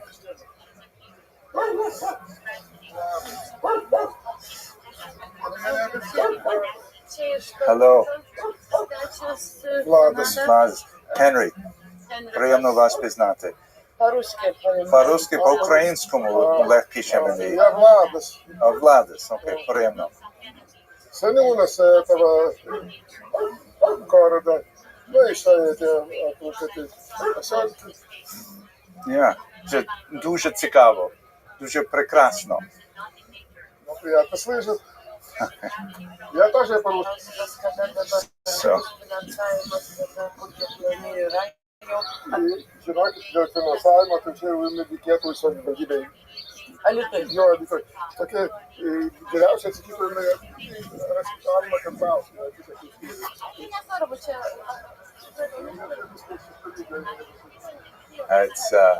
As we're trying to communicate with my broken Russian, you can see that there's some architectural features that remain to the synagogue.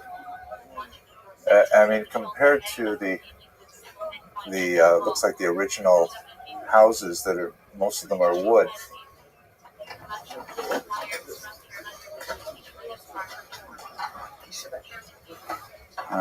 Wow. Go inside the shul that my family davened in. Let's just see one side. Let's see if there's a mezuzah marking. Maybe. No, this is like can be the new entrance. Yeah.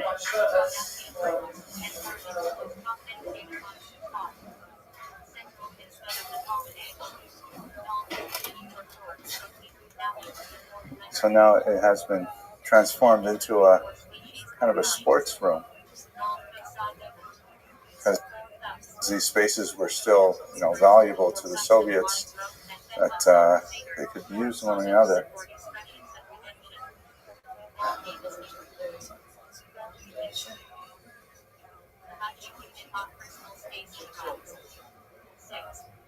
The ceiling is probably not original too, right? The ceiling was probably,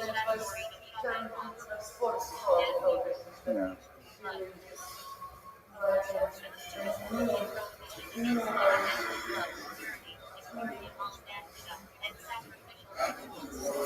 Which way is east? Do you know? This east. So the Aron Kodesh would have been where the goal is right now. Yes.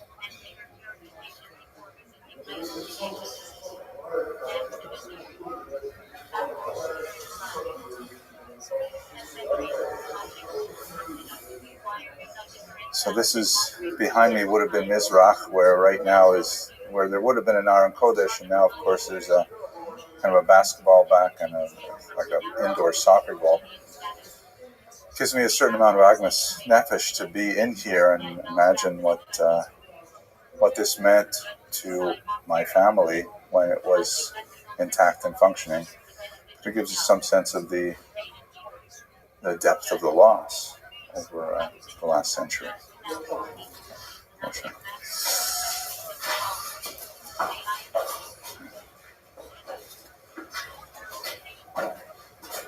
So this probably would have been a gallery, to a women's gallery.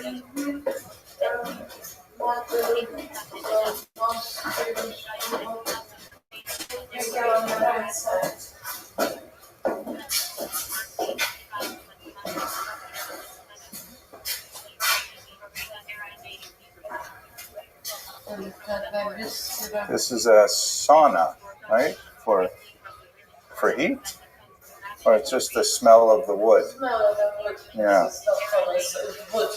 Yeah. But what would they do? What was done here? Що то є? In here too? Oh, for exercise. Ah, okay. Дуже цікаво. But то є Ezrat Nashim? This is where the women would sit originally? Or they built new walls?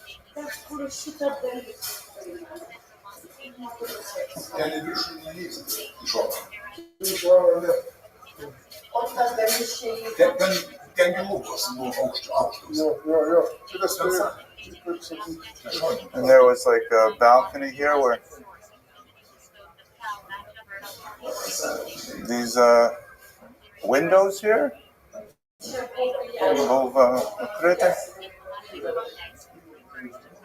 А почему закрыты такие? Why do we close them? To have a separate room here. They changed the solar times. Ah. Nobody knows why we decided to close and switch. They kept the shape of the arch. Yes, at least. Yeah. Nästa formensslika.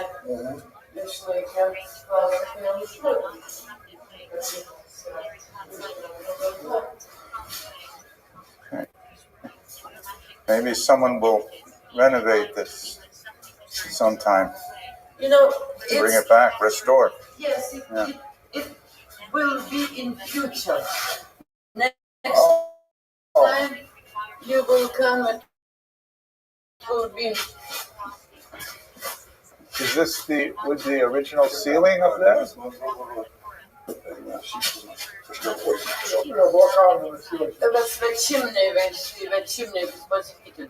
Oh, I see. And this maybe was small room for the rabbi or something? It was administration, it was the school. Oh, I see. They use it for school. That's why. So the camps. And what does this word mean? Imitu Sala? Wrestling hall. Wrestling hall. Okay.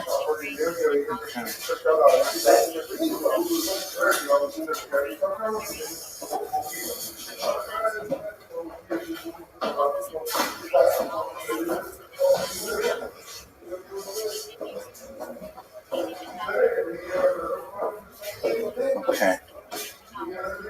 I would like to say a small prayer here, if I may.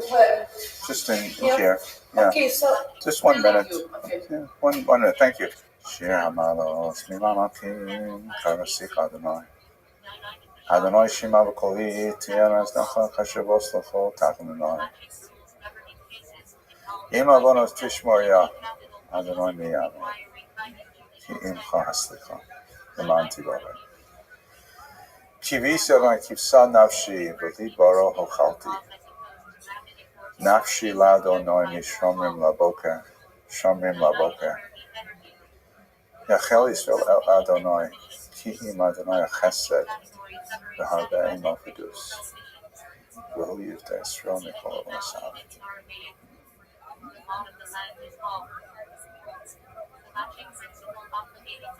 Achenu Kol B'Yisrael, Hanetzunim B'Tzar B'Shivya, Ha'omdein Bein Bayam Rim Bayabasha, Hamakam Yerachem Alehem, Yotzim Mitzara Levacha, Ume'afin Le'ora, U'Mishibu Le'Gula, Hashta, Ha'agara, Yiswan Karib, V'Nomar Amen.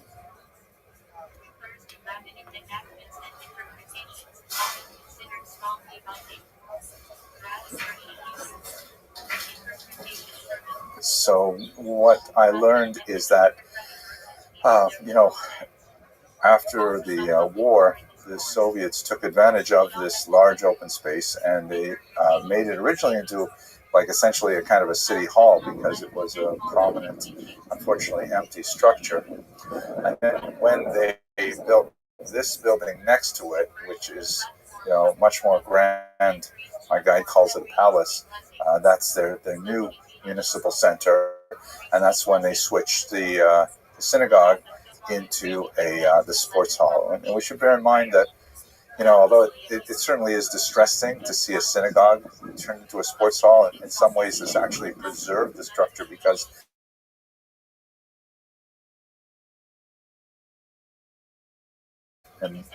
kids would be messing around with it and building bonfires inside and things like that. At least in use as a sports hall, it meant that the roof was maintained and the outer shell was maintained, and then now it is ready for someone to finance for renovation, so that it can be preserved as part of the cultural heritage. So it appears that this open field behind me, which is really just a 3-minute walk from the center of town, is the area of the Jewish cemetery. As you can see, there's no more matzevos, no more gravestones by the locals, various building foundations, things like that. But this was the cemetery that would have been used for several centuries. Until this point, I had seen everything that I had expected to see that conformed to my research in advance of what was available in the town. But the last part of the trip was going out to the killing site, where the auxiliary Lithuanians, together with some members of the Einsatzgruppen, murdered my family. And what I did not expect was the sudden realization that I was actually traveling along the same route that they must have walked from town. It's about 6 kilometers, so somewhere in the neighborhood of a 45-minute walk. And I turned on my camera to record it and what it must have been like. Now, we were traveling in an air-conditioned Volvo to get there, so it would have been a very different experience, obviously, for them. But I tried to meditate on what it must have been like for them to take these last steps with dread and fear of what would be at the other end of the destination. At several points, technology seemed to be warning us against what we were doing. We came up to a very, very narrow sort of a tunnel under looks like a railway or something that I think was more appropriate for a horse and cart, and it wasn't clear if the Volvo would make it through. And then it was sending off all kinds of warning sounds. And then when we got to a certain point, going from a paved road to the dirt road to a couple of roughs in the road till finally, the GPS just stopped. The last road was called an unnamed road, but we could see on the GPS that the site was some distance off, but there was no way to get there. Obviously, we could get there only on foot, as if the GPS was saying to us, you have to leave everything behind in order to experience what you're about to experience.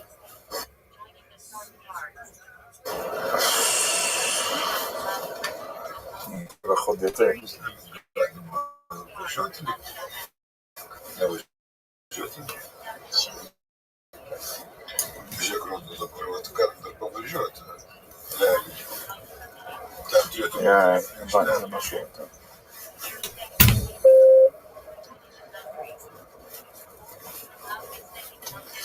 далеко.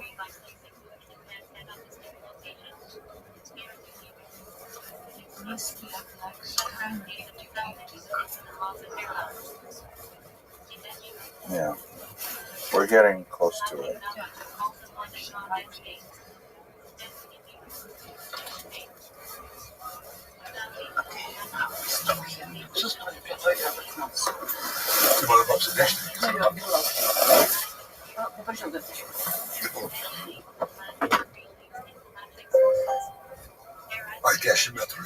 Yeah. Okay, дякую.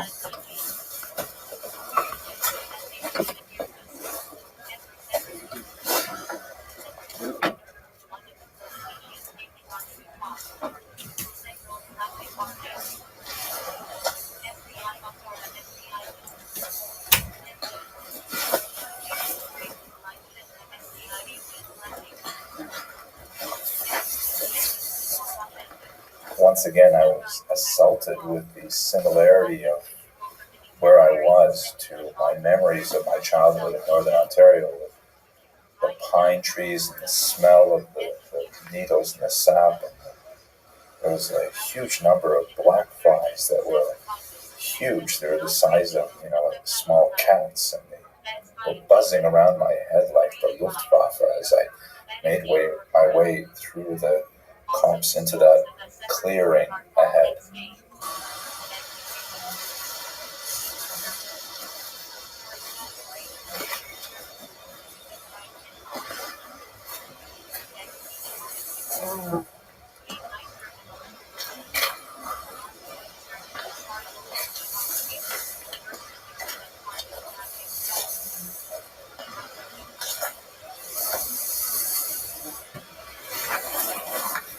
These texts here, they are from the early Soviet times. I understand. And they are totally incorrect, because what is confirmed that here the graves are of 414 old people, men, women, children who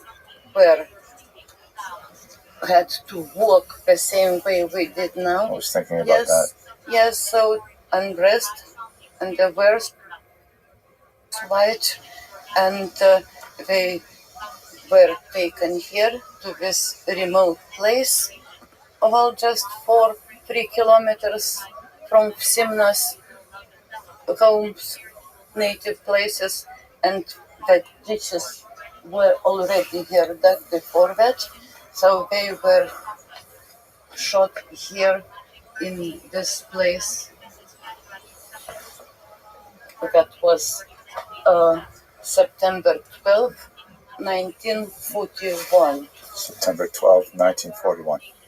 And well, the shootings they were shot by the group of Lithuanian murderers from Kaunas came, led by Officer Bronius Norkus.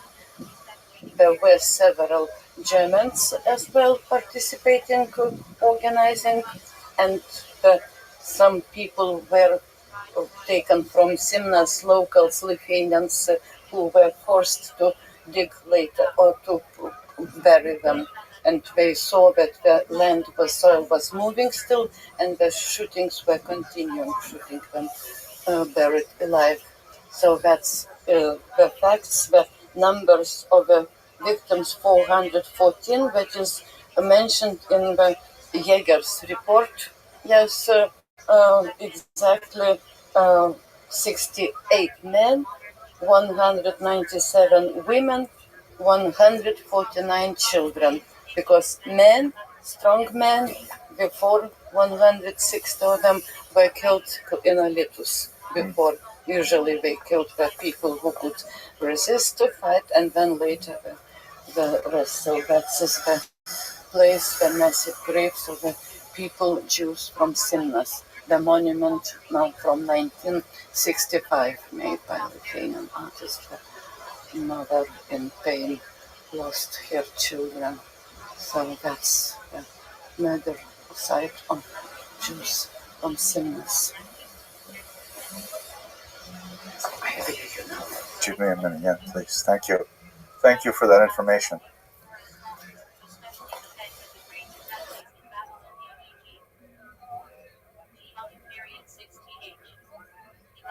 Hello, fellow students of Jewish history. I am so delighted to be speaking today with my colleague, Dr. Schneur Lyman, who is one of the great names, the visionaries. He doesn't like when I talk about him like this, but one of the great names in the history of the Jews of Eastern Europe, in particular, rabbinic history. He knows so much about the yeshivas and about the Hasidic dynasties, and it's just going to be such a fantastic experience to visit Poland and Lithuania with Dr. Lyman and hear so much of his wisdom about this remarkable civilization that existed for 1,000 years in Eastern Europe. So I just want to have a brief conversation with Dr. Lyman. Can you tell us what's on your mind about this trip? What are you thinking about? Well, first, Professor Armisen, I want to make it very clear that it's a great honor for me to be traveling together with you. On behalf of Touro University, this visit to Poland and Lithuania, you are a distinguished scholar and historian, world traveler, and I hope to learn a lot from you and from the group that will join us on our trip. I think it's very important to make such a trip for Jews to visit the sites where Jews once lived and thrived and learn from the history of those Jewish communities. So I thought I might give a small sample, if that's all right with you. That would be great. And of the kind of thing that interests me, and hopefully that will interest others as well. The founding father of the Haskalah movement, and very briefly by Haskalah movement, I'm referring to a group that arose in the beginning of the 19th century, lived throughout the 19th century in particular. In Eastern Europe, I'm concerned with Haskalah in Lithuania, and specifically in Vilna. So that began to thrive early in the 19th century, and the founding father of that movement, who I'm going to talk about, his name was Mordechai Aaron Ginsburg. Mordechai Aaron Ginsburg. And he was a great maskil, the founding maskil, the father of all the other maskilim, and he died in Vilna in November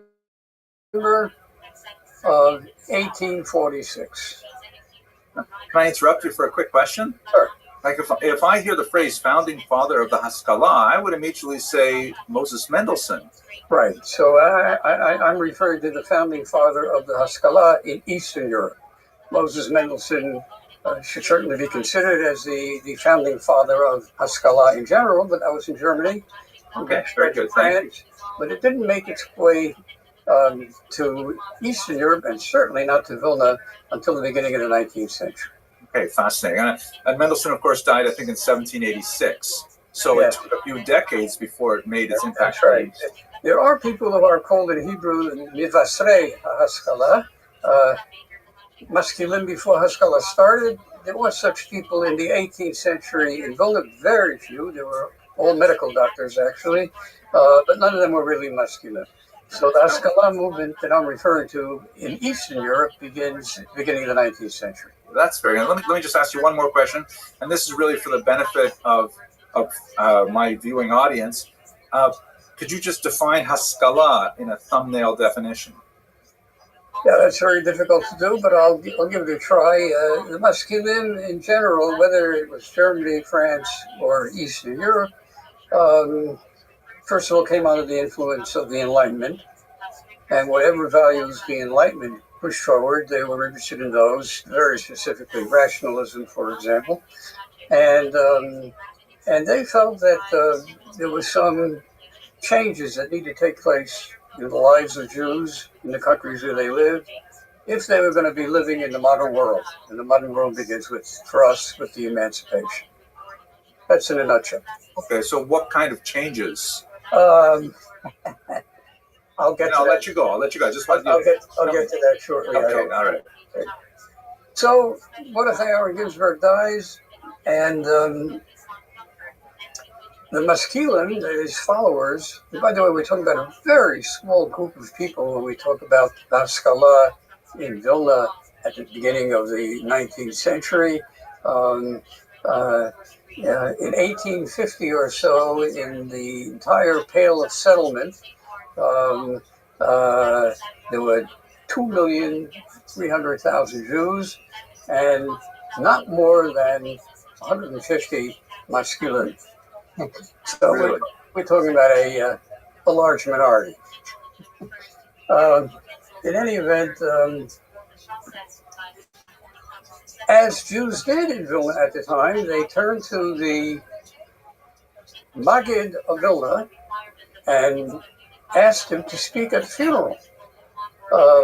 And very briefly, before you ask me another question about it, the rabbis in Vilna, after the end of the 18th century, when no chief rabbi was again ever elected in Vilna, for a variety of reasons, the decision was made that they would appoint rabbis, but rabbis would never have the title of Betin, which is what we would ordinarily translate as chief rabbi. Instead, every rabbi appointed in Vilna received the title Moreh Tzedek. Moreh Tzedek. And which translates as righteous teacher. Righteous judge. Okay. The point was, they're not of Betin, they're not the chief rabbi.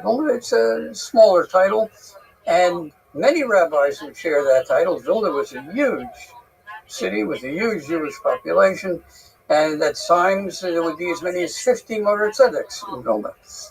And each Moreh Tzedek would have a specific job, or whatever it was. One was an expert in Gittin, in divorce documents. Another took care of the mikveh and made sure that everything in the mikveh was kosher. There he Still is. another, and many Are you others living, were in Pam? charge of kashrus.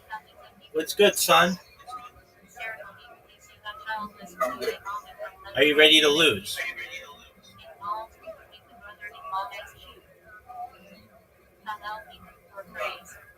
Okay. Can you wait 1 minute for me? Can you wait now for me? That's like, Yeah, I'll wait an hour for you, dog.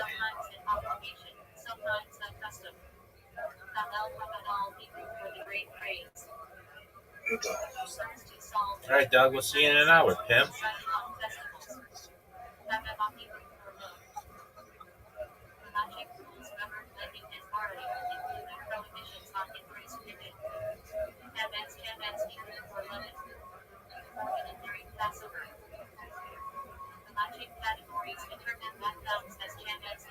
must be destroyed or vilified. Hence, in Hebrew, Maya Arabic for one is forbidden. Not the magic, but many in Jewish life in Eretz Israel. And about Hebrew for many enjoyment. Influenza refers to deriving many different religious objects, e.g. gems after chesed, idols. Hanukkah Hebrew for dedication. Festival commemorating the rededication of the temple. The magic mitzvah include lighting candles, Hallel, and Al-Ben-Isaac. And in Hanukkah December for dedication of the house. The magic custom of celebrating like painting Hanukkah stone. Advert Hebrew for concluding portion. Reading from the prophets following the Torah reading on Shabbat and festivals. Second Hebrew for Moses' annotations.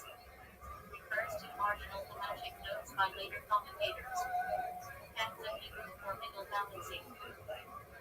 Influential may appear in discussion of moderation. And the Hebrew Arabic for five. Both object and shape charm. Not halachic but present in Jewish culture. And common Hebrew for conduct practice. Influential often means Christ's customs beyond strict law. Arabic Hebrew for excommunication stands. Halachic sanctions imposed by rabbinic courts. Har Sinai Hebrew for Mount Sinai. Central to Fallujah as the place where Torah was given. Arabic Hebrew for one who trembles before God. Refers to strictly observant Jews. Not itself halachic, but describes halachic lifestyle. Parsha Hebrew for authorization. Shoftim and so on, and but everyone had the same title, and even the greatest Gaonim in the world, and they were very great Gaonim in Vilna, who were members of this committee, we'll call it, of Moritz Tzedek. They had the same title, Moritz Tzedek. Of course, everybody recognized who the greater scholars were, but they all had the same title, Moritz Tzedek. One person among all the rabbis had a different title. He was called Moreh Tzedek Magid Meisharim. He was the preacher of Vilna, the Magid of Vilna. And the Magid of Vilna, unlike all the other Moreh Tzedeks, would be the main speaker in the main synagogue, the Grand Synagogue of Vilna, the Knesset HaGadol. And he certainly would speak on all those occasions when any rabbi speaks, Shabbos Shuvah, Shabbos Hagadol, and he would be a very special kind of person, trained to speak publicly. He would entertain. Large crowds would come to hear the Maggid of Vilna. There were many famous such Maggidim. One of them, Rabbi Jacob Joseph, became chief rabbi of New York in a much later period. Anyway, so of course they immediately invited. One of the tasks of the Moreh Tzedek Magid Meisharim was that he spoke. He delivered the eulogy, usually at any funeral. That was part of his job. And so, of course, the committee went immediately. The family went, and a committee of other Jews, important Jews, they all came to him, and they told him that they wanted to speak at the funeral. He initially refused because, remember, this was the first Jew in Vilna who agitated for changes in social policy, changes in educational institutions, programs, and so on, that he felt were necessary to somehow advance their status in Russia, in particular. Of course, from 1795 on and through the 19th century, Vilna is part of the Russian Empire. Well, they came back with other rabbis and other important people, all telling the Maggid that we're very sorry, but you're a paid member of our community. We pay you for this. This is your job. And you have to deliver he realized it was a difficult situation and he had no choice, and he decided he would deliver a eulogy. And nothing is impossible for rabbis, if you don't know that yet. And he was very wise and clever. And rabbis using their skills can have East meet West, and he was very good at it. The Maggid of Vilna, this Maggid, his name was Reb Zalman Ze'ev, but he was known popularly as Reb Wolf. Reb Wolf, the Maggid of Vilna, Wolf is a Yiddish translation of Ze'ev. And he got up to speak, and his opening line was a verse from Yeshayahu, the book of Isaiah. Hatzadik avad ve'ein ish samalei. The tzaddik has died, and no one takes to heart. The righteous man has perished, and no one takes it to heart. And all those present at the funeral listening to the opening were shocked. Both the traditionalists and the Maskilim. The traditionalists were shocked that he would use such words to describe this person who just died. And the Maskilim were pleasantly surprised that he had cited this verse.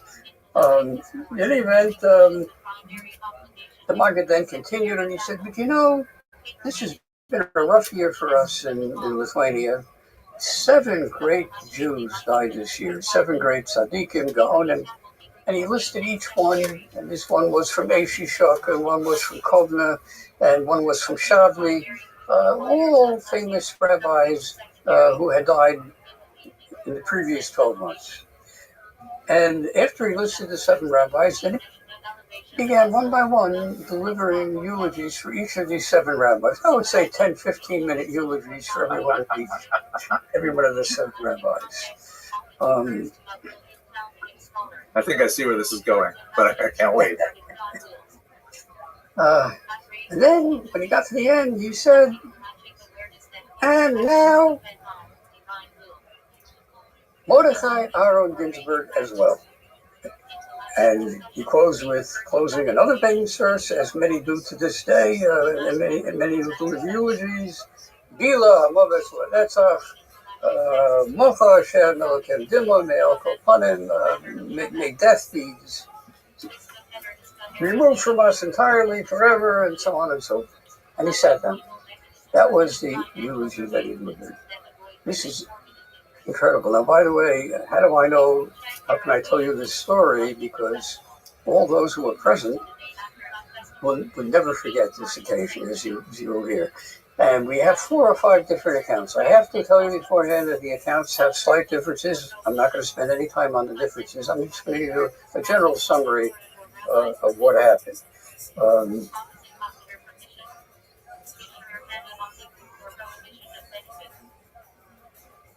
Present at the funeral, this would be probably in the Great Synagogue of Vilna, which is where eulogies were held before, as they made their way, as it were, to the cemeteries where the person would be buried. Adam HaKohen Levinson, one of the greatest of all the Maskilim of all time, a great Hebraist and someone who moved beyond Mordechai Aaron Ginsburg and became the leader of the Maskilim, especially in Vilna. So his name was a Kohen, Adam HaKohen Levinson. So this could not have been in front of the beer. It had to be in the main synagogue, and the beer would be outside the synagogue. And he got up immediately, and he said he'd like to thank the Maggid of Vilna for his wonderful eulogy that he delivered, because for the first time, in the light of this delivery, for the first time in his life, he understands a series of verses in Scripture that he never understood before. And he began discussing 2 Samuel chapter 1. And 2 Samuel chapter 1, just to give you the setting, appears right after, of course, 1 Samuel. At the end of 1 Samuel, there's a major battle between the Philistines and the Israelites, and the Philistines destroy the Israelites in this battle. And King Saul and his son Jonathan were also killed in this battle. And second book of Samuel opens with someone escaping from the battle. Turns out it was an Amalekite, I don't believe, but not important for our purposes. Someone managed to escape the battlefield and comes to David, now will be new king, to inform him about what happened at the battle of at Mount Gilboa. this terrible battle where unfortunately Saul and Jonathan met their deaths. So the Hebrew verse at the beginning of you'll check it on your own, at the beginning of Shmuel Bet, Perek Aleph, the first chapter of 2 Samuel. On the third day, the end of the battle, someone managed to flee, and it says an Ish, it was a man that came, and he would be the reporter who would report to David as to what happened. That's in verse 2 of that first chapter. In verse 5, David turns to him, says, Vayomer David el Hanar Hagilo. David turns to him and he says to the one who, after he gave his report, and David turns to him, and now it says he turns not to an Ish, he turns to a Nar, a fool, or really a young man, who reported. The reporter. Patach Be'ish, this is what Other McCoy Levinson said, Patach Be'ish is an Ish. All of it, Ish means a gever, manly person. And all of a sudden the verse says, he was a Nar. And he said, the solution to that problem I first understood today, because if you look at the report that this reporter gave, what happens is David asks him, tell me, what happened at the battle?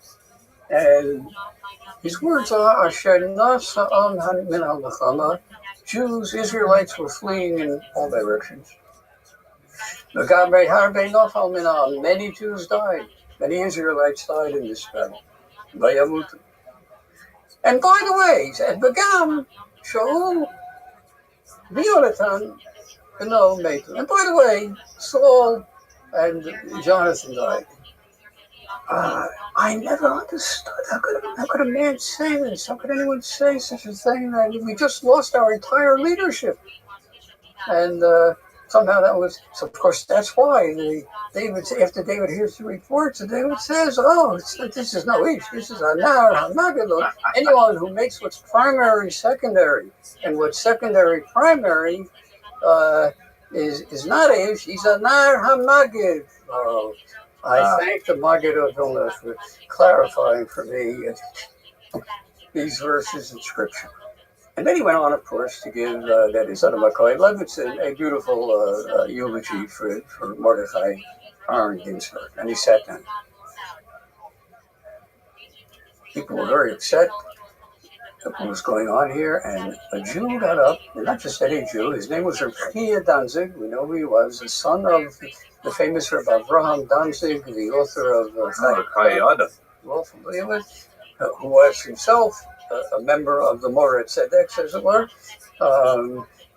in Vilna, and but the son was a businessman, a wealthy businessman, and very wise man too, as you will hear. And he got up and he said, "I have to get up and speak.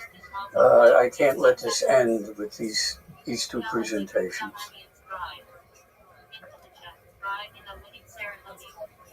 He said, "Let me tell you a parable. What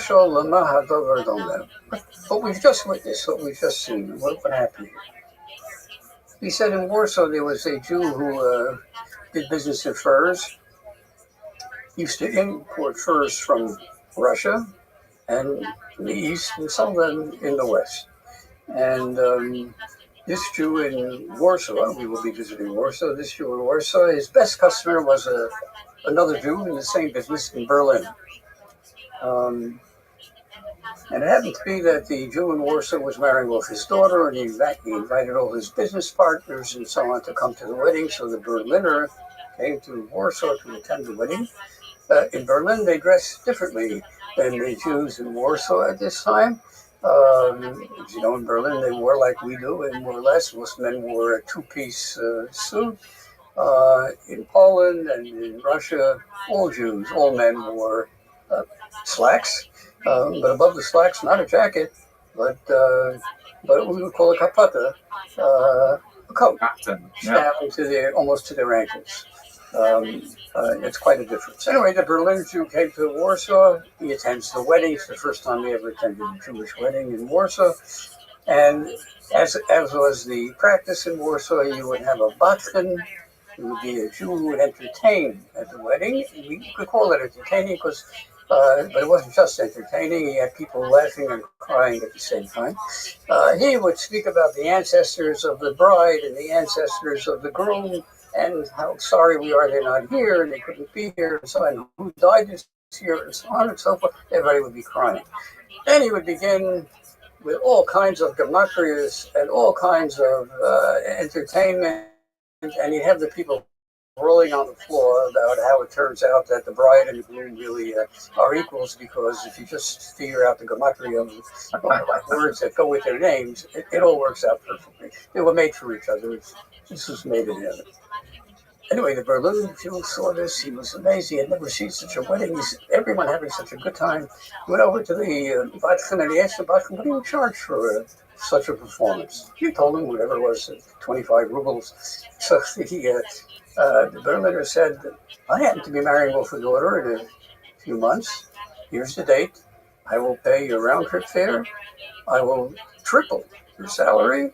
I want you to perform it at this wedding in Berlin. Sure enough, he came on that day to Berlin, and the time came for the Batchen to get up before the bride and groom, and he came, and he did what he always does. He did exactly what he did in Warsaw.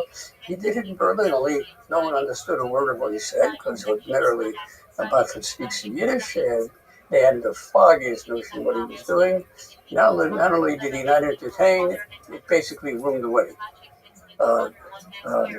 Then everybody's eating at the Suda, and the Batchen comes over to the father of the bride, and he said, I'd like to get paid. I'm going to get back to Warsaw. And he looks at me and said, you think you're going to get paid? You ruined my wedding. I will pay you nothing. So there were rabbis still at the wedding in Berlin. So they found 3 rabbis. They sat down, and the rabbis agreed. He has to get back to Warsaw, but he's got to settle this matter right away. They would hear the arguments of the Batchen, they would hear the arguments of the Jew who made the wedding, and decide the issue one way or another. And the decision was that he had to pay the Batchen for the performance after they heard the arguments of both of them. And the Batchen went, well, how did he win? He won because he gave a wonderful argument. He turned to the rabbi and said, look, he said, I did the same performance that I did in Warsaw. He hired me for what I did in Warsaw. I did it here. Now, I have to tell you what happened. In Warsaw, I always go over to the chassan, and his name is Chaim. I go over to the Kala, and his name is Leah. Chaim, Leah, I go to the gematria, so I had no problem. Here, I went over to the chassan, I asked the chassan, what's your name? He said, Ignatz. I couldn't spell Ignatz, never mind all the gematria of Ignatz. I went over to Kala, I asked her, what's your name? She said, Henrietta. I don't know how to spell Henrietta, and I don't know what the gematria of Henrietta is. I did the best I could on the difficult circumstances. And the Batchen said, however, he said, I spent a little more time in Berlin. I'll go to a few more weddings. I'll be just as good a Batchen here as I was there. And that's what the rabbis agreed, and he sent him on. And Chagiya Danzi then said, the rabbi, the Vilna Stadtmaggid did not cover himself with glory. What happened today at the funeral? There's no question about it. But you have to understand something. He's used to saying eulogies over great rabbis, over great Gaonim. This is the first time he ever had to say a eulogy over a maskil. He didn't know how to do it. But in Yirtzeh Hashem, as more and more maskil will die, he will know what to say. Okay. That's an incredible event that did occur on that day in Vilna. That's fascinating, and I love the way that you build into this the texture of the animosity between these frequently opposed figures. And the Haskalah, of course, was in favor of advancing a more secular outlook in many ways, sometimes actually secular practice, which would have been antithetical to the traditionalists. But they all use the same vocabulary. They're all working with the vocabulary of biblical texts, the vocabulary of mashalim and parables. It's brilliant. Exactly. That's the exact point I wanted to make, Henry. You beat me to it. Oh, I'm sorry. I was just appreciating it. But first, if the camera can pick this up. Yes. Here you see a portrait of Mordecai Aaron Ginsburg. Let's take a look. Wow, that's great. Wait, Mordecai Ginsburg. So this is the Maskil. The first Maskil who died. He doesn't look so muscular.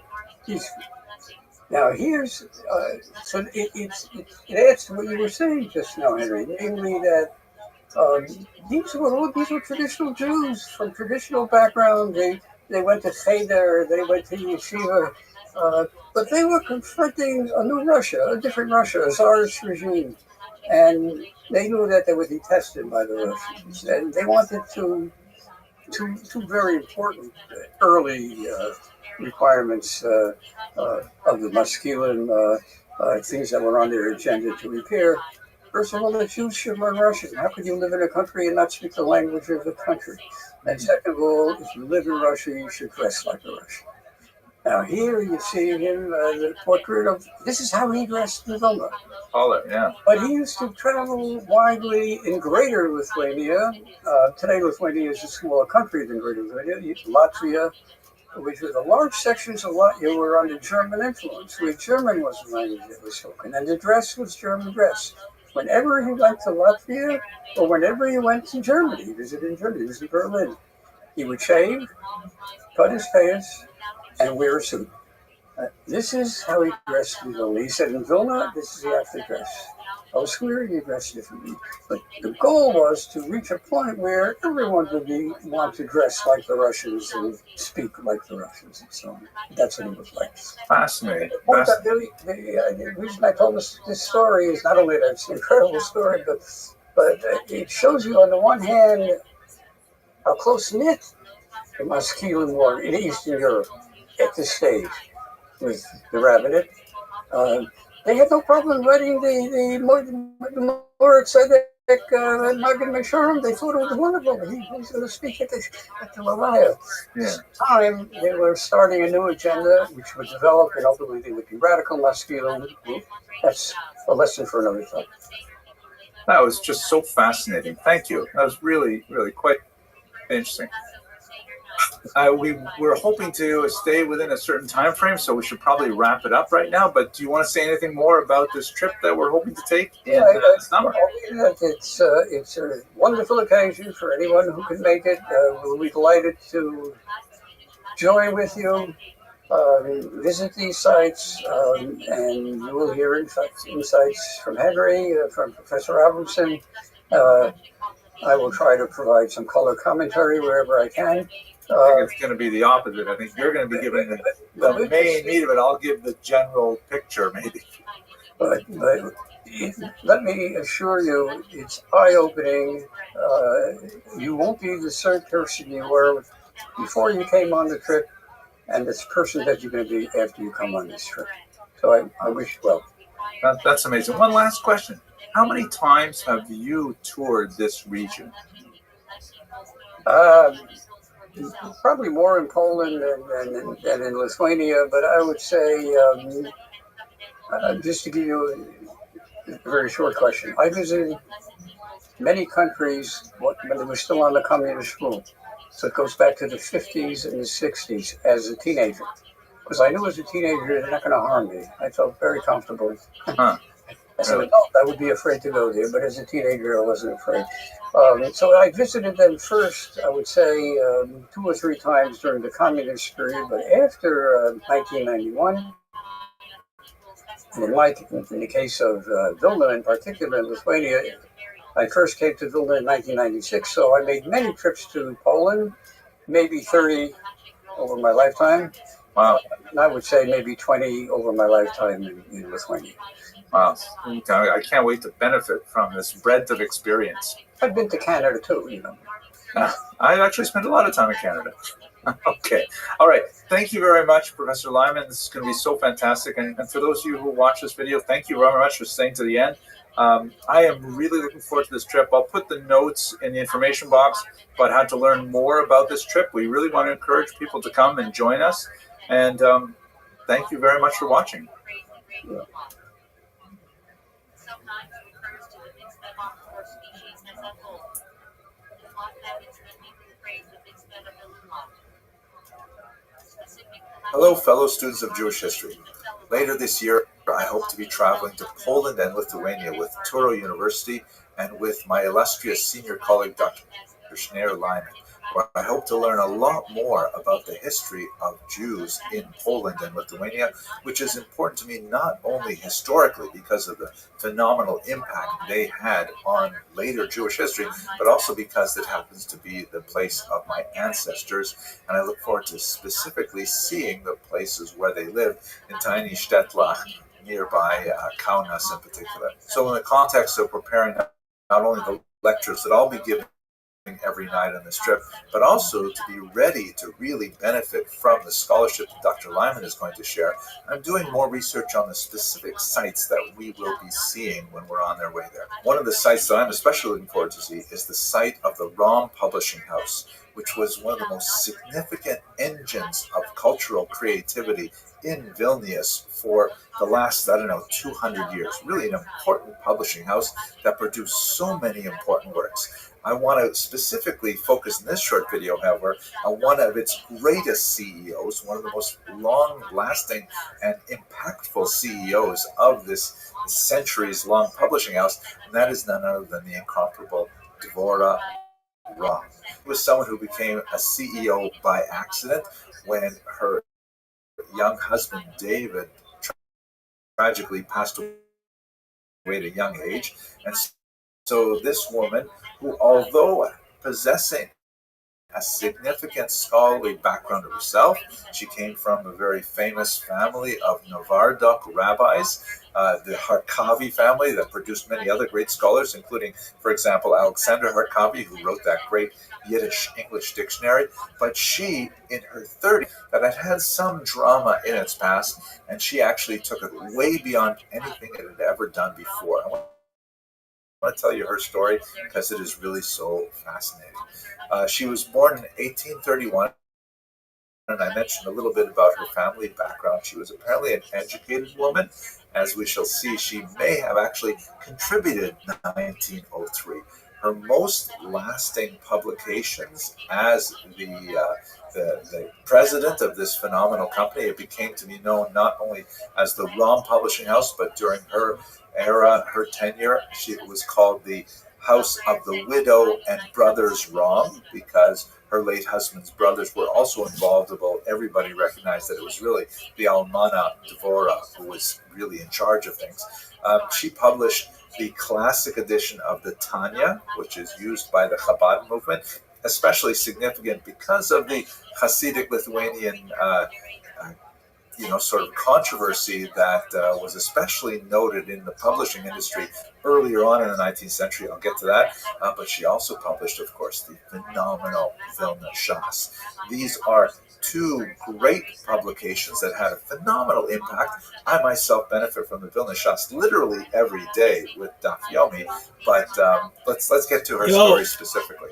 So, what were the 5 main things that she accomplished in her life? How are you? Can you hear me? See, go fuck yourself.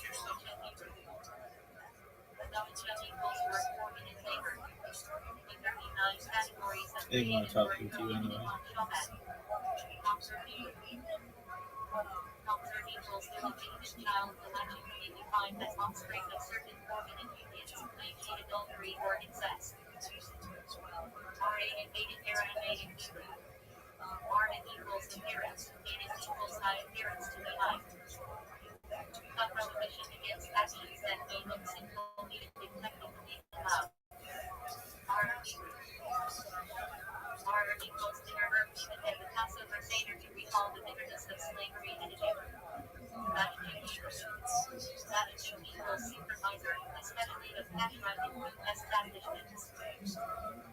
Also, two were spiritual supervisors in Yeshiva.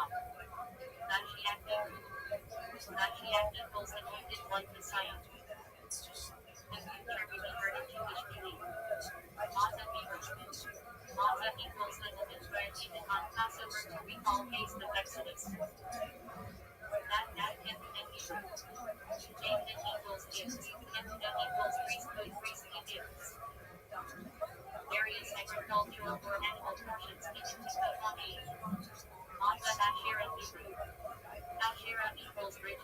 half a baby. Use wine instead of water. Halachi Kalina for use and Passover. Mata SH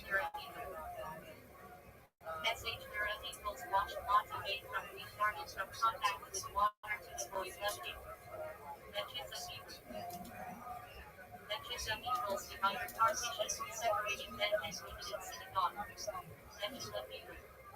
Lechula equals forgiveness. Legal halachic duties from unmet or sin. Lechira Chemetz Lechira equals sale. Chemetz equals leaven ritual sale of Chemetz to unlock before Passover. Lechuia equals obligated legally bound to perform a mitzvah. Lechuzah Kaparet equals lacking. Kaparet equals atonement while missing the final sacrificial step of purification. Mihimah equals misuse sacrament. Using temple property improperly. Shechem Kahal Shechem equals transaction. Kahal equals error of mistaken purchase. Illegal defect in militia.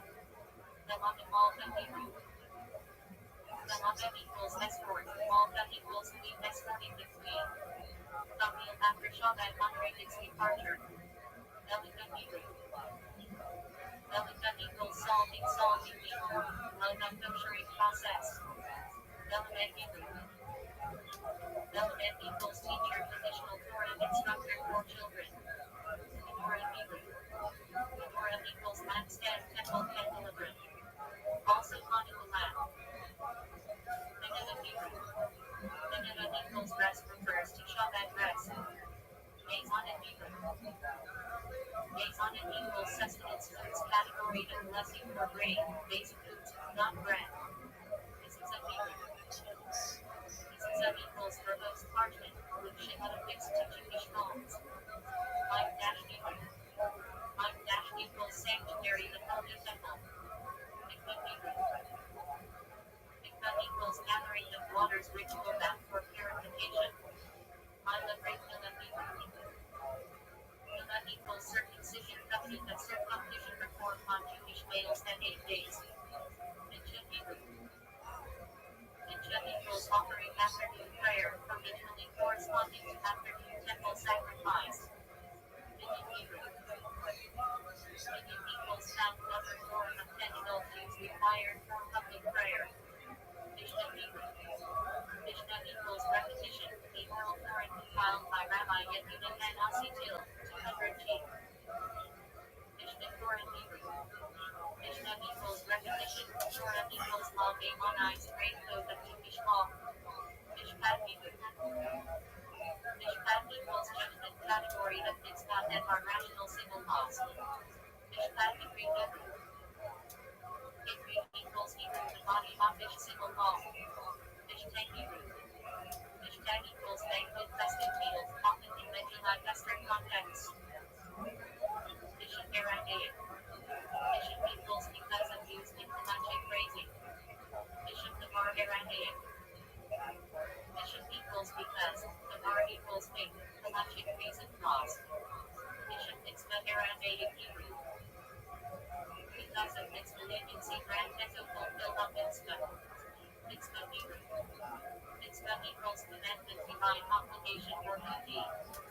Mitzvah Aseh Hebrew. Aseh equals do positive commandment. Mitzvah lo ka'aseh Hebrew. Lo equals not, ka'aseh equals you shall do negative commandment. Moed Hebrew.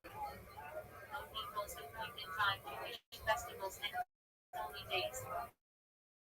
Modal Hebrew. Modal equals circumciser trained to perform Brit Milah. Ma'ah Shabbat Hebrew. Ma'ah equals departure, Shabbat equals Sabbath, the going out of Shabbat. Refers to Saturday night and Kapula. Will set aside, objects set aside, and not to be handled on Shabbat. Pasuk Hebrew. Pasuk equals additional prayer corresponding to extra festival Shabbat offering in temple. Nasi Hebrew. Nasi equals prince leader, head of the sanguinary or communal leader. In Rabbi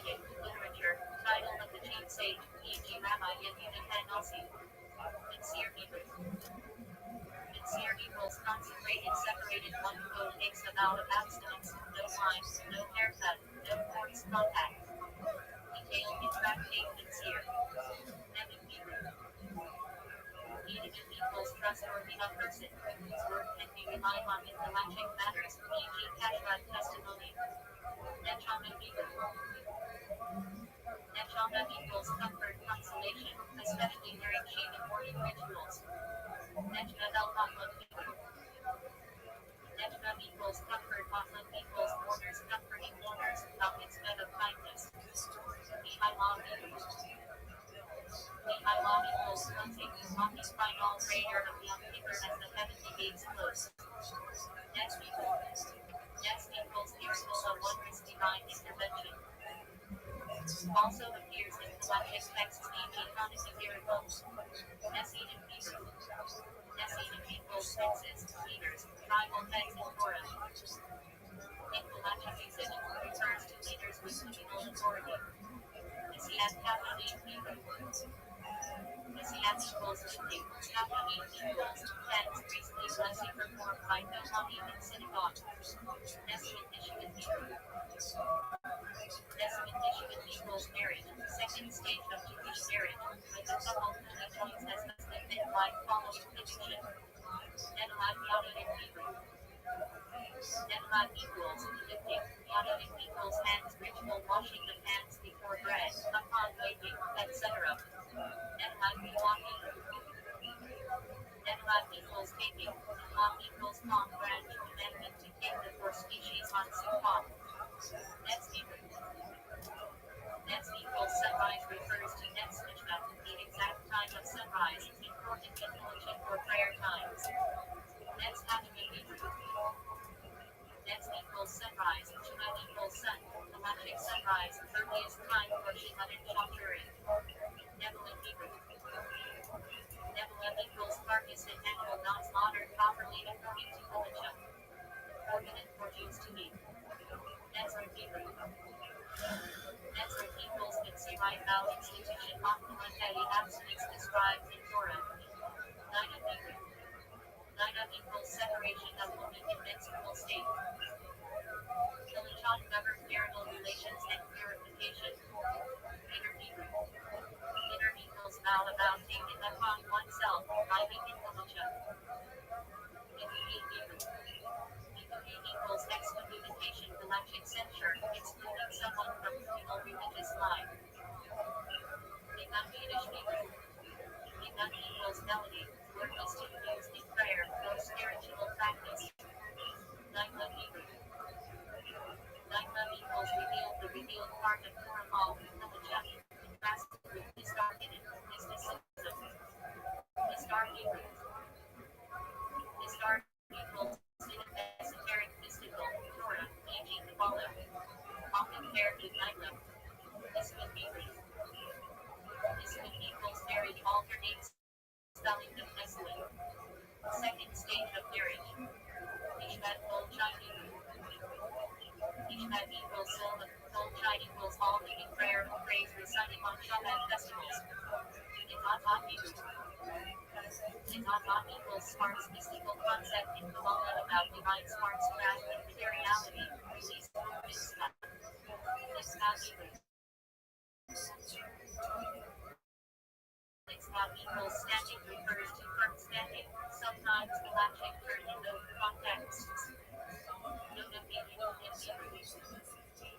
Noda equals no, meaning Noda equals the Jewish famous galactic response to a word by Rabbi 1793. Navi Hebrew. Navi equals customary practice refers to one act, custom set by opportunity or individual. Navi equals lordly, the magic concept of something newly produced, often discussed in laws of Shabbat and Ramza. Nosen era native Hebrew. Nosen equals gives the magic phrasing, e.g. Nosen Tahan Limnum imparting a detrimental taste. Nosen Tahan Hebrew. Nosen equals gives, Tahan equals taste, legal category in Kashrut in the formula including parts taste.